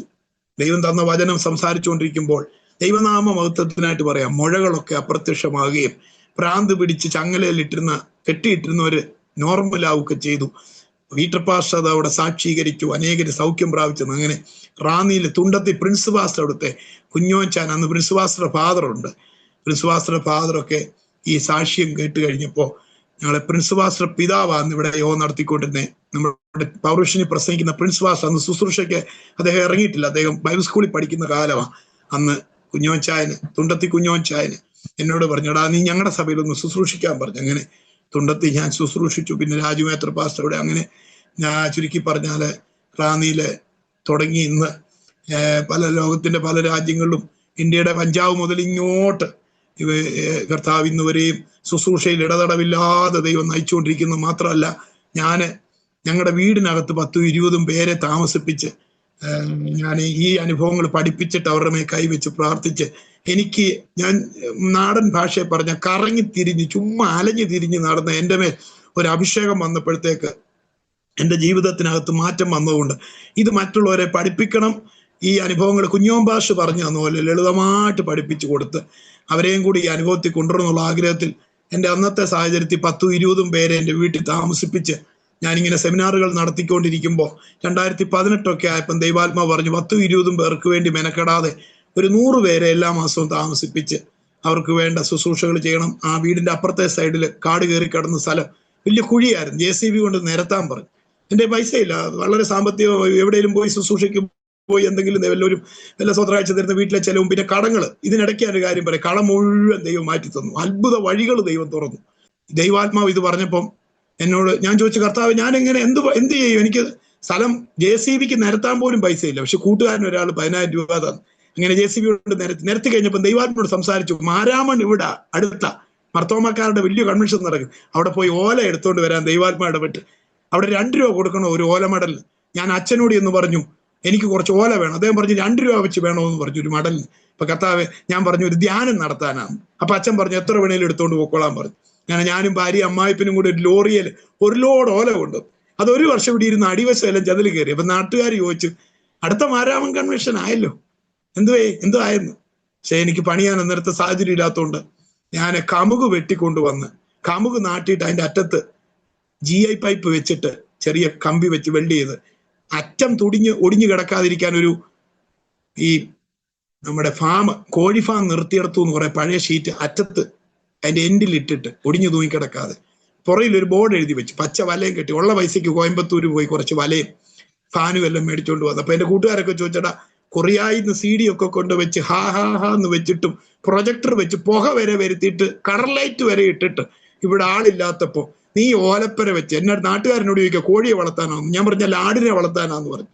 അപ്പം ചോദിച്ചു നല്ല ഇനം ആടുകളെ എവിടുന്നാ മേടിക്കുന്നു? ഞാൻ പറഞ്ഞു നല്ല ഇനം ആടുകളെ മേടിക്കുമല്ല, നല്ല ഇനം ആടുകൾ ഇങ്ങനെ വന്നുകൊണ്ടിരിക്കുന്നു. കേരള പോലീസിൽ നിന്ന് കഴിഞ്ഞ ദിവസം ഒരാൾ വന്ന് അഭിഷേകം പ്രാപിച്ച് പോലീസുകാരൻ വീട്ടിൽ ചെന്ന് ഭാര്യയ്ക്ക് അലർജിയാ കൈവച്ച് പ്രാർത്ഥിച്ച് അലർജി മാറി. ഇത് പറഞ്ഞപ്പോൾ ഒരുത്തന്റെ പൂതകളെ ഇയാൾ സ്നാനപ്പെട്ട് അവരെല്ലാം കൂടെ കൊലയോടെ കഴിഞ്ഞ ദിവസം വന്ന് ഒരു സിനിമാ നടൻ ഈ സാക്ഷ്യം കേട്ട് മദ്രാസിൽ നിന്ന് വന്ന് വിടുവിക്കപ്പെട്ടു. മൂവാറ്റുപുഴയിൽ അച്ഛൻ വന്ന് അഭിഷേകം പ്രാപിച്ചു. ബ്രദറുകാർ വരുന്നു. അന്ന് എന്നോട് ആൾക്കാർ കളിയാക്കി, എടാ ഓലപ്പര വെച്ചാല് ആര് വരാനാന്ന്. പക്ഷേ ദൈവദാസനെ ദൈവനാമ മഹത്വത്തിന് വേണ്ടി പറയാം, ഞാനൊരു ഫ്ലെക്സ് എഴുതി വെച്ച് അന്ത്യകാലത്ത് സകല ജഡത്തിന് മേലും ആത്മാവിനെ പകരും പ്രാർത്ഥിച്ച് ഞാനും വൈഫും കൂടെ മീറ്റിംഗ് ആരംഭിച്ചതാ. ലാസ്റ്റ് ഓലപ്പര നിറഞ്ഞ് കവിഞ്ഞ് നിൽക്കാൻ സ്ഥലമില്ല, ഇരിക്കാൻ സ്ഥലമില്ലാതായി. അവസാനം അത് പൊളിച്ച് പണിയാമെന്ന് വിചാരിക്കുമ്പോഴാണ് കൊറോണ വന്നത്. കൊറോണ കാലത്ത് പരിശുദ്ധാത്മയോട് പറഞ്ഞു, മോനെ ഞാനൊരു വചനം നിനക്ക് തരാം, നീ അത് പൗലോസ് ഒരു വചനം തോൽച്ചൂരിൽ എഴുതിയിട്ട് ഒരു സഭയ്ക്ക് കൊടുത്തു വിട്ടിട്ട് പറഞ്ഞു അടുത്ത സഭയിലും കൊടുക്കണമെന്ന്. ഷെയർ ചെയ്യുക. കർത്താവിനോട് പറഞ്ഞു ഷെയർ ചെയ്യും. അതായത് ഇന്നത്തെ മാധ്യമങ്ങളിൽ ഷെയർ എന്ന് പറയുന്നൊരു ബട്ടണുണ്ട്. ഞാൻ ഇപ്പോഴും ഓർക്കുന്ന ഓലപ്പരയ്ക്കകത്ത് ചതല് കയറി കൊറോണയുടെ മധ്യഭാഗത്ത് ഇങ്ങോട്ടും ആരും വരുന്നില്ല, അങ്ങോട്ടും എങ്ങും പോകാൻ കഴിയാതെ ഞാനിരുന്ന് ദൈവത്തോട് ചോദിച്ചു, കർത്താവേ എൻ്റെ ശുശ്രൂഷ ഇവിടുത്തെ ധ്യാനവും എല്ലാം തീർന്നോ കർത്താവ്? കൊറോണ വന്നെല്ലാം കഴിഞ്ഞോ കർത്താവേ? അപ്പൊ കർത്താവ് പറഞ്ഞില്ല, കൊറോണ കഴിയുമ്പോൾ ഇവിടെ AC ഓഡിറ്റോറിയം പണിയും. കൊറോണ കഴിയുമ്പോൾ ഇവിടെ ഞാൻ നിനക്ക് കുറച്ച് സ്ഥലം തരും. എനിക്ക് ഓപ്പോസിറ്റ് കിടക്കുന്ന വീട് മേടിക്കാനുള്ള പോലും പറ്റിയില്ല പാസ്റ്റർ. എനിക്ക് വിശ്വസിക്കാനേ പറ്റിയില്ല. കാരണം അന്നേരത്തെ സാഹചര്യത്തിൽ ഇതൊക്കെ എനിക്ക് വിശ്വസിക്കാൻ പറ്റിയില്ല. പക്ഷേ കർത്താവ് എന്നോട് ഒരു ദൈവവചനം സംസാരിച്ചു. പിശാചിന്റെ പ്രവൃത്തികളെ അഴിക്കാനാ ദൈവോത്തരം വന്നത്. കൊറോണ സ്പെഷ്യൽ മെസ്സേജ് എന്നും പറഞ്ഞ് യൂട്യൂബിലും ഫേസ്ബുക്കിലും ഇടാൻ ദൈവം പറഞ്ഞു. അന്ന് എനിക്കൊരു പൊട്ടഫോണുണ്ട്. ഞാൻ ആ പൊട്ടഫോണും കൊണ്ട്, അന്ന് ലാപ്ടോപ്പ് ഒന്നുമില്ല, ഞാനൊരു കൊച്ചു ഹാൻഡ് മൈക്ക് വെച്ച് ഫോൺ അവിടെ റെക്കോർഡ് ചെയ്യും ഇങ്ങനെ വെച്ചുകൊണ്ട്, എൻ്റെ ഫോട്ടോ മാത്രം ഇട്ടുകൊണ്ട്, വീഡിയോ ഇല്ലാതെ ഒരു മെസ്സേജ് ഞാൻ ഈ കൊറോണ ഈ കാലത്ത് നമ്മുടെ ഫേസ്ബുക്കിലും യൂട്യൂബിലും ഇട്ടു. കർത്താവിനോട് പറഞ്ഞു, 1000കണക്കിന് ആളുകൾ ഷെയർ ചെയ്യാൻ പോവാ. ലോകത്തിന്റെ അറ്റത്തോളം ഞാൻ എൻ്റെ മക്കളെ കൊണ്ടത് ഷെയർ ചെയ്യിപ്പിക്കും. കൊരിന്ത്യ ലേഖനവും തെസ്സലോനിക്ക ലേഖനവും നിന്റെ കയ്യിൽ വന്ന പോലെ, പത്മോസിൽ കിടന്ന് എഴുതിയ വെളിപ്പാട് പുസ്തകം നിന്റെ കയ്യിലിരിക്കുന്ന പോലെ, നീ റാന്നിലിരുന്ന് പറയുന്ന മെസ്സേജ് ലോകം മുഴുവൻ ഞാൻ എത്തിക്കുമെന്ന് എന്നോട് പറഞ്ഞതനുസരിച്ച് ഞാനിങ്ങനെ മീഡിയയിലിട്ടു. ദൈവത്തിന്റെ കൃപയാൽ ആ വചനം വൈറലായി. അതിൽ നിന്ന് കട്ട് ചെയ്ത് ആൾക്കാർ പല രാജ്യങ്ങളിലും, അമേരിക്കയിലും ഇംഗ്ലണ്ടിലും കാനഡയിലും, ചുരുക്കി പറഞ്ഞാൽ ഞാൻ ഇംഗ്ലീഷുകാരുടെ ഇടയിൽ വരെ, നീഗ്രോകളുടെ ഇടയിൽ വരെ പ്രസംഗിക്കാൻ പിന്നത്തേതിൽ എനിക്ക് ഈ കൊറോണ കാലത്ത് സഹായിച്ചു. കൊറോണ കാലം കഴിഞ്ഞപ്പോൾ ദൈവം ചെറിയ ചെറിയ വഴികളൊക്കെ തുറന്ന് ദൈവത്തിന്റെ കൃപയാൽ ചില കാര്യങ്ങളൊക്കെ ദൈവാത്മാവ് ഒരുക്കി തന്നു. ഒരു കടവും ഇല്ലാതെ പരിശുദ്ധാത്മാവ് ചില ഹൃദയങ്ങളോട് ദൈവം സംസാരിക്കുകയും ഇടപെടുകയും ചെയ്ത് ദർശനങ്ങളൊക്കെ കൊടുത്ത്, പരിശുദ്ധാത്മാവ് സംസാരിച്ചിട്ടാന്നും പറഞ്ഞ് ചിലരൊക്കെ മുൻപോട്ട് വന്ന് ചെറിയ ചെറിയ ഹെൽപ്പുകളൊക്കെ ചെയ്തതിന്റെ ഫലമായിട്ട് മനോഹരമായൊരു ഹോള് ഇവിടെ പണിയാൻ, അല്പ സ്ഥലം തൊട്ട് മുകളിലായിട്ട് വായിച്ചതിനകത്ത് 60 അടി നീളത്തിലെ ഫുഡ് കഴിക്കാൻ ഒരു ഹോളും പണിത്. കർത്താവ് പറഞ്ഞു, രജിസ്ട്രേഷൻ ബിസോ സ്വോത്ര കാഴ്ചയോ മേടിച്ചേക്കരുത്. അപ്പൊ ഞാൻ ചോദിച്ചു, എങ്ങനെ കർത്താവ് കാര്യങ്ങൾ മുന്നോട്ട് പോകുന്നത്? രസകരമായ ഒരു കാര്യം, കഴിഞ്ഞ മാസം മൂവാറ്റുപുഴയിൽ അച്ഛൻ തലേദിവസമേ വന്നു. എന്നിട്ട് എന്നോട് ചോദിക്കുക, പാസ്റ്റേ രജിസ്ട്രേഷൻ ഫീസും സ്വോത്രാഴ്ച ഒന്നും ഇല്ലെങ്കിൽ പിന്നെ എങ്ങനെ പാസ്റ്റർ ഇത് ഓരോ ആഴ്ചയും മുന്നോട്ട് ഓരോ മാസവും കൊണ്ടുപോകുന്നു? അപ്പൊ ഞാൻ അച്ഛനോട് ഒരു ചോദ്യം ചോദിച്ചു, അച്ഛാ, റേഷൻ കടയും തട്ടുകടയും ജൗളിക്കടയും താലൂക്ക് ആശുപത്രി അംഗൻവാടിയും KSRTC ഡിപ്പോയും ഒന്നും ഇല്ലാത്ത മരുഭൂമിയിൽ കൂടെ 6 ലക്ഷം കുടുംബങ്ങളെ 22 ലക്ഷം പേർക്ക് എല്ലാ ദിവസവും അപ്പോ ഇറച്ചിയും കൊടുത്ത ദൈവം മരിച്ചു പോയ അച്ഛാ? അച്ഛനും ആ ദൈവത്തിന്റെ ഒരു ദാസനല്ലേ അച്ഛാ? അച്ഛൻ എന്ത് ചോദ്യം എന്നോട് ചോദിക്കുന്നേ? 22 ലക്ഷം പേർക്ക് എല്ലാ ദിവസവും ഇറച്ചി കൊടുക്കാമെങ്കിൽ എൻ്റെ വീട്ടിൽ വരുന്ന 100 പേർക്ക് 3 ദിവസം ആഹാരം കൊടുക്കാൻ കഴിയാതെ വണ്ണം എൻ്റെ ദൈവത്തിന്റെ കൈ കുറുകിപ്പോയിട്ടില്ല. അച്ഛൻ അടുത്ത 3 ദിവസം അത് കണ്ടു, നേരിട്ട് അനുഭവങ്ങളിൽ കൂടെ അച്ഛൻ മനസ്സിലാക്കിയിട്ട് പറഞ്ഞു, ഇത് ദൈവപ്രവൃത്തിയാണ്. ഞാൻ അതിനിടയ്ക്ക് വിവാഹം കഴിച്ചു, 3 കുഞ്ഞുങ്ങളെ ദൈവം തന്നു. മൂത്ത മോനെ വിദ്യാഭ്യാസം. അപ്പൊ ഞാൻ ഒരു കാര്യം കൂടെ പ്രേക്ഷകർക്ക് വളരെ അനുഗ്രഹിക്കപ്പെട്ട ഒരു കാര്യം കൂടെ പറയാം. എൻ്റെ മോനെ പഠിപ്പിക്കുന്നതായിരുന്നു ഞാൻ ചിന്തിച്ചില്ല. കിട്ടുന്ന പൈസയ്ക്കെല്ലാം കസേരയും മേശയും ഹോളും പടുത്ത് കട്ടയിറക്കി സിമെന്റും മേടിച്ച് ഞാൻ ദൈവത്തിന്റെ ഇതെല്ലാവരും അഭിഷേകം പ്രാപിക്കണം, എല്ലാവരും കർത്താവിനെ അറിയണം, സ്ഥാനക്കുളമൊക്കെ ഉണ്ടാക്കി ഇവിടെ അനേകം വന്ന് സ്ഥാനപ്പെടുന്നു. അപ്പോൾ അങ്ങനെ ചെയ്തുകൊണ്ട് അങ്ങ് പോയി. ഈ ചെറുക്കൻ 95% മാർക്ക് മേടിച്ച് അവൻ +2 പാസ്സായപ്പോൾ എല്ലാവരും ചോദിക്കാൻ തുടങ്ങി, പാസ്റ്റേ എങ്ങനെ പഠിപ്പിക്കും പാസ്റ്റേ? അല്ല, എങ്ങനെ പഠിപ്പിക്കും എന്നല്ല, എന്താ പഠിപ്പിക്കാൻ പോകുന്നത്? അപ്പൊ ഞാൻ പറഞ്ഞു, വല്ല IT ഫീൽഡ് വല്ലതും നോക്കണം, എൻ്റെ കമ്പ്യൂട്ടറിനകത്തൊക്കെ. അപ്പോൾ എൻ്റെ അടുക്കൽ ഒരു ദൈവദാസൻ വന്നിട്ട് എന്നോട് ദൂത് പറയാ, വെളിയിൽ നിന്ന് വിദേശത്തു നിന്ന് ഇവിടെ ശുശ്രൂഷയ്ക്ക് വേറെ എങ്ങാണ്ട് വന്ന അദ്ദേഹം എന്നെ ഫോണിൽ കൂടെ അദ്ദേഹം പറഞ്ഞു, എന്നോട് പറയാ, ദൈവദാസനെ, നിങ്ങളുടെ മകനെ എങ്ങനെ പഠിപ്പിക്കുമെന്ന് പാസ്റ്റർ വളരെ ആശങ്കപ്പെട്ടിരിക്കുന്നു എന്ന് ദൈവാത്മാവ് കാണിക്കുന്നു. അവനെ ഹള്ളിയുമായി ബന്ധപ്പെട്ട ഒരു സ്ഥലത്ത് പഠിപ്പിക്കും. ഹള്ളിയെല്ലാം ബാംഗ്ലൂരാ, കർണാടകയില. ഹള്ളിയുമായി ബന്ധപ്പെട്ട സ്ഥലത്ത് പഠിക്കും. മാത്രമല്ല, ഏലിയാവിന് വേണ്ടി ഒരു വിധവയെ ഞാൻ ഒരുക്കിയതുപോലെ നിന്റെ കുഞ്ഞിനെ പഠിപ്പിക്കേണ്ടതിന് ഞാനൊരു വ്യക്തിയെ നിനക്ക് വേണ്ടി എഴുന്നേൽപ്പിക്കുമെന്ന്, ദൈവനാമമഹത്വത്തിന് വേണ്ടി. കാരണം കർത്താവ് ചെയ്യുന്ന കാര്യങ്ങൾ നമുക്ക് പറയാതിരിക്കാൻ പറ്റത്തില്ല. അത് എന്തെല്ലാം ആളുകൾ വിചാരിച്ചാലും ഞാൻ ദൈവനാമത്തിനോട് പറയട്ടെ, ഞങ്ങളെ കണ്ടിട്ടില്ലാത്തൊരു പാസ്റ്റർ, അമേരിക്കയിൽ ജനിച്ചു വളർന്നൊരു ദൈവദാസൻ, ആരാണ്ട് ഇംഗ്ലണ്ടിൽ നിന്ന് എന്നെ കുറിച്ച് സാക്ഷ്യം പറഞ്ഞപ്പോൾ ഫോണിൽ കൂടെ വിളിച്ച് ദൈവാലോചന പറഞ്ഞു. അദ്ദേഹം പറയാണ്, ദൈവാസനെ, നിങ്ങൾ ഭാരപ്പെടുന്നു നിങ്ങളുടെ കുഞ്ഞിനെ കുറിച്ച്, പക്ഷെ ദൈവം പറയുന്നു പറഞ്ഞു. ഇതിന് ശേഷം ദൈവമായിട്ടൊരു വഴി അങ്ങനെ തന്നെ തുറന്നു വന്നു. ഞാൻ മോനെ കൊണ്ടുവന്ന് ബാംഗ്ലൂർ ചേർത്ത് കഴിഞ്ഞപ്പോൾ അതിന്റെ ബോർഡ് നോക്കിയപ്പോൾ ഒരു ഹള്ളിയുമായി ബന്ധപ്പെട്ട സ്ഥലം, അതിന്റെ ലാസ്റ്റ് അവസാനിക്കുന്നത് ഒരു ഹള്ളിയാണ്. മാത്രമല്ല അതിനൊരു വഴിയും പരിശുദ്ധാത്മാവ് തന്നെ തുറന്ന് അത്ഭുതകരമായിട്ട് ഇന്ന് അവൻ അവിടെ പഠിക്കുന്നു. ഇവിടെ ശ്രേഷ്ഠമായ നിലകളിൽ എല്ലാ മാസവും അവസാനത്തെ തിങ്കൾ ചൊവ്വ ബുധൻ ഒറ്റ ചിന്തയുള്ളൂ. ഈ ശുശ്രൂഷകൾ ചെയ്യുന്നതിന്റെ ആകെ തുക എന്നാന്ന് ചോദിച്ചാൽ ഇത്രേ ഉള്ളൂ. സുന്ദരമെന്ന ദൈവാലയത്തിന്റെ മുമ്പിൽ അമ്മയുടെ ഉദരം മുതലേ നടക്കാൻ കഴിയാത്തൊരു മനുഷ്യനെ നാട്ടുകാർ ചുമന്നുകൊണ്ട് വെക്കും. അവനോട് പറയാ, വെള്ളിയും പൊന്നും തരാനില്ല, എനിക്കുള്ളത് ഞാൻ നിനക്ക് തരാവും. അവന്റെ മേത്തോട്ട് കൈവച്ച് ഒരാത്മപകർച്ചയ്ക്കായിട്ട് ശുശ്രൂഷിച്ചു.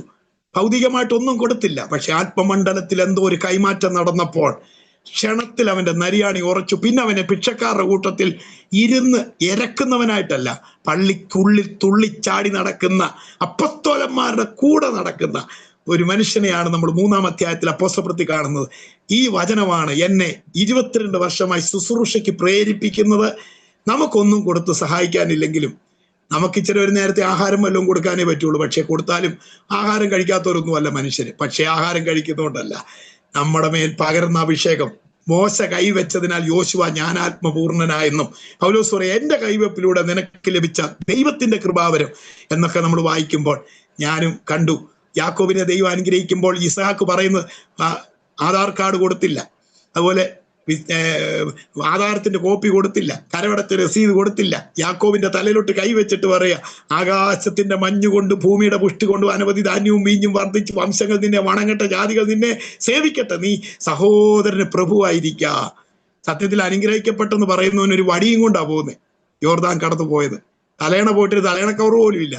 എനിക്ക് അതിനകത്തുനിന്ന് മനസ്സിലായി, അബ്രഹാമിന്റെ അനുഗ്രഹം ക്രിസ്തുയേശുവിൽ കൂടെ ജാതികൾക്ക് വരണമെങ്കിൽ ആത്മാവെന്ന വാഗ്ദത്ത വിഷയം വിശ്വാസത്താ പ്രാപിക്കാൻ. അപ്പൊ എനിക്ക് മനസ്സിലായി, വെള്ളിയും പൊന്നും ഒന്നും കൊടുക്കാൻ നമ്മളെ കൊണ്ട് കഴിഞ്ഞില്ലെങ്കിലും, നമുക്കൊന്നും കൊടുക്കാനില്ലെങ്കിലും, നമ്മുടെ കയ്യിലൊന്നും ശൂന്യമായ കാര്യങ്ങളാണെങ്കിലും നമുക്കൊരു കാര്യം ചെയ്യാൻ പറ്റും. നമ്മൾ പ്രാപിച്ച അഭിഷേകം, നമുക്ക് കിട്ടിയ ശക്തി, അത് കർത്താവ് പറയാ, സൗജന്യമായിട്ട് നിനക്ക് തന്നു, സൗജന്യമായിട്ട് കൊടുക്കണം. ആ ഒരു പ്രചോദനമാണ് സൗജന്യമായിട്ട് ഇതെല്ലാം ചെയ്യാൻ ഇന്ന് വരെയും ദൈവം സഹായിക്കുന്നു. അടുത്ത ക്യാമ്പ് 27, 28, 29 തീയതികളിൽ ഈ മാസം നടക്കുക. ബുക്കിംഗ് വന്നുകൊണ്ടിരിക്കുകയാണ്. 100 പേരെ മാത്രമേ താമസിപ്പിക്കാനുള്ള ക്രമീകരണങ്ങളുള്ളൂ. ദൈവത്തോട് പ്രാർത്ഥിക്കുകയാണ് കുറച്ചുകൂടെ വിശാലത തരാൻ വേണ്ടി. ദൈവം അത്ഭുതകരവും അതിശയകരമായിട്ട് സാമ്പത്തിക മേഖലകളെ, കടബാധ്യതകളൊക്കെ മാറാൻ ഒന്നിനു പുറകെ ഒന്നായിട്ട് വഴികളും വാതിലുകളും ആരുടെയും മുമ്പിൽ കൈ നീട്ടാതെ തന്നെ പരിശുദ്ധാത്മാവ് ദർശനം കൊടുത്തും ആലോചന കൊടുത്തും ഏതൊക്കെയോ നിലകളിൽ, അതൊക്കെ വലിയ വലിയ സംഭവങ്ങളാണ്. പരിശുദ്ധാത്മാവ് ഒരു കാര്യം ചെയ്താൻ തുടങ്ങിയാൽ നമുക്ക് നമ്മുടെ ബുദ്ധിക്ക് നിരക്കാത്ത കാര്യങ്ങൾ പരിശുദ്ധാത്മാവ് ചെയ്യും. അങ്ങനെ എല്ലാ നിലയിലും സാമ്പത്തിക കെട്ടുകളെല്ലാം അഴിഞ്ഞു, സമാധാനമുണ്ട്, സന്തോഷമുണ്ട്, കുടുംബമായിട്ട് പാർത്തുകൊണ്ട് 22 വർഷമായിട്ട് ഈ കർത്താവിനെ ഉയർത്തി കാണിക്കാൻ സർവശക്തനായ ദൈവം എന്നെ സഹായിച്ചു. എനിക്കിതിനകത്ത് ഏറ്റവും ഹൈലൈറ്റ് ആയിട്ട് പറയാനുള്ളത്, രക്ഷിക്കപ്പെട്ടു, സ്നാനപ്പെട്ടു എന്നുള്ളത് ശരിയാ, പക്ഷെ അഭിഷേകം മുഖങ്ങളെയെല്ലാം തകർക്കും. പരിശുദ്ധാത്മാവിന്റെ ശക്തമേറിയ അഭിഷേകം അത് അനുഭവമാക്കാത്ത ആരെങ്കിലും എന്നെ ഈ മീഡിയയിൽക്കൂടെ കേൾക്കുന്നെങ്കിൽ നിങ്ങൾ ഈ ദിവസങ്ങളിൽ യാചിച്ചാൽ മതി. പരിശുദ്ധാത്മാവിനെ പ്രാപിച്ചില്ലെങ്കിൽ സ്വർഗത്തിൽ പോകത്തില്ലേ, അന്യഭാഷ പറഞ്ഞില്ലെങ്കിൽ എന്നാണ് ദൈവത്തെ കാണത്തില്ലേ, അങ്ങനെ തർക്കിക്കുന്നതിന്റെ 10-1 സമയം മതി, യാചിച്ചാൽ മതി. അപ്പാ എനിക്കും കൂടെ ഈ ഒരു അനുഭവം പരിശുദ്ധാത്മാവ് എന്നിലേക്ക് വരണമേ എന്ന് പ്രാർത്ഥിച്ചാൽ, യാചിച്ചാൽ, കഥ പറയാ, ദാഹമുള്ളൊരു വാ. ഞാൻ ഇത്രയും വിസ്തരിച്ച് അങ്ങ് പറഞ്ഞത് എന്നാന്നറിയാം. എനിക്കറിയാം പ്രേക്ഷകർക്ക് ബുദ്ധിമുട്ടാകും, ഇത്രയും വിസ്തരിച്ചാൽ ആർക്കും സമയമില്ല. എന്നാലും ഞാൻ എന്നെ കേൾക്കുന്ന പ്രിയപ്പെട്ടവർ പറയട്ടെ, ഈ അത്യന്ത ശക്തി ആരുടെയും സ്വന്തമല്ല കേട്ടോ, ദൈവത്തിന്റെ ദാനമാണ്. അത് പുത്രിപുത്രന്മാർ, യൗവനക്കാർ, വൃദ്ധന്മാർ, ദാസീദാസന്മാർ, സകലരുടെ മേലും ദൈവം വരും. ഇതിന് 2 കാര്യം മതി, വിശ്വാസവും കടുത്ത ആഗ്രഹവും മതി. അതായത് ദാഹം, പിന്നെ യാചിക്കാൻ ഒരു മനോഭാവം, ഒരു യാചനാ മനോഭാവത്തോടെ, കർത്താവെ എനിക്കൂടെ ഈ അനുഭവം തരണമേ, എനിക്കും ഇതുപോലെ ആകണം, ഇതിനേക്കാൾ ശ്രേഷ്ഠമായി നിങ്ങളെ ദൈവം ഉപയോഗിക്കും. ഞാൻ പറയട്ടെ, ഇന്ന് വരെയും ആ 22 വർഷങ്ങൾക്ക് മുമ്പ് 2002 ഏപ്രിൽ മാസം 24-ാം തീയതി രാത്രി ദൈവം എന്നെ 9 മണിയായപ്പോൾ അഭിഷേകം ചെയ്തു. ഇന്ന് 22 വർഷം കഴിയുന്നു. ഇന്ന് വരെ കർത്താവിനെ സാക്ഷീകരിപ്പാൻ, തമ്പുരാന്റെ രാജ്യത്തിന് വേണ്ടി നിൽക്കുവാൻ, പല രാജ്യങ്ങളിലും പട്ടണങ്ങളിലും ഗ്രാമങ്ങളിലും എല്ലാം നിരന്തരമായി കടന്നു പോകുവാൻ കർത്താവ് സഹായിച്ചു. വരും ദിവസങ്ങളിൽ ഞങ്ങൾ ചെന്നൈയില് ഒരു ഓപ്പൺ എയർ മീറ്റിങ്ങുകൾക്കായിട്ട് 5 ദിവസത്തേക്ക് ചെന്നൈ പട്ടണത്തിലേക്ക് വിളിച്ചിരിക്കുകയാണ്. അവിടെ കടന്നു പോകുന്നതിന് മുമ്പായിട്ട് ഇവിടെ ഞങ്ങളുടെ ക്യാമ്പ് നടക്കുന്നു. ദൈവം സമൃദ്ധിയായി എല്ലാവരെയും അനുഗ്രഹിക്കട്ടെ.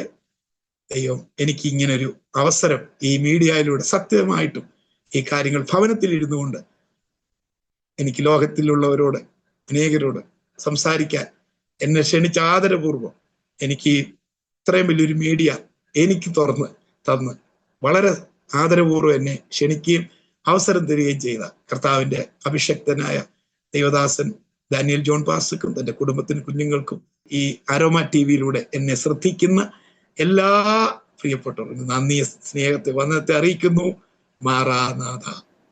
കർത്താവിൻ്റെ ദാസൻ്റെ ജീവിതാനുഭവങ്ങൾ സത്യത്തിൽ അത് കേട്ടുകൊണ്ടേയിരിക്കാനുള്ളതായ ആ ഒരു വ്യഗ്രത എൻ്റെ ഹൃദയത്തിൽ, അത് നിർത്തരുതെന്ന് ഞാൻ ഇങ്ങനെ പ്രാർത്ഥിച്ചുകൊണ്ടിരിക്കുക. കാരണം അതൊരു മാനുഷിക ശബ്ദമല്ല, മാനുഷിക പ്രേരണയുമല്ല. ആ വാക്കുകളിലുടനീളം നിറഞ്ഞു നിൽക്കുന്നത് പരിശുദ്ധാത്മാവിൻ്റെ ഒരു ഇൻസ്പിറേഷനാണ്, പരിശുദ്ധാത്മാവിൻ്റെ ഒരു ഫ്ലോയാണ് ആ ഓരോ വാക്കുകളിലൂടെയും ആമേനെ സംസാരിച്ചു കൊണ്ടിരിക്കുന്നത്. അതുകൊണ്ട് തന്നെ ഇത് ഒരു സാക്ഷ്യമെന്നോ മറ്റേതെങ്കിലും നിലയിലുള്ള അനുഭവങ്ങളോ എന്ന് പറയുന്നതിനേക്കാൾ ഉപരിയായി കേൾക്കുന്ന ഒരു വ്യക്തിയുടെ ജീവിതത്തിൽ ആ വ്യക്തിയെ മാനസാന്തരത്തിലേക്കും ദൈവകൃപയിലേക്കും അടുപ്പിക്കുന്ന, ഒരുക്കിയെടുക്കുന്ന വാക്കുകൾ കർത്താവ് സംസാരിക്കുവാൻ ഒരുക്കിയ ഒരു അവസരമായിരുന്നു ഈ നിമിഷങ്ങളെന്നാണ് എനിക്ക് ഈ സമയത്ത് പറയുവാനുള്ളത്. ഞാൻ വളരെ സന്തോഷത്തോടെ ആദ്യം മുതൽ അവസാനം വരെ വളരെ ശ്രദ്ധയോടെ കർത്തൃദാസൻ്റെ ആമേനെ ആ ഏൽപ്പിച്ചതായ അഭിഷേകത്തിൻ്റെ ആ നിറവിൻ്റെ ആ അനുഭവങ്ങൾ ഞാൻ ശ്രദ്ധിക്കുകയുണ്ടായി. സ്തോത്രം.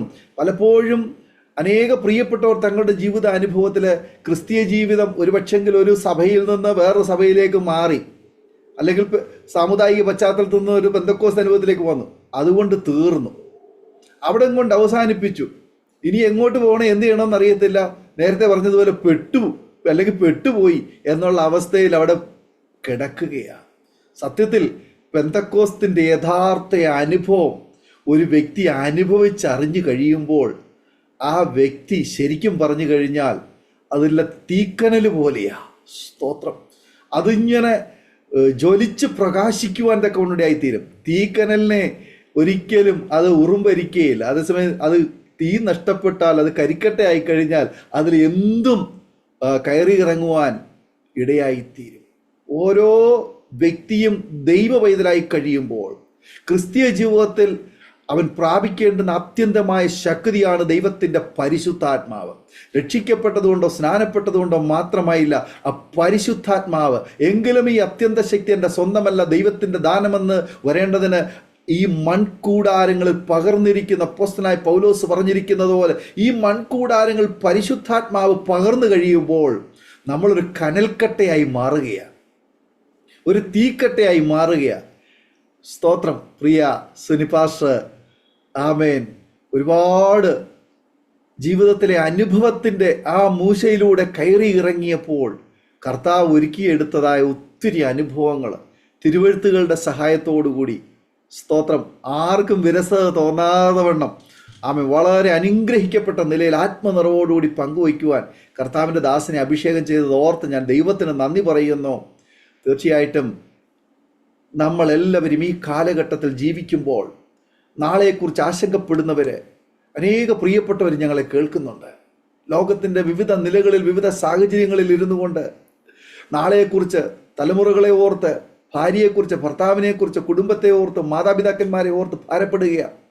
പ്രിയ ദൈവദാസൻ തൻ്റെ മാതാവിൻ്റെ രോഗം, അതുപോലെ മുന്നോട്ടുള്ള കാര്യങ്ങളെ ഓർത്ത് ജീവിക്കാൻ നിവൃത്തിയില്ലാതെ ഒരു ഓട്ടോ ഡ്രൈവറായോ ഒരു കച്ചവടക്കാരനായോ അല്ലെങ്കിൽ മറ്റേതെങ്കിലും ഒരു മേഖലയിൽ ഒരു തൊഴിലെടുത്ത് ജീവിക്കുന്ന ഒരു സാധാരണക്കാരനായോ ജീവിച്ച് മദ്യത്തിനോ മയക്കുമരുന്നിനോ ഒക്കെ അടിമയായി ഒരു സാധാരണ ജീവിതം നയിക്കാമായിരുന്നു. പക്ഷെ സ്വർഗത്തിലെ ദൈവം ആമേൻ ആ കുപ്പയിൽ നിന്ന്, ആ ചാരത്തിൽ നിന്ന് ഊതി ആമേൻ പുറത്തു കൊണ്ടുവന്ന്, സ്തോത്രം, ദൈവം ഇന്ന് കനൽക്കട്ടയായി ആമേൻ ഉപയോഗിക്കുവാൻ, ആമേൻ മാറ്റിയെടുക്കുവാൻ തക്കോടെയായി തീർന്നു. സ്തോത്രം. കനലിനൊരു പ്രത്യേകതയുണ്ട്. ആമേൻ അത് ഊതി ഇരുന്നാൽ അതിങ്ങനെ ജ്വലിച്ച് പ്രകാശിച്ചു കൊണ്ടിരിക്കും. സ്തോത്രം. അതിനോട് ചേർത്ത് എന്തെങ്കിലും വെച്ച് കഴിഞ്ഞാൽ അതിനെ ആമേന് അതേപോലെ കനൽക്കട്ടയാക്കും. ഇന്ന് സുനിപാസ്റ്ററെ ആമേൻ അനേക പ്രിയപ്പെട്ടവരെ ആ നിലയിലേക്ക് ഒരുക്കിയെടുക്കുവാൻ ദൈവം ഉപയോഗിച്ചുകൊണ്ടിരിക്കുന്ന ഓർത്ത് ഞാൻ ദൈവത്തിന് സ്തോത്രം ചെയ്യുന്നു. Praise God. ആമേൻ. ആ പ്രദേശത്ത് പല പരിമിതികളുണ്ടായിട്ടും പരിമിതി കൂടാതെ അതിൻ്റെ നടുവിൽ ആമേൻ കർത്താവിന് വേണ്ടി കത്തിയെരിഞ്ഞ് ആമേൻ അതേ നിലയിൽ ഇന്ന് പ്രയോജനപ്പെടുന്നു എന്നറിഞ്ഞതിൽ ഒത്തിരി കർത്താവിന് നന്ദി പറയുന്നു. ഞങ്ങളെ കേട്ടുകൊണ്ടിരിക്കുന്ന അരോമാറ്റിയുടെ ശ്രോതാക്കളെ, തീർച്ചയായിട്ടും നിങ്ങളുടെ ഓരോരുത്തരുടെയും ജീവിതത്തിൽ ഒരു ട്രമൻഡസ് ടെസ്റ്റിമണി ആയിട്ട് ആമേൻ കേട്ട് ഇത് മാറ്റിവെക്കുവാനല്ല, പകരം ഈ തീ നിങ്ങളിലേക്ക്, നിങ്ങളുടെ ജീവിതത്തിലേക്ക് ആമേനെ പകരുന്ന ആമേൻ ഒരു അനുഭവവുമായി ഒരു ട്രാക്ക് നിങ്ങളുടെ ജീവിതത്തിൽ ഓപ്പൺ ചെയ്തിരിക്കുന്നു എന്നുള്ള കാര്യം മറന്നു പോകരുത്. ഒരു കാറാണെങ്കിൽ ഇഷ്ടമുള്ളതുപോലെ ഇഷ്ടമുള്ള വഴികളിലൂടെ തിരിച്ച് ഇഷ്ടമുള്ള സമയത്ത് നിർത്താം. പക്ഷേ ട്രാക്കിലോടുന്നതായ ട്രെയിന് ഇഷ്ടമുള്ള വഴിയിലൂടെ തിരിച്ചുവിടാൻ പറ്റില്ല എന്ന് നമ്മൾ പ്രാരംഭത്തിൽ കേട്ടു. ഇഷ്ടമുള്ളിടത്ത് പിടിച്ച് നിർത്താൻ പറ്റില്ല, ആമേൻ ഇഷ്ടമുള്ളിടത്ത് ഇറങ്ങാൻ പറ്റില്ല. അതിനൊരു പ്ലാനിങ് ചെയ്തിട്ടുണ്ട്. ക്രിസ്തീയ ജീവിതത്തിന് വേണ്ടി കർത്താവ് ഒരുക്കിയിരിക്കുന്ന ഒരു ട്രാക്കുണ്ട്. അത് ഇഷ്ടമുള്ളതുപോലെ വഴിതിരിച്ചു വിടാനുള്ളതല്ല എന്നുള്ള സത്യം നമ്മൾ തിരിച്ചറിയണം. പലപ്പോഴും ആമെ പെട്ടുപോയി എന്ന് വിചാരിച്ച് ആമേനെ എങ്ങനെ ഊരി പുറത്തു വരുമെന്ന് വിചാരിച്ച് ഭാരപ്പെടുന്ന പ്രിയപ്പെട്ടവരോട് പറയട്ടെ, നീ ഒരു യാത്രയിലാണ്. സ്തോത്രം. കർത്താവ് ലക്ഷ്യത്തിൽ കൊണ്ടെത്തിക്കും. അതുകൊണ്ട് നിരാശപ്പെടാതെ, ആശങ്കപ്പെടാതെ, നാളെക്കുറിച്ച് ഭാരപ്പെടാതെ ആ വിളിച്ച കർത്താവിനെ തിരഞ്ഞെടുത്ത ആമേൻ ആ പാതയിലേക്ക് യാത്ര ചെയ്യുവാൻ തയ്യാറാകുമെങ്കിൽ ദൈവം വിശ്വസ്തന.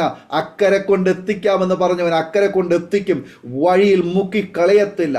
ആമേൻ. കൊടുങ്കാറ്റും തിരമാലകളും ആഞ്ഞടിക്കുമ്പോൾ ആമേൻ ഒരു തുണി ആമേൻ ഊരി പിടിച്ചതിനെ തടയുകയല്ല, പകരം അതിനെ ശാസിച്ച്, അതിനെ അടങ്ങുവാനും അതിനെ ശാസിച്ച് നിർത്തി ആമേൻ അതിനെ അതിജീവിച്ച് അക്കരെ പോകുവാൻ പരിശുദ്ധാത്മാവിൻ്റെ ശക്തി നമ്മുടെ മേൽ പകരണം. അത് ആവശ്യമാണ്. ആമേൻ. ഇല്ലാത്ത, ഇത് പ്രാപിക്കാത്ത പ്രിയപ്പെട്ടവരാണ് ആമേൻ നിരാശയോട് ഇന്നും ഞങ്ങൾക്ക് വേണ്ടി പ്രാർത്ഥിക്കണേ, ഞങ്ങൾക്ക് വേണ്ടി പ്രാർത്ഥിക്കണമേ, ഞങ്ങൾക്ക് വേണ്ടി പ്രാർത്ഥിക്കണമേ എന്നുള്ള അപേക്ഷകളുമായിട്ട് നിൽക്കുന്നത്. ദൈവ പൈതൽ പ്രാപിക്കേണ്ടുന്ന ആത്യന്തികമായ ശക്തിയാണ്. രക്ഷിക്കപ്പെട്ടാൽ പോരാ, സ്നാനപ്പെട്ടാൽ പോരാ, ആത്മീയ കൂട്ടായ്മയിൽ സംബന്ധിച്ചാൽ പോരാ. ആമേൻ. പരിശുദ്ധാത്മാവിൻ്റെ അഭിഷേകം പ്രാപിച്ച് ആ ഒരു നിറവിൽ നിന്നേ മതിയാവുകയുള്ളൂ. എങ്കിലേ നമുക്ക് അക്കരെ എത്തുവാൻ കഴിയുകയുള്ളൂ. സ്തോത്രം. ഞാനും നിങ്ങളെ നിർദ്ദേശിക്കുന്നു, ആരെങ്കിലും ആത്മനിറവ് പ്രാപിക്കാൻ ആഗ്രഹിക്കുന്നെങ്കിൽ, പരിശുദ്ധാത്മാഭിഷേകം പ്രാപിക്കുവാൻ ആഗ്രഹിക്കുന്നെങ്കിൽ, ഈ ജീവിതാനുഭവങ്ങൾ കേട്ടതിന് ശേഷം നിങ്ങൾക്ക് ചില തീരുമാനങ്ങൾ എടുക്കുവാൻ കഴിയും. ഞങ്ങൾ നിങ്ങളെ പ്രബോധിപ്പിക്കുന്നു. തീർച്ചയായിട്ടും ദൈവസ്ഥനിൽ അതിനായി തീരുമാനമെടുക്കൂ. അതിനായി നിങ്ങൾ ആഗ്രഹിക്കൂ. അതിനുള്ള അവസരങ്ങൾ നിങ്ങളുടെ മുൻപിലുണ്ട്. കർത്താവ് നിങ്ങളെ അതിനായി സഹായിക്കുമാറാകട്ടെ. ഒരു നിമിഷം കണ്ണുകളെ അടയ്ക്കാം, ഹൃദയങ്ങളെ ഏകാഗ്രമാക്കാം. ദൈവത്തിൽ നമുക്ക് സ്തോത്രത്തോടെ പ്രാർത്ഥനയോടെ അടുത്ത് വരാം. ദൈവം നമ്മോട് സംസാരിച്ചു കൊണ്ടിരിക്കുകയാണ്. ഞങ്ങളെ കേട്ടുകൊണ്ടിരിക്കുന്ന പ്രേക്ഷകരെ, കർത്താവ് നിങ്ങളോട് സംസാരിച്ചു കൊണ്ടിരിക്കുകയാണ്. എല്ലാവരും ഒരു നിമിഷം കണ്ണുകൾ അടച്ചാട്ടെ. നിങ്ങൾ ഇരിക്കുന്ന ഇടത്ത്, ആയിരിക്കുന്ന ഇടത്ത്, യാത്ര ചെയ്യുന്ന ഇടത്ത്, ജോലി ചെയ്യുന്ന സ്ഥലത്ത്, ഭവനത്തിൽ, എവിടെയായിരുന്നു കൊള്ളട്ടെ, ഏത് സാഹചര്യത്തിലായിരുന്നോട്ടെ, ലോകത്തിൻ്റെ ഏത് കോണിലായിരുന്നു കൊള്ളട്ടെ, അവിടേക്ക് കർത്താവ് ആമേൻ ഇറങ്ങി വരികയാണ്. നിങ്ങളോട് സംസാരിച്ചു കൊണ്ടിരിക്കുക. ദൈവശബ്ദം നാം ഓരോരുത്തരും കേട്ടുകൊണ്ടിരിക്കുക. നമുക്ക് ഏൽപ്പിച്ചു കൊടുക്കാം. ആമേൻ. കെട്ടിയിട്ടിരിക്കുന്ന ഒരു വള്ളത്തിൽ കയറിയിരുന്ന് എത്ര തുഴഞ്ഞാലും അത് മുന്നോട്ട് പോകാൻ കഴിയാത്തതുപോലെ പല പ്രിയപ്പെട്ടവരും, പല കുടുംബങ്ങളും, പല പാരമ്പര്യങ്ങളിലും, പല സാഹചര്യങ്ങളിലും ആമെ കെട്ടപ്പെട്ട് കിടക്കുന്നു. ആ കെട്ടഴിച്ച് നിങ്ങളെ സ്വതന്ത്രമാക്കുവാൻ ദൈവത്തിന്റെ പരിശുദ്ധാത്മാവിന് മാത്രമേ കഴിയൂ എന്നുള്ള സത്യം തിരിച്ചറിയൂ. സ്തോത്രം. കർത്താവ് നിങ്ങളുടെ പടകിലൊന്ന് കയറട്ടെ.